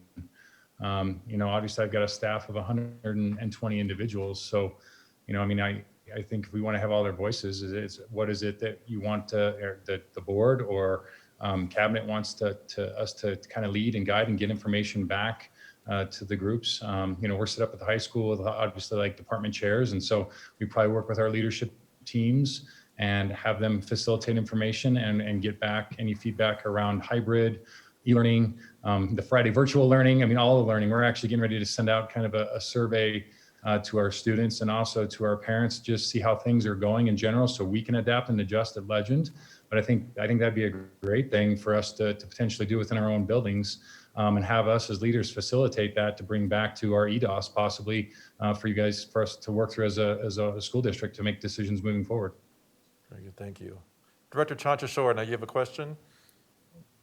Yes, thank you. Do we anticipate or how will we know and what kind of process do we have in place to help us understand which kids might come back to school in-person learning if we have a 5-day-a-week schedule? And, you mentioned you guys class size and desks and all of the setups. And I mean, that took weeks to put in place in the first place. And then do we know how big are the class sizes now if we were to return to in-person learning? Are they at 20? Are they at 30? Is there also a possibility is there potential for differentiation in returning full-time?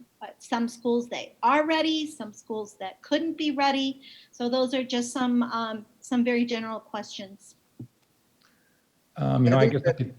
Oh, go ahead, Brian. I was just going to say, I think that's a great question, Director Chancha. I think sometimes it actually can be building specific, right? I'll give you a perfect example that you as a former principal can relate to.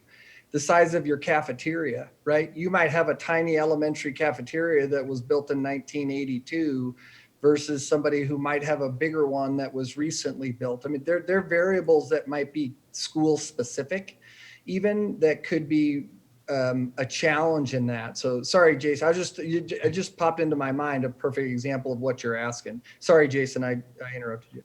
Yeah, no worries. I mean, I think from a high school lens, I think what I can speak to is, when we lost the e-learners and then we also had our ADA accommodation teachers, we had to build a new master schedule to accommodate the students that we had and the staffing that we had.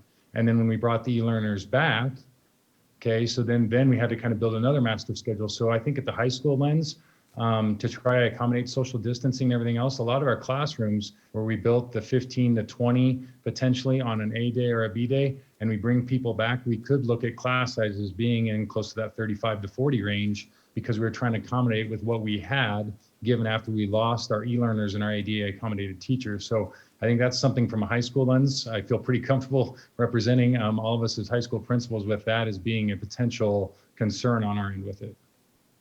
Yeah, and I'd just like to piggyback on what Jason is saying there.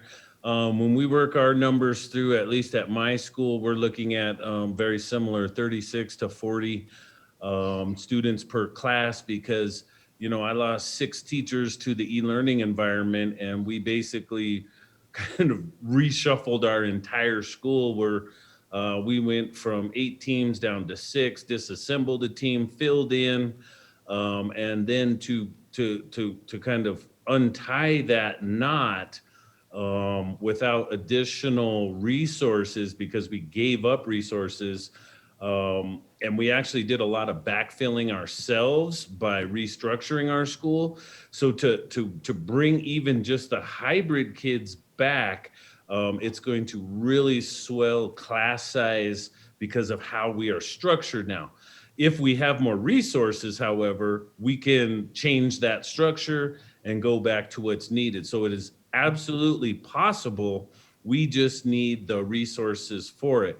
I'd also like to speak to the actual question about what do our teachers need? What do they need to have voice? And I would say they need a certain future to look forward to.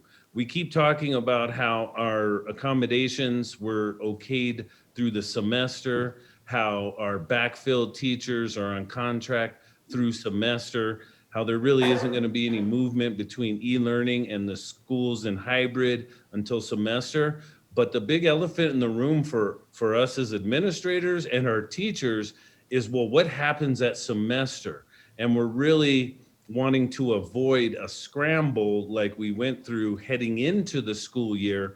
And I think our teachers would feel like they have more voice if they had some models of what it looks like at semester to either bring the hybrid kids back or all the kids back. It's just kind of one of those really dark unknowns that makes it hard for our teachers to share their voice with us.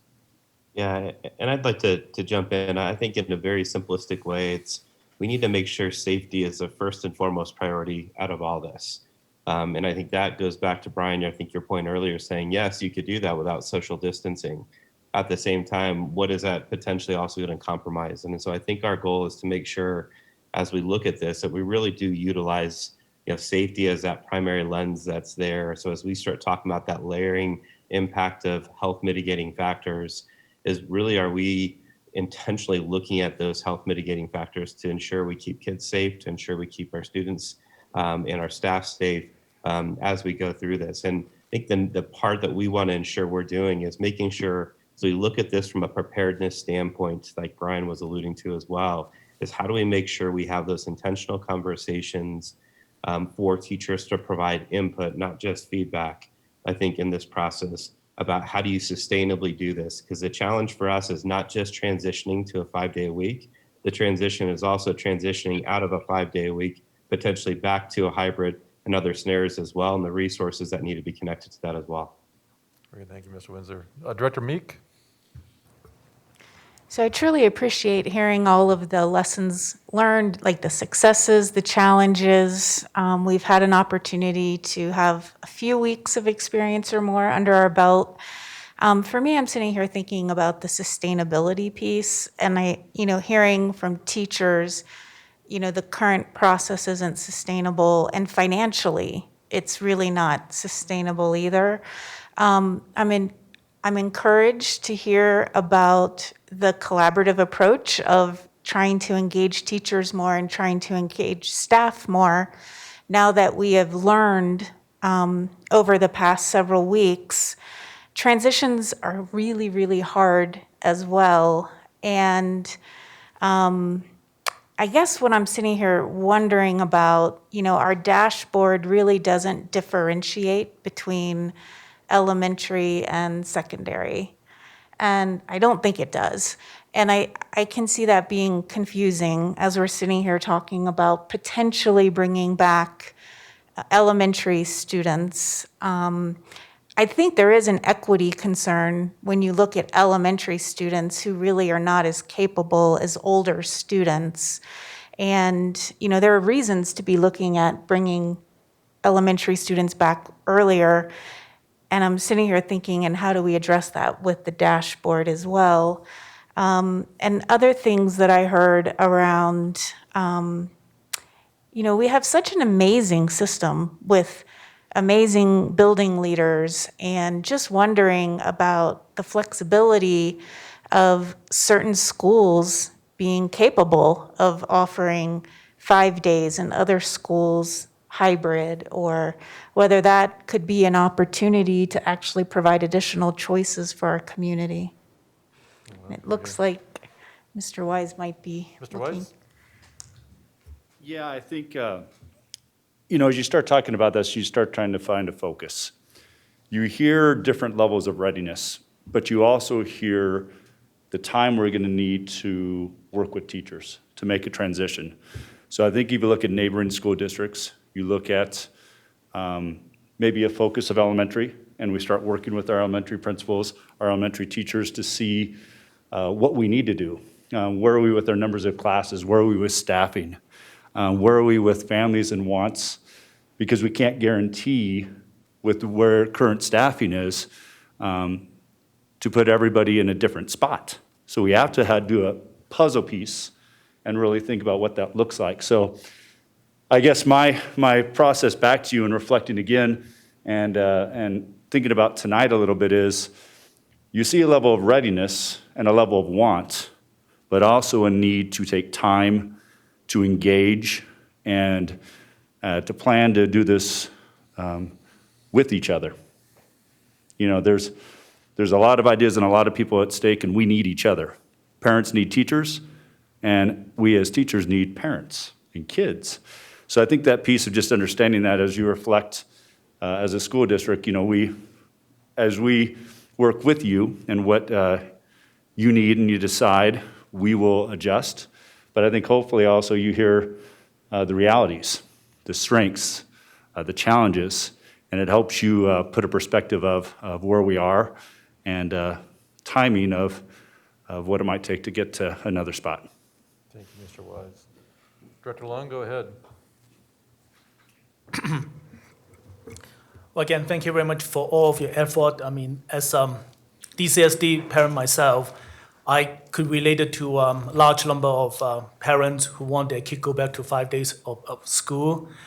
But that said, I heard a lot of you mentioning about the difficulty and challenge, and safety is certainly one of my most important, concern. President Ray and I get a great opportunity last night to talk to a group of Ponderosa students, and they taught me a very good phrase: perfection before progression. And they asked us to stay the course and try to find a way to make sure that we make our current system better while we are planning of going back to 5 days of schooling. So on that, how can we, the board, support the building principal, and then the two of you, Corey and Matt, who gracefully step in to substitute for Dr. Kerr after his departure, which I want to say thank you very much, for not only taking your job, but to, in this difficult time and challenging time, to step up and helping to manage your school district. And I don't think you have much sleep. And for that, I myself feel very grateful, for that. So how can we, the board, supporting you so that we can have a perfections of the current system while we are planning, to go back to 5 days? That's my question number one. And my question number two, you want to finish one before I ask number two? Okay. My question number two is that I truly hear the concern from the parents about the mental health of the student, a potential increase of suicide rate or domestic abuse. Do we have any data to show that ever since we move into the e-learning model or hybrid model, did we have a substantial increase of our student populations having mental health problems or suicide rate problems or domestic abuse problems? And if so, how could the district assist them to make sure that we take care of a student that is at risk and make sure that we're helping them to smooth out these transitions during this horrible pandemic? Thank you. Mr. Wise, Mr. Reynolds, and honored guests, feel free to jump in as well. But 2 questions. How can the board support in this effort? And 2, are there mental health concerns that have spiked because of the models we're using? So let me start with question 2. I think all of us are aware that in a pandemic, people are struggling. With struggle, we need to reach out more and engage. So I think when you hear all the work that we're trying to do to with smaller classes, to connect with families, and to Director Chancho Shor's questions, we're trying to reach out to everybody, and every school is working to connect with those families, and that's happening. And I think we just have to be more aware that situational awareness and connecting with people is how you start to build the right supports. And I think it's to each individual, because each of our families are going to handle this probably a little bit differently. So I think that individual connection that each of our schools do so well will help us. But I'd say on the data, I think the data will definitely show some risk factors, and will definitely show some need of additional support and really identifying it. And it's going to be not just short term, it's continuation, because this is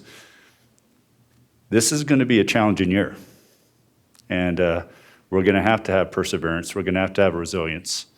We're going to have to lean on each other and help each other get through it, because you heard about tipping points earlier on. Families are at tipping points. Teachers are at tipping points. So how do we get the best out of each other? So I don't want to get into the data. I don't have that personally, but I think we're aware, and yes. What we need, I think, hopefully that everybody that's listening, your take is we develop empathy. We can put ourselves in the shoes of others. We can gain a perspective. We can work together. We have a lot of respect for a tough decision you have. We will respond. In any time, in any situation, we're going to be okay. But in that process, it'll help you guide us of what's next, and we'll be ready. But you heard a perspective a little bit from us of what are those challenges. It just isn't a flip of a switch. And so I think that's where hopefully you gain a perspective, and everyone that's listening or goes back to listen to this has a perspective of the next challenge and what's to come and the continuation the rest of the year. I think to build off of Corey's first idea, that the data is critical for us, especially in the identified areas that you did talk about. And those are things that we'll continue to monitor and gather, and we can certainly gather that information for you, because we are concerned. We're in a pandemic, and people, we have to remind ourselves that we are in a pandemic, and these are extremely challenging times for everyone, teachers, parents, and students alike. And so that'll something that we can certainly produce that data at a future time. So how do we help? If I will, may I speak to Director Lung's first question? Mr. Singleton, go ahead. Yeah, I think the way the board can really help us out with this process is to set up a lead person who can then develop a committee to work with to develop a plan for each of these models, whether there's a COVID scare and we have to go into all remote, or whether it is a transition from hybrid into 5 days a week, or the third option of bringing back all the kids, shutting down e-learning and integrating back into school. I just really feel as though if we had a point person and a group of teachers, administrators, parents to talk about what that model should look like, then we're ready to engage any of those plans at any given time based on the data that has been mentioned. I think, again, I want to reiterate the unknown is one of the hardest things to deal with as we navigate through this. And anytime we have a solid plan at the district level, we and then in the building level can then make it happen, to be honest with you. But we need to know where you want us to go.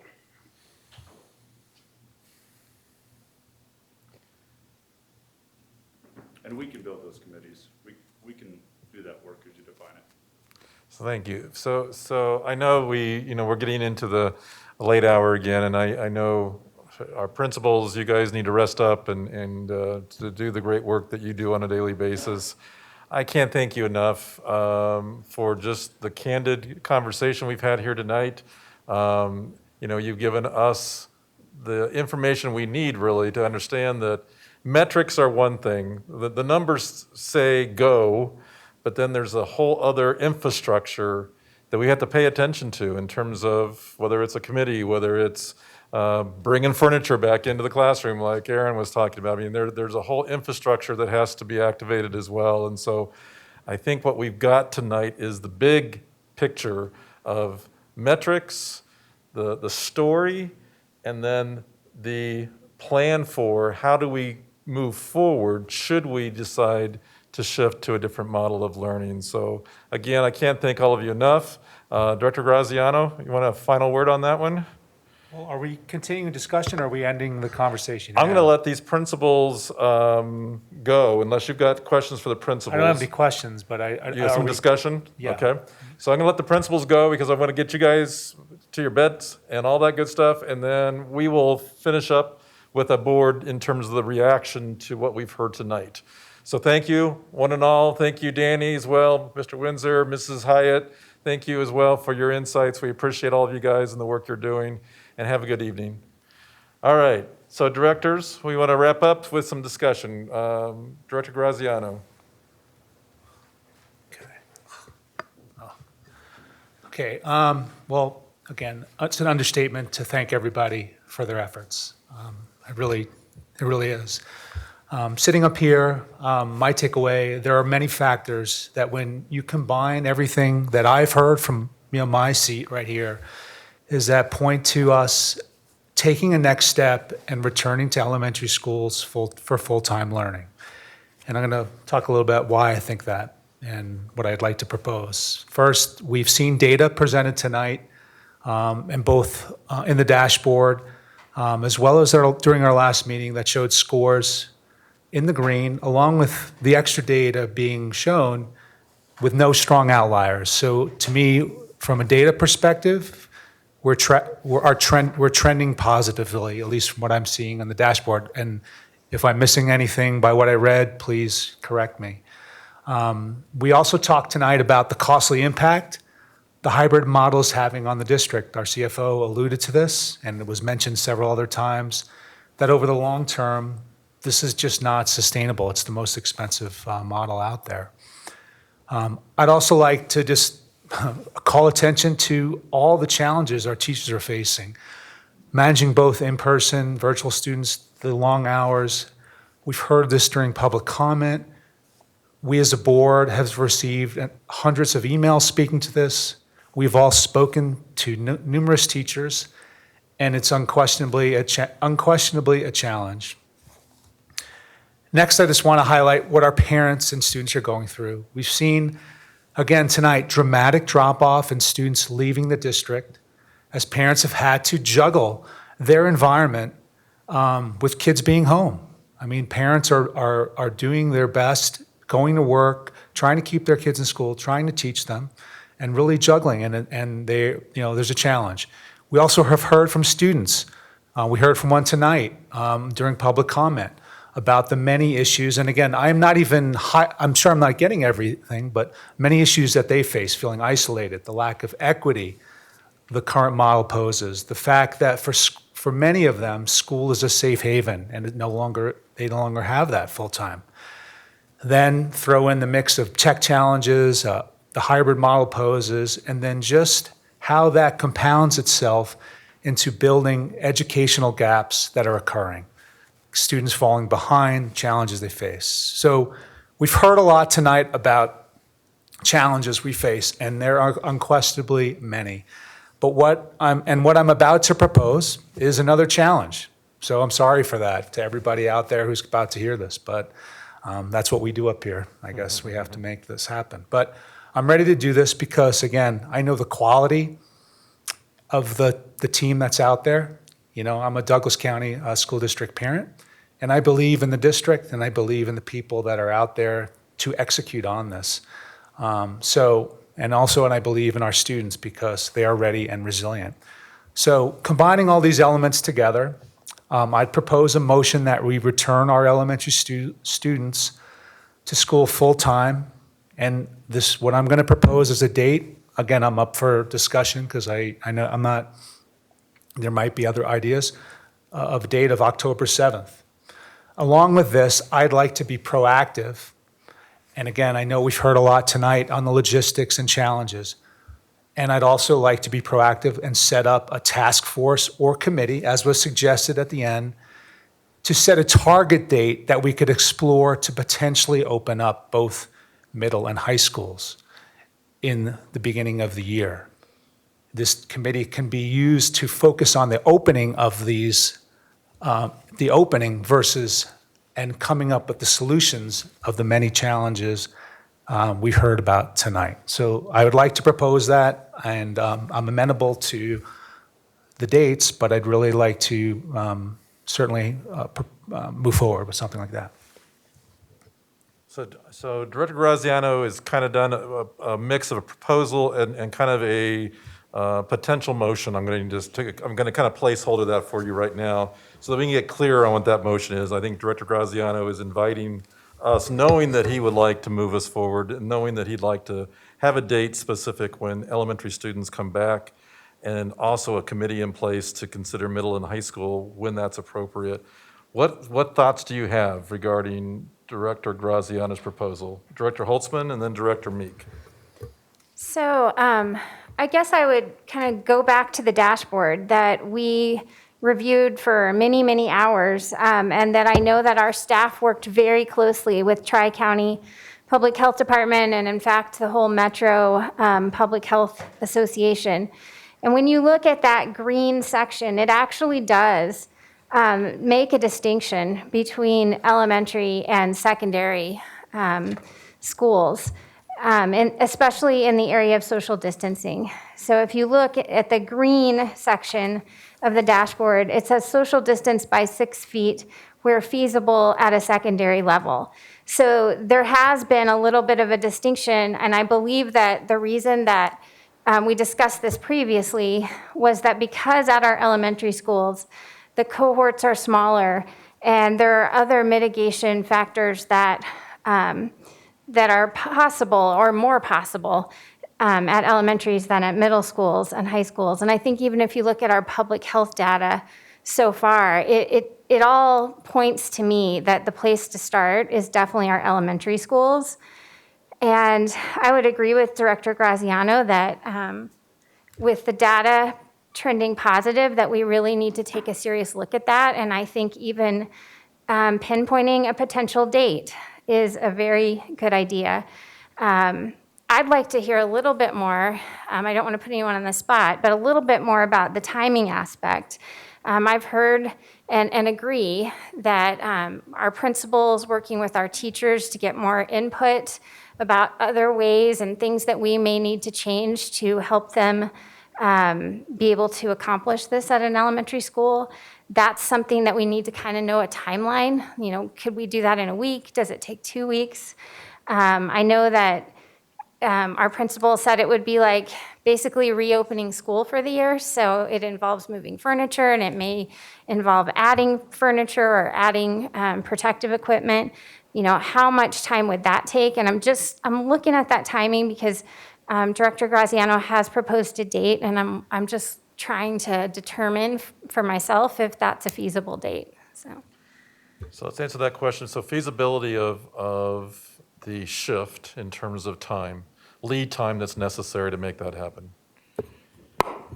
Thank you for the question, Director Holtzman. Board, there are so many components of this, and I think the biggest mistake that we can make is set a date that is too aggressive and then have to push that back, similar to how we did with e-learning.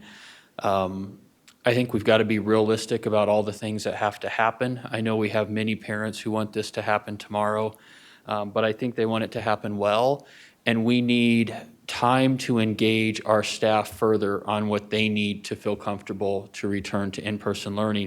And then we need time to carry that out, in addition to most likely the hiring of staff, because we're obviously not going to bring 30 to 40 kids back in an elementary classroom. We are going to have to hire teachers, or we are going to have to move teachers around. And we need our community to understand when that happens, that is going to be a change for all kids. If we have kids that move from e-learning to full in-person, that is going to reshuffle classes and reshuffle teachers, and we might have to hire, transfer staff. All of those things take time to do well. There's just so many components that we don't know. These are things that we can see. These are things that teachers have told us, be prepared for this. Administrators have said, I have this concern.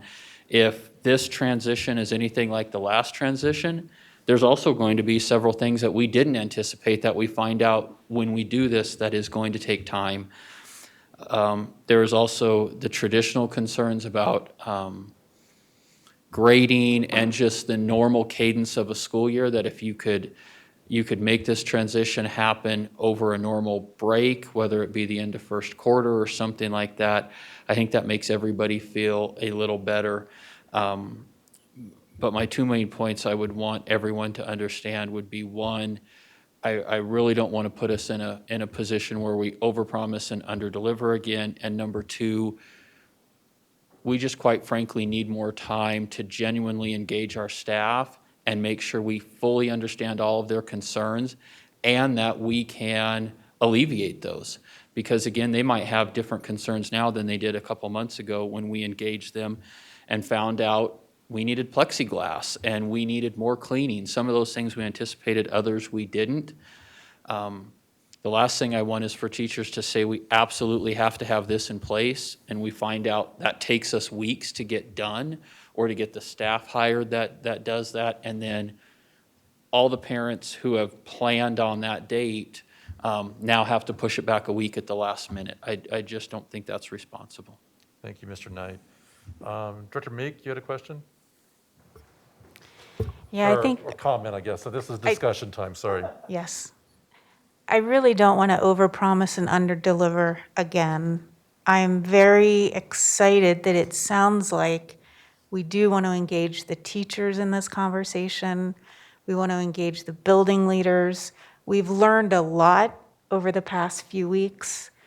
Allowing our staff to do the work and come back to us and give us their recommendations, knowing that getting kids back in school is a very high priority. I guess I'm just a little worried moving forward without even knowing the financial implications of moving forward and trying to get kids back in class. And I just worry we haven't looked far enough ahead as we've been planning recently. And I really want us to think about the financial implications and how we're going to sustain our students moving into the second half of the year. Dr. Long?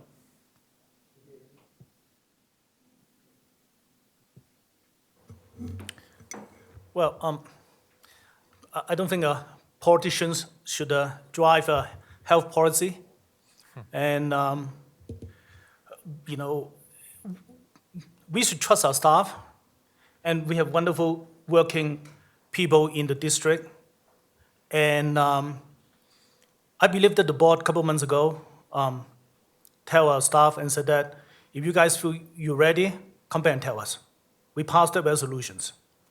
So, and I trust these people who sit down there, they have the best of their interest for the school district. And as you mentioned, and many of them mentions that no one want more to have a 5-day school than all of them, because they know that this is going to be the best educational approach. I myself as a parent, I know nothing more than to have my kid, to do that. However, I'm not going to use my own political judgment to overrule their professional judgment. And this is the time we need to listen to our leader that we appoint to the positions, because they have much more data. That's their job, to evaluate these situations. We have not listened to the concern of our teacher, our building principal. A while ago, you hear so many of them mention about so many of the issues. To just suddenly, throw something out there, I don't even know whether many of them has been consulted about that. I think it's irresponsible for us to do that without having consultations, with that. So I would love to stay the course that we passed the resolutions a couple months ago, which is let these awesome people to decide when to inform the board. This is the time, to go. We just narrow down and kind of calm down the e-learning situations, and then our hybrid situations just getting to be better. And again, I want to go back to what we will learn from our student yesterday, perfections before progressions. This is the ultimate goal, is going back to 5 days of school, but let them tell us, let the professional tell us when's the time, to do that. At the same time, we're trying to make sure that we do our current system better and better so that we provide, a good and improve learning to achieve, the same end. Thank you. Thank you, Director Long. Just a response to that, a couple of thoughts I have. I certainly agree with you that we have to listen to our experts, and that we as elected officials certainly shouldn't be making decisions for health concerns. At the same time, we are elected to make some hard decisions. We got beat up pretty good tonight because we're the face of the district, we're the face of the bridge, and I think it would be unfair for us to say to Mr. Reynolds and Mr. Wise, well, because you are in the succession plan, this decision is on your shoulders. I think it's got to be a joint decision. I think we can do that. I think Director Graziano is moving us that direction to say, look, we've heard for several weeks now about the data. We see that the data is favorable in terms of health. So we no longer are making this high stakes decision that says that we're placing anybody into a vulnerable situation because we feel like our metrics are telling us differently. So our health experts have informed us of that. Our principals, our staff have said, hey, you tell us what the desire of the board is, and we'll make it happen. But here's the things that we want you to think about. There's lots of logistics that need to be activated in order for it to be done smoothly. There are staff and teachers that need to have their voice amplified so we really understand what their needs are. But I think we have to get beyond deflecting decisions to each other. I think we have to do this together.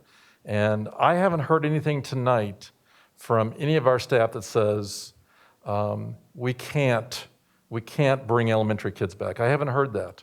I've heard from our middle and high, certainly I've heard our principals say, you know what, if you want us to continue to enforce the social distancing guidelines, it's not possible.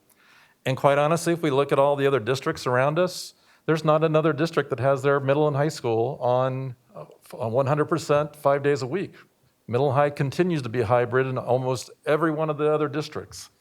And I think there's a reason for that because it's bigger and it's harder to enforce some of those mitigation strategies. We heard Mrs. Carlson say, elementary is different. There's a much more controlled environment. So I would just tell you that in this discussion, I'm leaning towards Director Graziano because I think we have to be the bold ones tonight, and that we have to accept the responsibility, and that we need to stop deflecting it onto our staff, because then all of a sudden they're the ones that get the thousands of emails that we have gotten that are hard to read and hard to digest.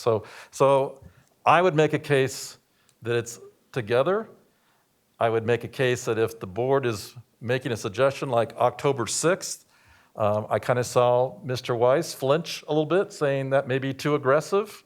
And I think we need to interpret his flinch and say, okay, maybe we need to figure out a different date that is less aggressive. And like he said, is not a date that we're going to have to say, okay, we need to back it up again. I think we owe that to our community. We came out, we said, community, after Labor Day, we're going to monitor for 14 days. And then we're going to make a decision. We have to get to the place of fulfilling our promises in terms of what we're going to do to take action. So we are the elected officials. We do need to take action, is my thinking. And I think as long as we're not getting major pushback from our staff that says that's too aggressive or you're putting us in a difficult spot to make that happen, I think we have to make that decision. So that's my advocacy. I know Director Chancha-Shore, you have some comments. Go ahead. Thank you, Director A. Everyone who has spoken absolutely has such great points and points of view. We are looking at what does it take to mitigate? What are those logistics that we need to look at? You know, we have our board, we have our base that has told us that now we are in this green light kind of safety procedurally in what we've been looking at for decision making. So it's a decision making kind of night. We're looking at that and saying we have to look at it and take next steps. Additionally, we have to listen to the people, just like you guys have said, who are working on the dance floor and doing the work. And we have to pay attention to what their needs are. We cannot make a decision and throw people onto the dance floor to make this happen for kids without making sure that we have what they need in place before we bring all kids on board. So I would like to just amend the date, Director Graziano. If we look at the success stories across the state, many school districts that brought kids back gave time and conversations and a process in place for teachers and principals that looked like somewhere between 4 weeks. A 4-week kind of step for teachers to be able to prepare. I'm not exactly sure when the end of the quarter is, so that would be my question. When is the end of the quarter, and does that correlate, or is that in the middle of a quarter? I'd like to take a step forward also, but I'd like to look at prep time a little bit down the road, just a little bit. Director Hanson, comments? Director Hanson? Sorry, Director Hanson, do you have comments? Oh, Mr. Wise mentioned many of us were at our tipping points, and I've been just taking this all in because I think as a parent, I am close to my tipping point. And as a board member, this has been unlike any experience I've ever lived through in my life. I've never received 50 emails in one day saying you're doing a terrible job because our kids aren't in school 5 days a week, and then another 50 saying you're doing a terrible job because you're even considering sending our kids back.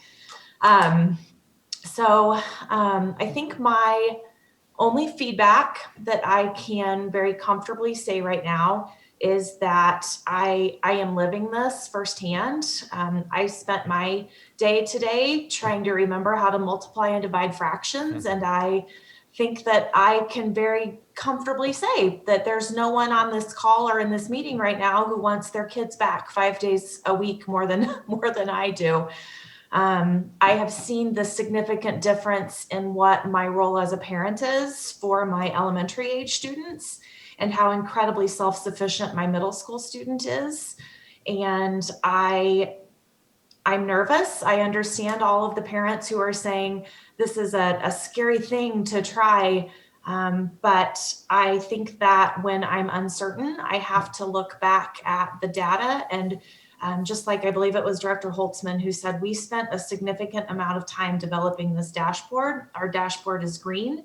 And just like Director Graziano said, I don't like adding to anyone's workloads, but I genuinely believe that the time is here to start the process of transitioning our elementary students back. I think that we can begin conversations about middle school and high school, recognizing that it's a very different set of circumstances. And I would also like to honor what Director Chanchashore said and really respect the timing that our professionals are asking us to consider, and make sure that we're giving them the time to do this well rather than do this immediately. So one of the just to Director Chanchashore's question in terms of end of the quarter, Mr. Weiss or Mr. Reynolds, I'm looking at the calendar now and I see the 9th, that Friday the 9th is right before fall break. Is that the right assumption to say that's the end of the quarter as well? Okay. So one of the things as we're massaging this date, Director Graziano, I'd have you kind of contemplate a little bit, and then I see Director Lung's hand up as well. But I would contemplate whether that Monday, the 19th, is our target date, because it's after fall break. It gives us the school that break time to do all the logistics of furniture moving or whatnot. But it gives us a target date, and then I would even caveat that by saying that's the target date that this board would like to see staff pursue. If it can be done sooner, come back and tell us that. But we really don't see, I mean, I would say that's kind of the drop dead date, if you would, that says by the 19th, we need to have kids at the elementary level back 5 days a week. And we want you to do the work to really gain confidence with the staff, to hear their voice, to hear if that's feasible. But that's really our best thinking right now, is that would be a good target date. So I would just massage that a little bit, have you contemplate, and then Director Lung, comments. Well, again, I think my main point is we need to respect, the people that is in the positions of doing the day-to-day administrations. To have an artificial timeline that we just draw is a very dangerous thing. So, but I also hear what you say about a logical break point, which is after the fall break on the 19th. And we also have a board meeting on October 6th before that. So I would be supportive of this if, the earliest of this is on the 19th.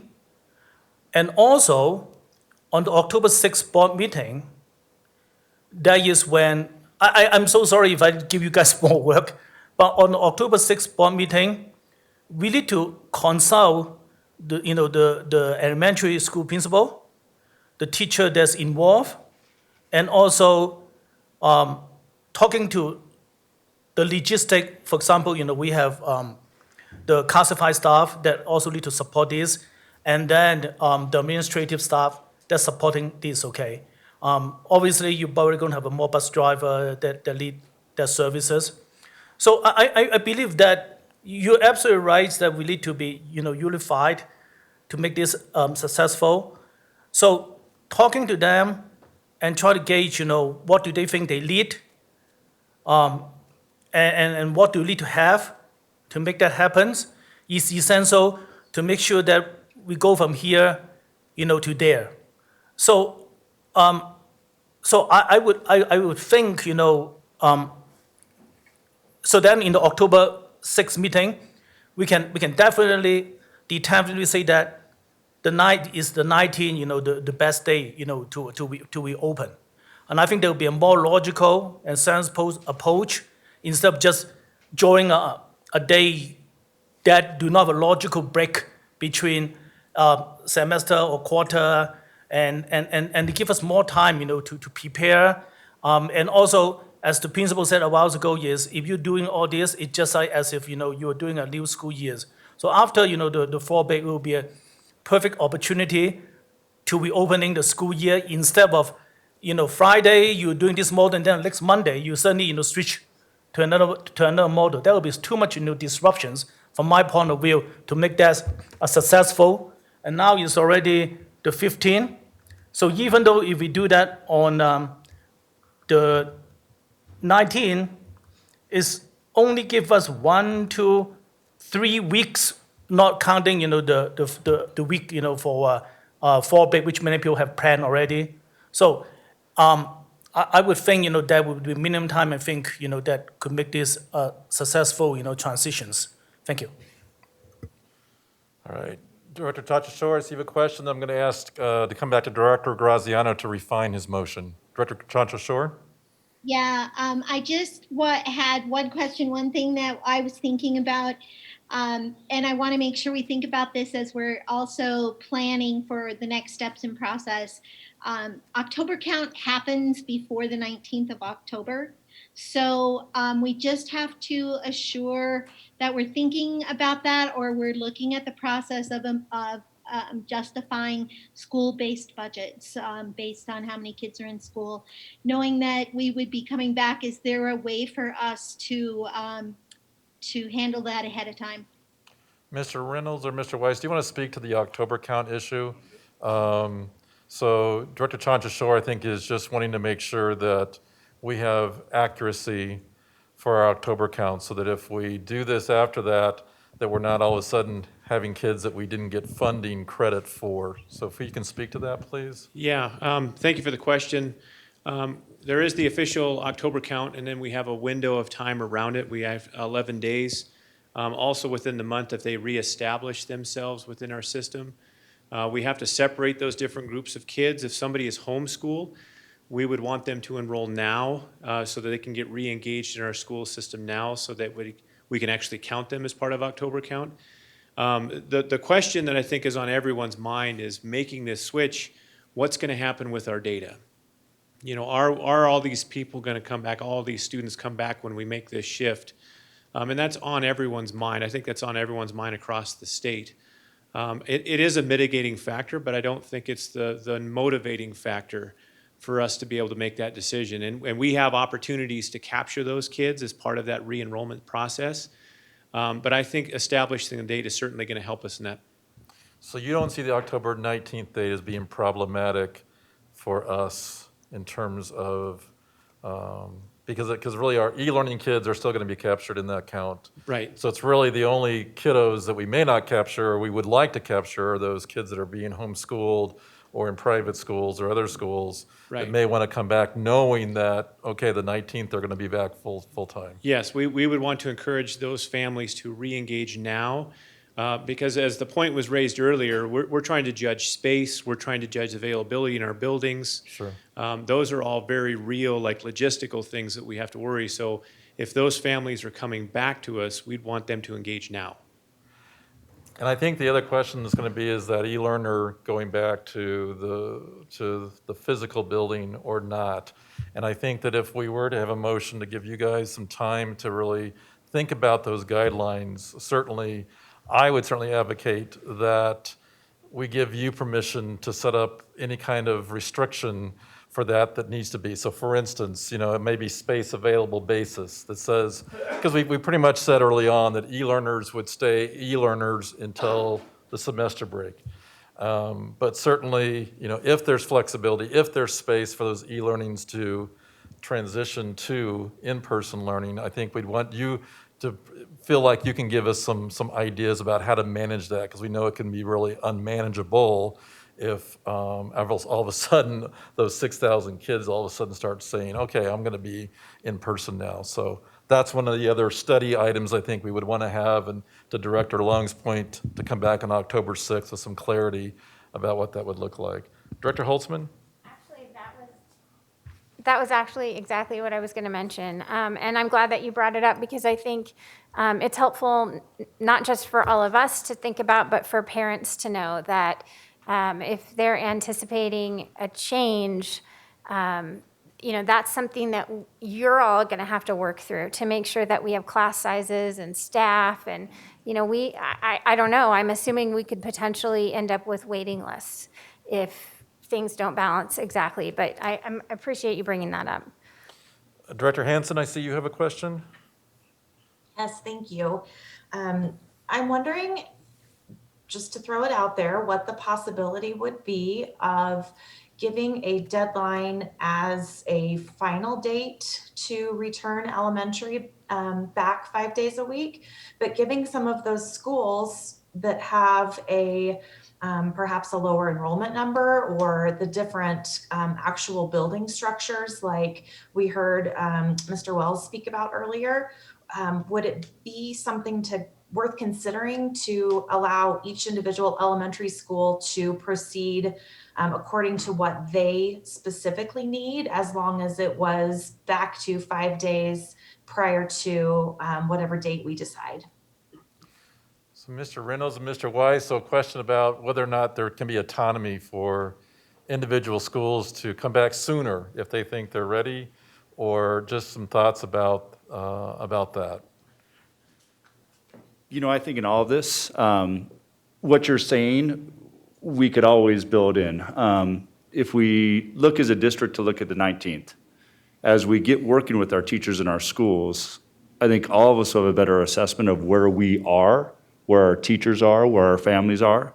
I think getting that piece that Matt said is students might re-enroll or re-engage within our neighborhood schools. We're gonna have to look at that waiting list. We have class sizes, some that will be very large. We might have to add staffing. Others that we can incorporate back in depending on grade level or even the actual school. So the idea that we can target the 19th, start working and engaging with our teachers, engage with our families, and start to work backwards to define that plan, I think kind of goes back to what each of you are saying, to allow us as a school district to work under your parameters and start to define it with our teachers, with our community, and with you. So some definables, but yet we're gonna have some work in progression and report back and be able to set that action, the plan of action to work. All right, I'm going back to Director Graziano. I'm wondering, with this discussion, have you other thoughts about what your official motion might be at this point? So I'm amenable to adjusting the date based on what we've been talking about here. Again, I agree. I don't want to do something foolish, but I think it sounds like the 19th is a sound target. So if we could adjust that to the 19th, that works.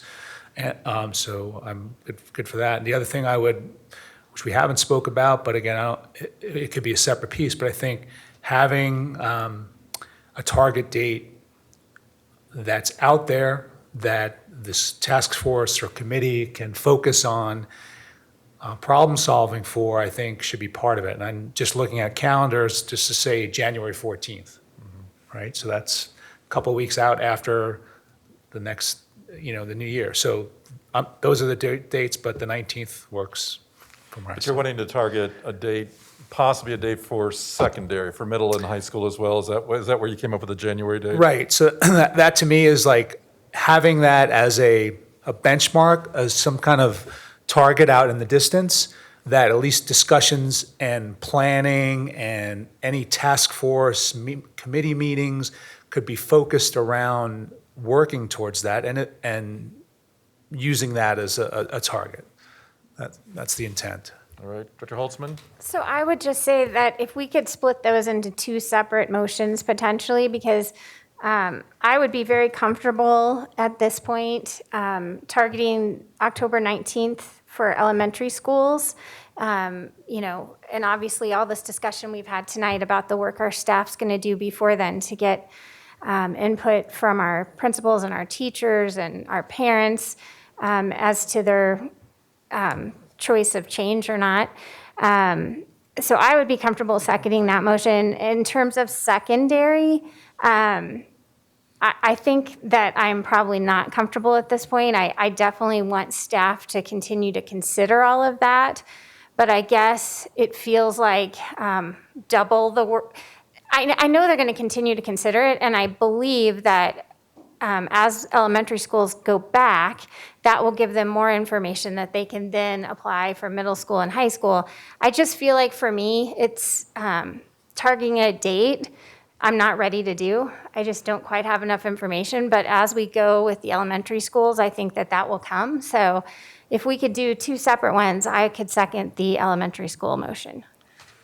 So back to Director Graziano, if we can capture your emotion in terms of knowing that you've had a request to Yeah. So pare it down.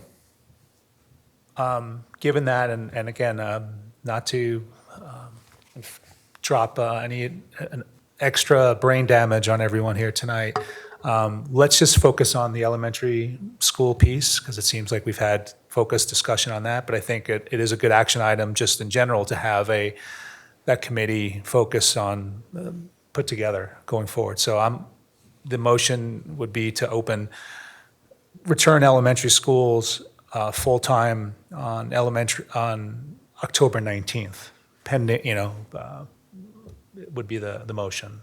So a motion being made to target October 19th for returning elementary schools back to 5 days a week, with the understanding that a status review will be held on October 6th. Right, correct. Okay. Would find, yep. And that encompasses the discussion that we've had about the desire to make sure teachers are engaged and logistics are discussed. And then I think also there's not part of this motion, but there's also a desire to start thinking about groups that would do some feasibility work on the secondary, but that would be a separate kind of issue. But for now, the motion is target date, October 19th, for returning elementary to 5 days a week, with a status review on October 6th. Motion's been made. Is there a second? I'll second that. And just to clarify for anyone that might be confused, the online-only option will remain for Correct. elementary students. Thank you for that clarification. Absolutely. All right. Motion's been made, seconded. Any further questions or discussion? Director Long, and I see Director Chancha-Shore as well. Can I go to Director Chancha-Shore first, and then Director Hanson, and then Director Long? He's going to yield to the ladies tonight. Director Chancha-Shore, go ahead. Yeah, just wondering about,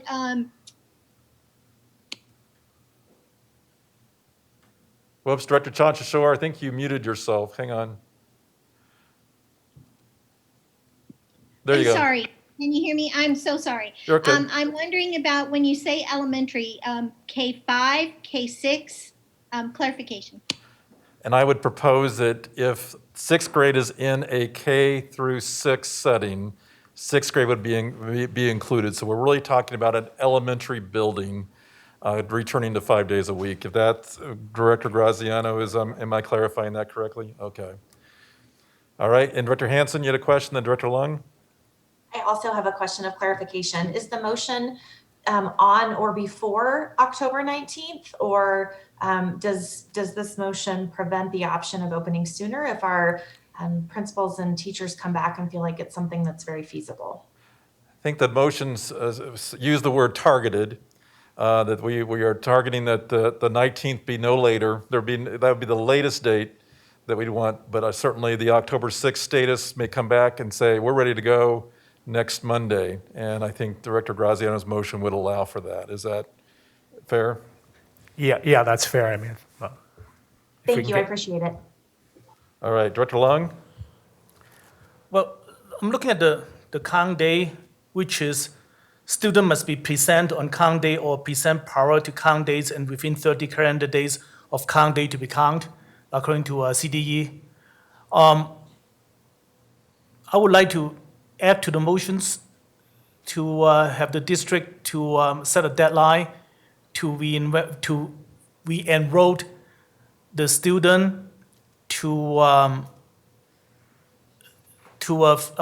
elementary school before October 10. Maybe, I don't know what they could be, so that we can capture of those students who knowing that now we have a target date of coming back, and have them to make up their mind before October 1st, so that they will be count. I don't know whether it's possible to have them to re-enrolled by September 28th, that Monday. So remember that the only students that we would have that for would be homeschool, private school, or maybe charter school. Right. Well, but we don't know how many of those we can be captured back. So now knowing that we have a day, which is October 19, that Right. there's most likely we're going to be open 5 days. Right. And knowing that the October 1st is the count day, that's why I'm suggesting amend the motions so that we will establish September 18 or September 28 or any time before October 1st as the deadline for them to re-enroll back to the district's elementary school. So those three groups, Director Lung, I think we don't have control over the homeschoolers Right. or the private. They can enroll whenever they want. Right.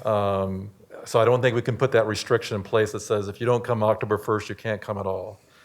I don't know about charter in terms of if we have any guidelines. I know at one time we had administrative leave kind of processes for when a child comes from a charter to a neighborhood and vice versa.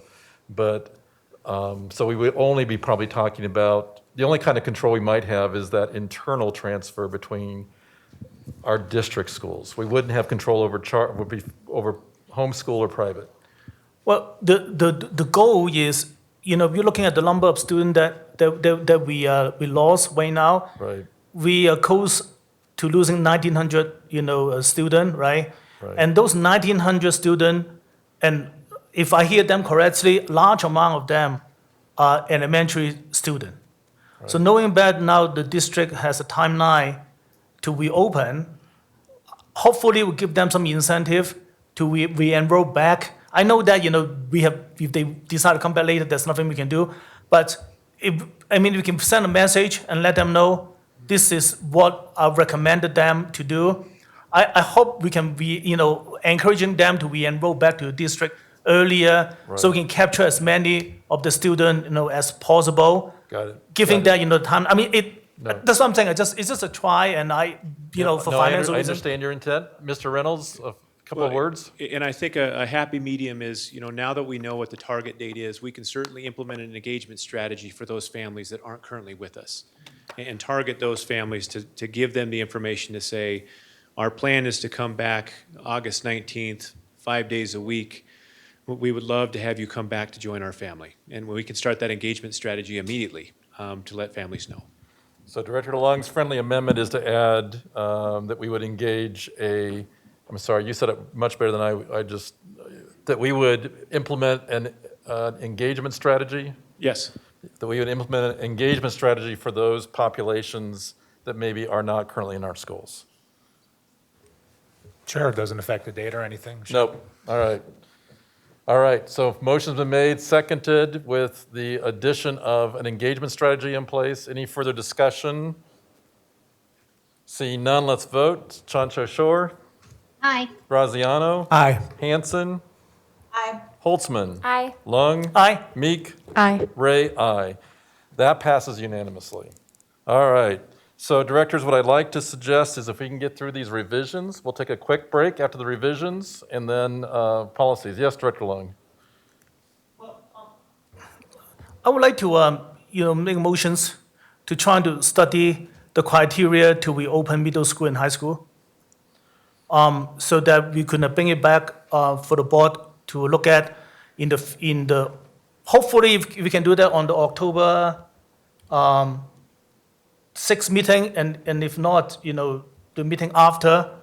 I prefer if we could do it on October 6th to study, giving us a criteria how we could open the middle and high school. So I don't know that we need a motion, but let me just suggest to you, I think there's consensus amongst us and our staff to say, yes, we want to begin engaging in some committee task force work to look at feasibility for the secondary. So does the board need to establish that task force? Or this is the district, they themselves, can do that? I think, again, just going back with what you said, Kevin, I'm sorry, Director Lung, let's let our experts do the work as far as that. As long as I promise that in the next board meeting, this is something that we'll bring it up, for considerations. So just some follow-up, Mr. Reynolds and Mr. Weiss, that at our next board meeting that we can kind of talk more about the feasibility work that needs to be done for our secondary.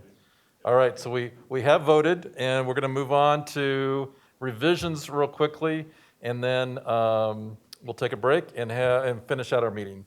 Mrs. Clemish is here from our legal department, our general counsel. Welcome, good evening. We're going to start with student attendance. We actually have seen these. This is the second time we've had these on our agenda because we delayed these. Most of these policies are in response to the COVID situation, and we felt like we needed to revise language to make sure we're matching practice to the new practices that we're doing in our buildings. Ms. Clemish, anything that you want to highlight with JH? I just highlight with JH that the student attendance piece, which has been added, is reflected in this policy. The language is consistent with the policy that the board has already adopted, policy ICA, and we felt it was appropriate to include that same language in this student attendance policy.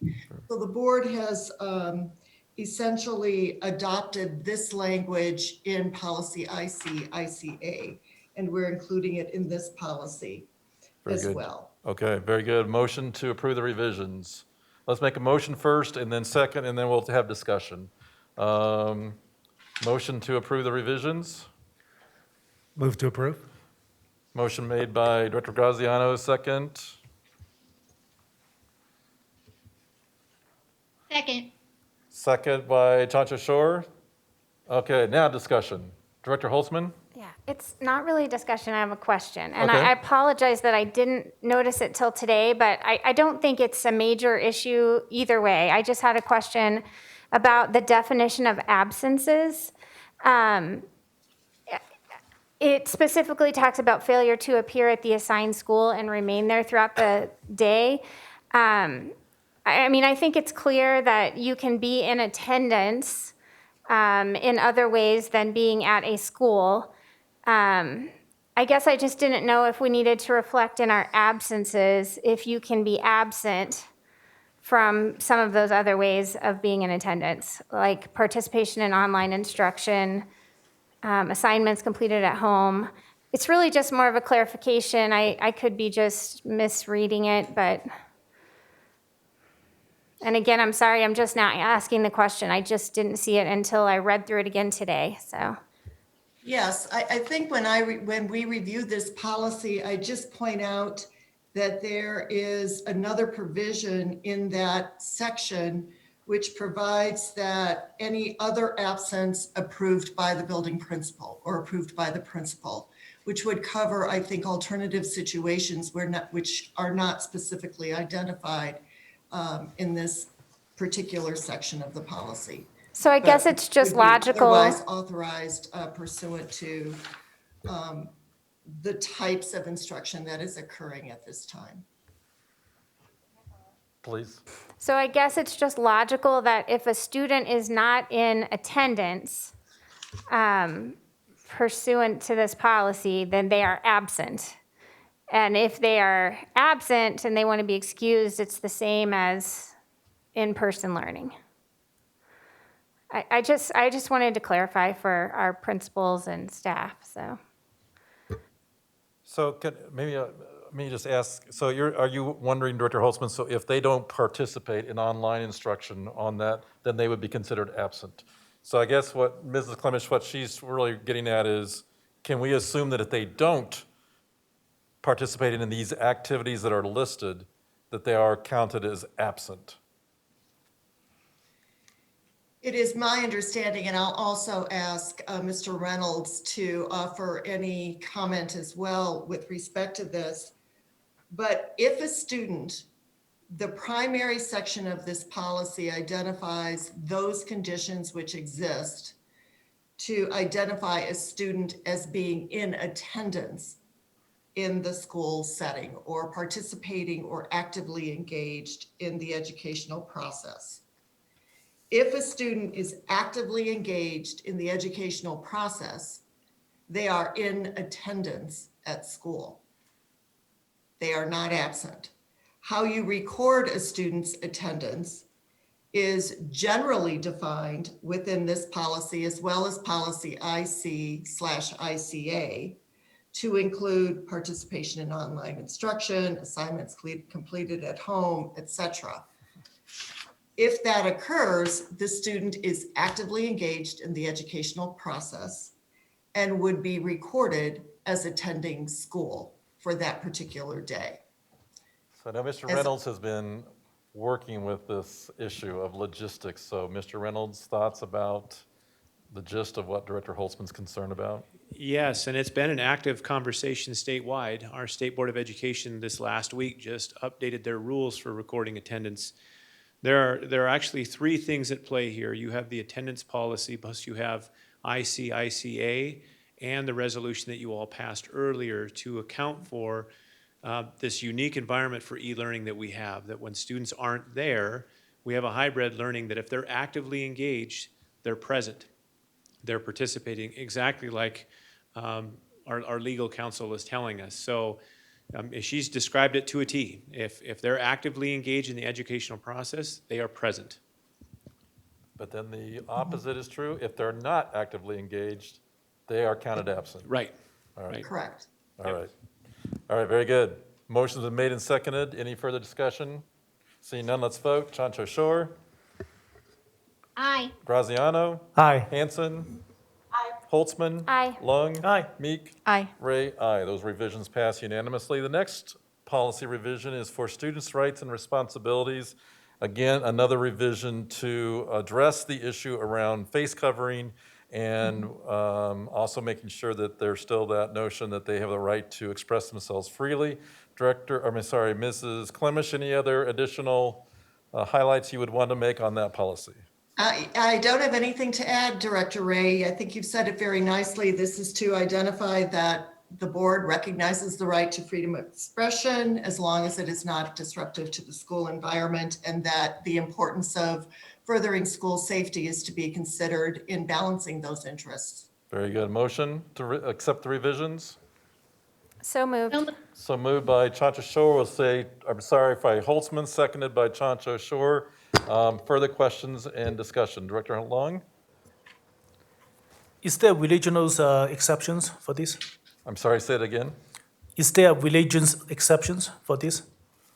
Certainly the freedom of religious expression is considered within the right of a student to exercise their religious rights and expression, so long as it does not disrupt the school environment, and appropriate accommodations could be made, All right. which is typically what happens in the school environment. Thank you, Ms. Clemish. Motion been made and seconded. Let's vote. Chancho Shore? Aye. Graziano? Aye. Hanson? Aye. Holtzman? Aye. Lung? Aye. Meek? Aye. Ray, aye. That passes unanimously. Next one is student conduct, policy JIC, JICDA. Mrs. Clemish, any quick highlights of that one? I think this is just to ascertain that the expectations for student conduct, the addition is added that it should be in keeping with the level of maturity of the student. So that would be factored into balancing the interests of expectations for student conduct in the school setting. And it also recognizes that student conduct needs to be balanced against the rights and welfare of other students and staff. And in this instance, in consideration of the safety of other students and staff. Very good, thank you. Motion to accept the revisions? So move. Second. Motion made by Long, seconded by Graziano. Any further questions or discussion? Seeing none, let's vote. Chancho Shore? Aye. Graziano? Aye. Hanson? Aye. Holtzman? Aye. Lung? Aye. Meek? Aye. Ray, aye. Those pass unanimously. Next is Board Policy JICA, student dress. Just want to make sure I didn't skip something. Yes, student dress. Mrs. Clemish. So this policy, again, consistent with the school rule now that students wear face coverings. This recognizes the importance of wearing that to reduce the risk of transmission of communicable diseases, and specifies that it would be a requirement for student dress. It also recognizes, again, consistent with the themes in the prior policies that the board has just adopted, that students should comply with rules, regulations, and policies in furtherance of the general health, safety, and welfare of students and staff. Very good, thank you. Motion to accept the revisions? So moved. Moved by Holtzman. Second. Second by Lung. Any further questions or discussion? Seeing none, let's vote. Chancho Shore? Aye. Graziano? Aye. Hanson? Aye. Holtzman. Aye. Lung. Aye. Meek. Aye. Ray, aye. Those pass unanimously. Last policy for revisions is policy JLCC, which is communicable diseases and long-term illnesses. Mrs. Clemish? Yeah, the proposed revisions to this policy are consistent with recommended language, which came to the board and to the administrative team from CASB. And importantly, these revisions stress the management of communicable diseases by the district would be in accordance with public health authorities guidelines. The proposed revisions specify that when a staff member receives information related to a communicable disease, the information should be promptly shared so that it can be addressed. And finally, the revisions to the policy identify with particularity the obligation of the district to respect the privacy interests in managing matters related to the policy. Very good. All right, motion to accept the revisions. So moved. Second.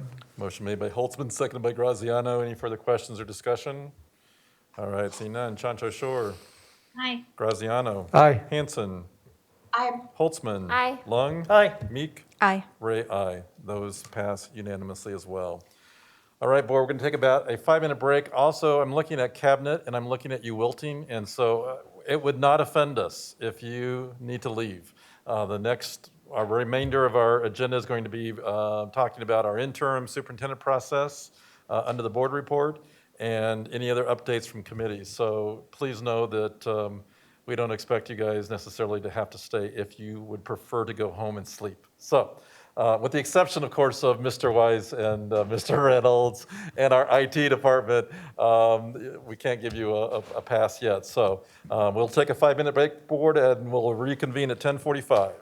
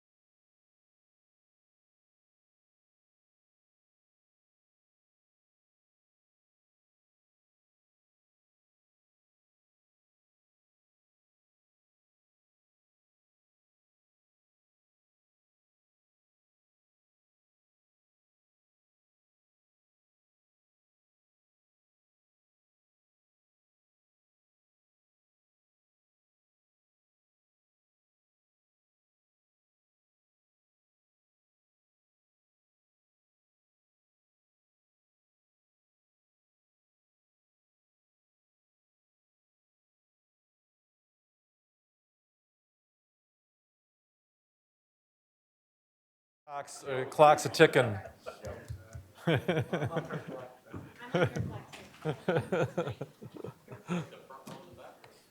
All right, board directors, so just to pull us back together, next on their agenda is the president and vice president reports, and what I'd like to do is to use this time just to discuss our process for the interim superintendent, as well as to have some beginning thoughts about what it is that we expect of our interim. And so on this agenda item, as I notified you, I've included the responsibilities and qualifications of the superintendent for us to glean and maybe capture some things from that first. And then I want to talk about process. So I thought we would start with just some thoughts as you look at those qualifications. And we're asking ourselves the question, what is it that we expect of our interim? What is it that we want our interim to focus on? Do we want them to focus on all these policies? Do we want them to focus on strategic plan? Do we want them to focus on the board's goals that we've narrowed down? So I would just open it up to discussion. As you're thinking about an interim, what is it that you feel that interim ought to be focused on in terms of helping us through the remainder of the school year? So thoughts about that? Go ahead, Director Graziano. Well, I think I would say the focus for the interim at top level, given the uniqueness that we've highlighted of this year, I think really is to be the just how to say it, lead the entire district, a sign of positivity, a sign of we can get through this. Someone who's going to be regularly listening and just out with as many teachers, building leaders that they can be with. I think that to me is the foremost thing I'd like to see the interim superintendent be, is just that beacon to really guide us through this, because it's a difficult time, but just really that face of confidence that we can be successful. So that at baseline, what I see the most important thing for this role. Very good. So, and I want to be careful that we don't get too far into qualifications or qualities that we're looking for, although Director Graziano has set the plate for us just to say, this is our hope. Our hope is to have someone that can come in that can have that beacon of hope, that positivity, that can reassure the organization that we will get through this. So that becomes the focus. And I think Director Graziano, I would just add to that therefore, the focus isn't to come in and make all these changes. It's not to come in and turn the system upside down. It's really to be that beacon, as you say, to reassure the people that we will navigate the stormy waters. So I don't know if that's an and that you would agree with or not, but I would throw that out there as I'm hearing you talk.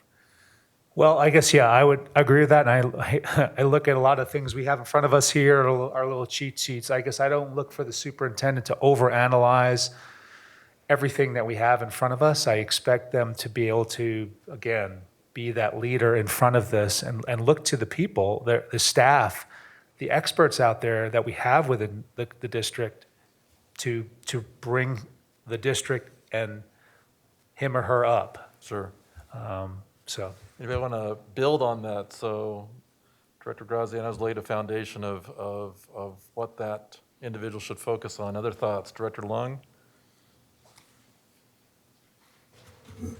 Well, I think even though this person has the title interim in there, I believe whatever criteria that we established in the past should still apply. And also, we should not tie his or her hand and lay down something that you could do or you cannot do. That's not the policy governance that we passed last year. We, as you mentioned a while ago, the board is focused on the what. How is implemented by the superintendents, only one employee, and whoever we entrust to lead the school district, we, the board, to stay out of their way and let them do whatever they think is right. We should not lay out any parameter, any, predefined notions or what, you cannot do or you can do. Then we are micromanaging, this person, which I think, quite frankly, is the problem. So you would advocate, and as I look at our policy, that the interim would have that we would be delegating the authority to the interim, just like we would do with a permanent superintendent, that would include the operations, the organization, personnel, finances, relationships, that those things that are listed as current responsibilities would continue to be under the authority of the interim as well. That's correct, because we don't know whether these interims will turn out to be permanent, right? And again, if we entrust a person to do the job, give them full authority. That would be my take. Very good. Thank you, Director Long. Director Meek? So I don't know how we wouldn't give them all of the power and authorities unless we were going to assume something, which really isn't what we should be doing. I've been giving a lot of thought to, how to make that individual successful. And I really think it's thinking about how we govern together and how we set that individual up for success. I think I agree it's someone that can build trust and communication among the whole system. I think looking at board CBA, it says the board subscribes to a hybrid governing structure that references a policy governance model. I think we need to define what that means.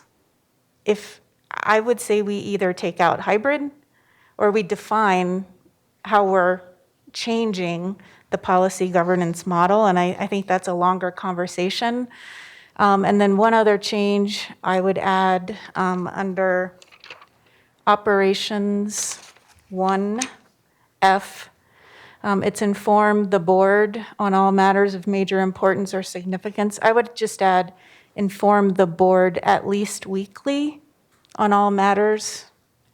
Most other boards that I'm aware of receive weekly communications from their superintendent, and it seems like that would be a good addition. Sure. And I just want to clarify that we're not looking at changing policy tonight, but I think what you're suggesting, Director Meek, is the focus, that you would like to have the expectation that the interim do a regular communication to its board, whether that's weekly or some other time, but I think you're just advocating that be a regular occurrence, and that would be a focus for the interim, that maybe is not assumed in this, but something that you might want to add as an additional expectation. Right. All right, other directors, I want to hear from all of you, so if you have other thoughts to build on, Director Chanchashore, oh, I'm sorry, Director Hansen had her hand up, she saved you. Director Hansen, go ahead. Well, first of all, I have to say that I did not do enough fractions today, that my brain is damaged to a level that I cannot resist sharing that from an HR perspective, the fact that we have to discuss whether we want to look at our policy CBA or our sub-ins or the strategic plan for what we expect of our interim superintendent just causes a little bit of concern, possibly just something to identify, file away for later that we could do to give our permanent superintendent better guidance. There's a lot of moving parts there that I think could possibly be creating some just confusion as far as expectations, and clarification with expectations is something I really want to focus on moving forward. My question is possibly for those of you that have been through an interim superintendent arrangement before, but if we do not give the superintendent full authority as is identified in our board policy CBA, CBC, I've read every line of this, and I'm not sure that our district can function without someone overseeing each and every one of those items. They seem very essential. And my question is just who would be responsible for each and every one of those line items if it is not given to the interim? Yeah, and I guess, and I may have started the conversation. I don't think we're asking, what do we hold the superintendent accountable for versus what do we want to take off their plate? I think the assumption is that these are the responsibilities of the superintendent, but my question really is focus. I think we need to say, just like Director Graziano started us out, that the focus really has to be making sure that the system is reassured that we're going to get through this, that's the focus. But we're certainly not to have a conversation about should we take these off or who should do these. I don't think that's, I think we can assume, unless I hear differently, that we're assuming that all these responsibilities, I think as Director Long stated, is that all these responsibilities are still going to be delegated to our interim superintendent. And I don't see any disagreement amongst the board about that. So just to relieve that question, assume everything that's there, interim gets to do, all right? Thank you. I appreciate the clarification. Sure. What else, what other focus, anything else you want to focus or just highlight that we are hoping this interim will provide for us in addition to the standard responsibilities? Director Chansha Shore? Well, I think it's obvious that in this year at this time, the focus would be continued student and staff safety and next steps in our process for progressing into 100% student in-person learning. So obviously that's a topic that we would currently put on the plate of someone who's sitting in that seat. And I would add that any of our pillars of that we've talked about in the past with our fiscal responsibility and academic achievement, those are all still on the plate. Sure. Very good. So again, a focus obviously in front of them is how to navigate the pandemic and how to navigate safety and how to navigate instructional models in terms of the discussion we had tonight. So we certainly don't want to have any disruption to that process that we've worked on for several months now. Go ahead, Director Hansen. Now that I know what we're aiming for here, I would like to just agree with everything that Director Graziano suggested as priorities.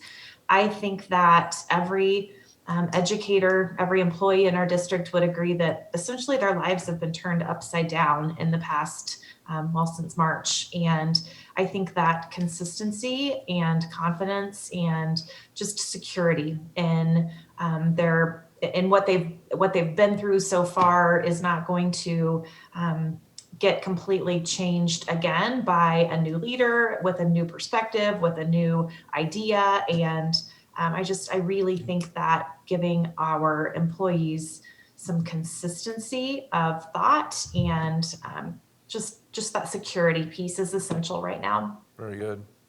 Director Holtzman, get your voice in, and then Director Meek. I really don't have much to add other than to say that for this person, I would be looking for them to provide stability in unpredictable, unprecedented times and in a positive way.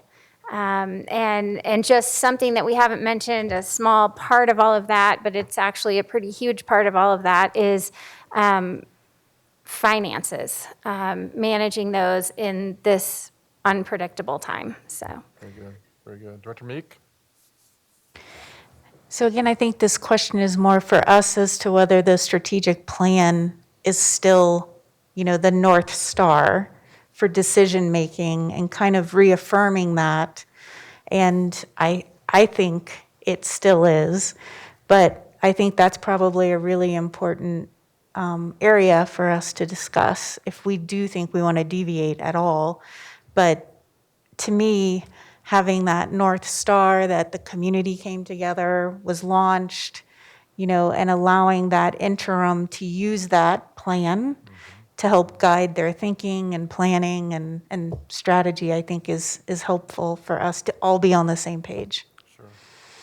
So maintaining that strategic plan as our North Star and allowing the interim to revisit that and pace us, obviously through these times because of the distraction that we've had. But certainly tonight was a perfect example of how we went back to that strategic plan around equity in terms of that inclusive environment that's written into our strategic plan to have this springboard conversation, but I hear Director Meek saying that you would like to see that still be something that is the primary focus of moving us forward in the school district. All right.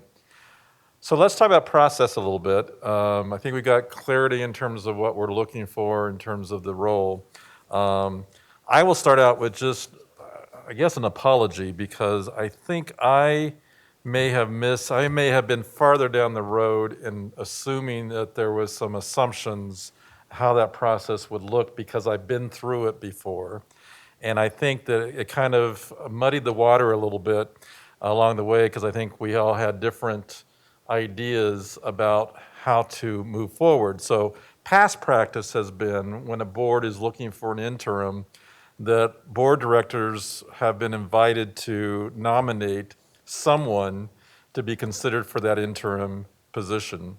And then basically the next step is that if you have several individuals, say 5 or more, then you actually enter into a screening kind of process where you spend some time with those nominees, and then through that process, you recommend finalists, whether that's 1 finalist, 2 finalists, or 3 finalists.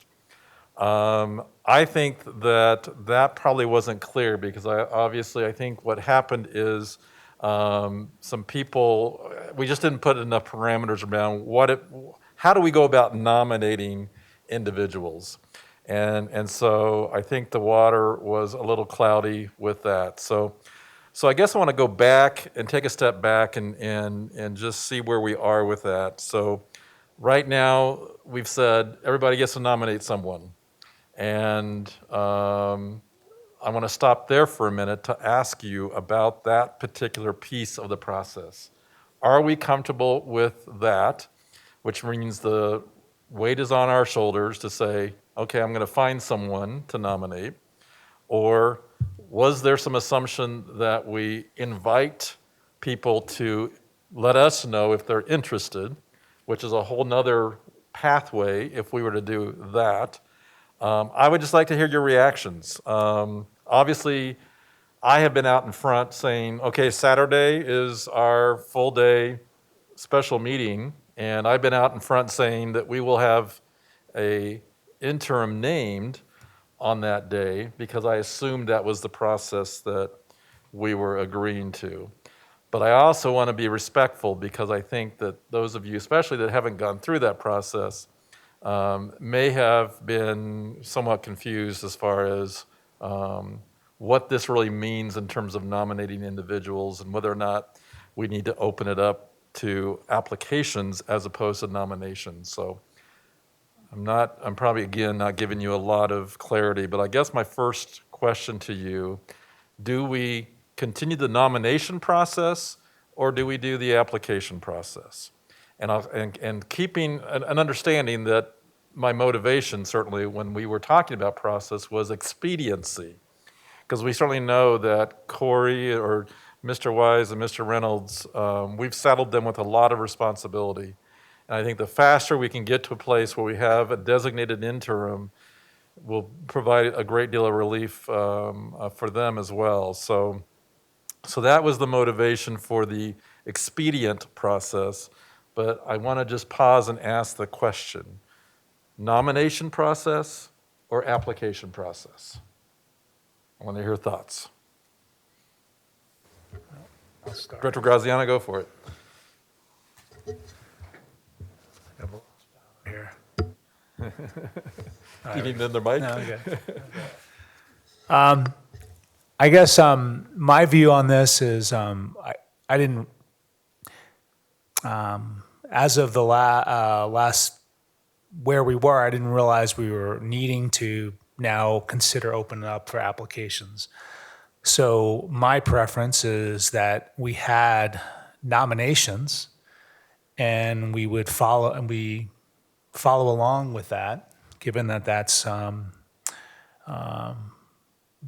way we was discussed. So my preference is not to do open it up again to an application process, but use the nominations that were in play and work from that. Very good. So advocacy for us to maintain our current step, which was to do nominations. Other thoughts? directors. So then I'm sorry, Director Long, go ahead.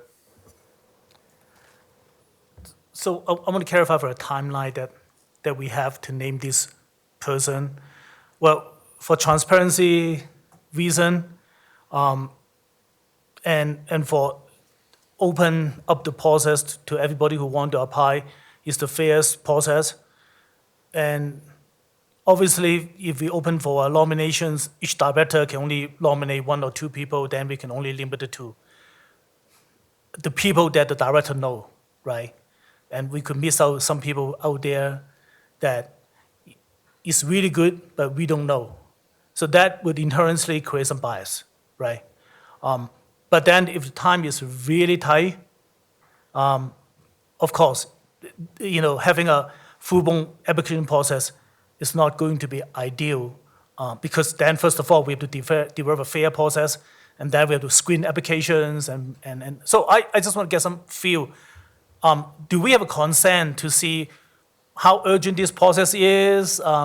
Could we just have those poor souls continues doing this until we have the process all nailed down? I mean, I just want to get a feel of this and see what do we agree on for a timeline to name this interim. And so one thing that I would add for the public's understanding in our timeline process is that once a board identifies a person that they want to move forward with, then there's also by state law a requirement for a 14-day waiting period where that person then is vetted. It gives the board an opportunity to begin crafting and developing a contract. So that person doesn't actually then start their employment until 14 days after the date that we name that individual as our desire for them to be the finalist. So that's an additional time that I don't think people realize. So you're right, the desire certainly is to provide relief to our cabinet, to provide relief to both Mr. Reynolds and Mr. Wise to do that as soon as possible. And I don't think it would be fair to them to have them continue to extend this for many months down the road or many weeks down the road just because they have other responsibilities that are also on their plate. That's my thinking, but again, I will defer to other comments about the expediency question. Director Meek? So I think I agree with Director Graziano. I think keeping with the agreed upon process, I think it's important to try to put someone in place sooner rather than later, given the magnitude of what we're trying to achieve and move forward. And I think if we move forward and the names that were put forward, there's not a good candidate that we feel we want to move forward with, then we could consider something else. But I think trying to keep with that quicker timeline, it would be really beneficial. Okay. So I want to just see if we have consensus around, so we want to maintain the expedient timeline.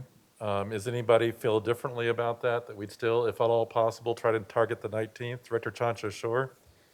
I'm just questioning, then I have a clarifying question. Are we able to submit recommendations at this time, or where are we in the process? That's going to be my next question, but I want to first of all ask about the timeline. Are we in agreement that the 19th should be our target? And So- object to that, Director Holtzman? I don't necessarily object, but I don't see how we can make that decision without knowing the answer to Director Chancho-Shore's question. Sure, okay, fair enough. So Director Chancho-Shore has asked, can we add more nominations than what we had? And certainly we had on Friday, all of you submitted to me a nomination or a nominee or on Friday by noon. So the question is, can we add to that pool of people that were nominated? So thoughts about that? Director Long? Well, we all get the same text from you, about this. So everybody knows the rule last Friday. I mean, not last Friday, I think last Wednesday, right? And I mean, to be fair, it's difficult right now. We're saying that we should move the goalpost, and because some people withdraw, and if we allow that 2 days from now, whatever that nominated and some more people withdraw, we allow another substitutions for that. I think, we need to. I think as a fairness of the process, I mean, we need to consider when it's done, it's done. I mean, when's the time it's done. I mean, So you're otherwise we're going to have endless nominations because if more people withdraw, then we could submit more name. So you're advocating not to move the goalpost, I heard you say. And even if we start having, even if the people that we nominated no longer want to move forward. well, as Dr. Meek said, that we don't like whatever we interviewing, we can always we doing the whole process again. Okay. Heard other thoughts. So again, the question is, can we add at this point or not? Director Long's advocating not. Other thoughts? Director Holtzman? I have no issue with people bringing forward other candidates, and I don't see it as moving the goalposts. I think the goalposts were moved previously, so I don't have an issue with anybody bringing forward another candidate. So the counterpoint from Director Holtzman's view is, no, if we've got other people to move forward, we should do that. So any comments or reactions regarding that? Director Meek? So I disagree that the goalpost was moved previously. I think we followed exactly what was put out there.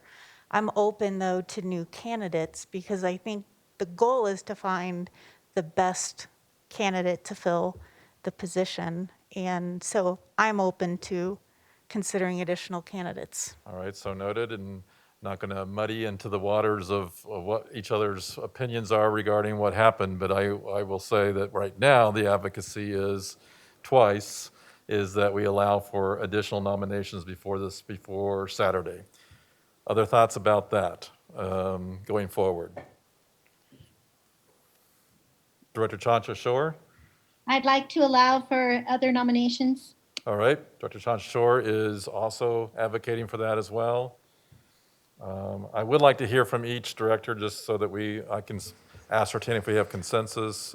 Director Hansen, any concern about adding nominations before Saturday? I plead fractions. No fractions. I am okay allowing additional candidates to be submitted. I agree with what Director Meek said. I think that our job is to find the best, and if that means a process shift, then I'm okay with that. Very good. Director Graziano, thoughts? Yeah, I'll offer up my consensus again and support adding additional candidates. All right. I think we've heard from everyone. Director Long, you can have the final word since you're not sure about that. Well, I think you hear me really well a while ago. What is the goalpost? So are we allowed the nominations the minute before we interview? So there has to be a timeline or deadline that Sure. when that pass, even if there's more people withdraw, otherwise this is going to be chaos, okay? We don't even know how many people are going to interview and who we're going to interview.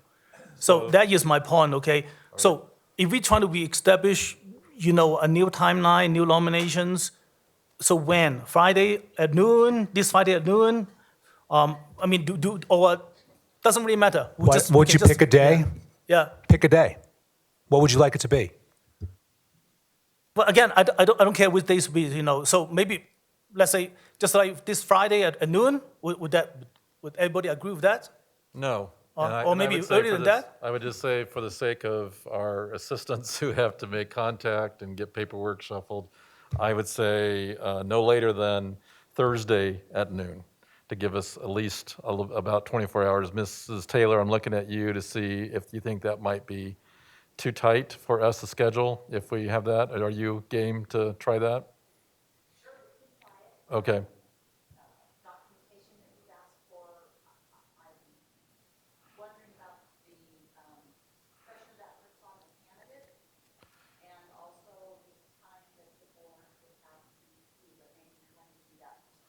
So yeah, so we will have a screening time for the nominations, but the request that we've made is a resume and a letter of interest, and then we've made optional letters and/or phone contacts for references, given the short timeline. So Thursday at noon, we would have to, those candidates would definitely have to know that that's something that they would have to provide. So that would be the day that we're suggesting that we cut off any further nominations. Anybody have a disagreement with that, with Thursday at noon? And sooner if possible. The sooner that you can provide, if you have additional nominations, the assumption is the sooner the better. But let's say Thursday is the absolute deadline. Fair enough? Looks like we have consensus. Anybody object? All right, so our goal still is to enter into Saturday. We'll begin with a screening process.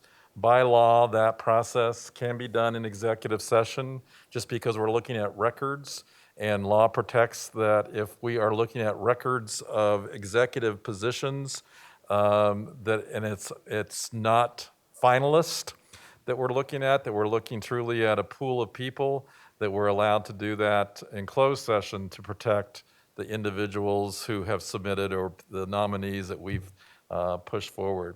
After we've had our screening process, then I would still envision that we would come back out into regular session to name either our finalists that would then, we would need to schedule additional time to meet with them, or it would be one finalist that we would be putting forward for that 14-day waiting period. Director Lung? Well, I think another logistic we need to clarify is how many people a director can nominate? 1, 2, 3? Okay, again, I would turn to directors. The question is, multiple nominations, just one? Anybody have a thought? I would say 1. So the recommendation is 1. Anybody have an objection to that? All right, so it looks like we're in agreement and consensus that 1 would be the number of nominations to move forward. All right, very good. Anything else, directors, regarding the process? Director Chancha-Shore? Can you clarify for me? You said that then on Saturday we would be doing, would you reemphasize what we're doing exactly on Saturday? Sure, so we'll enter the first part of the morning, probably the first hour and a half, in a screening process for the nominees. And that screening process can actually encompass not only doing some paper screening, but it can also encompass having conversations with the nominees that we're screening. So we would judging by what we have for that Friday, if we have 3 or less, then those nominees would automatically be publicly interviewed because they would be, by state law, defined as finalists. If it's more than 3, then we're still in the arena of screening applicants, screening nominations.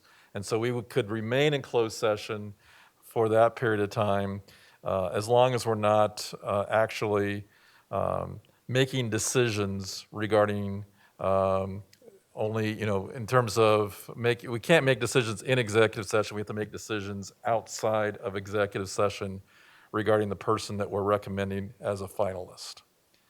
Does that make sense, Director Chancha-Shore? So that the paper screening and then possible interviews, how will we determine questions? So Mrs. Taylor is going to have ready for us tomorrow a bank of questions that we've used in the system for years gone by. And we will provide that to all directors. And then part of the process will be for you to choose one question off of that bank that you would want to ask either in a screening conversation or in a finalist interview.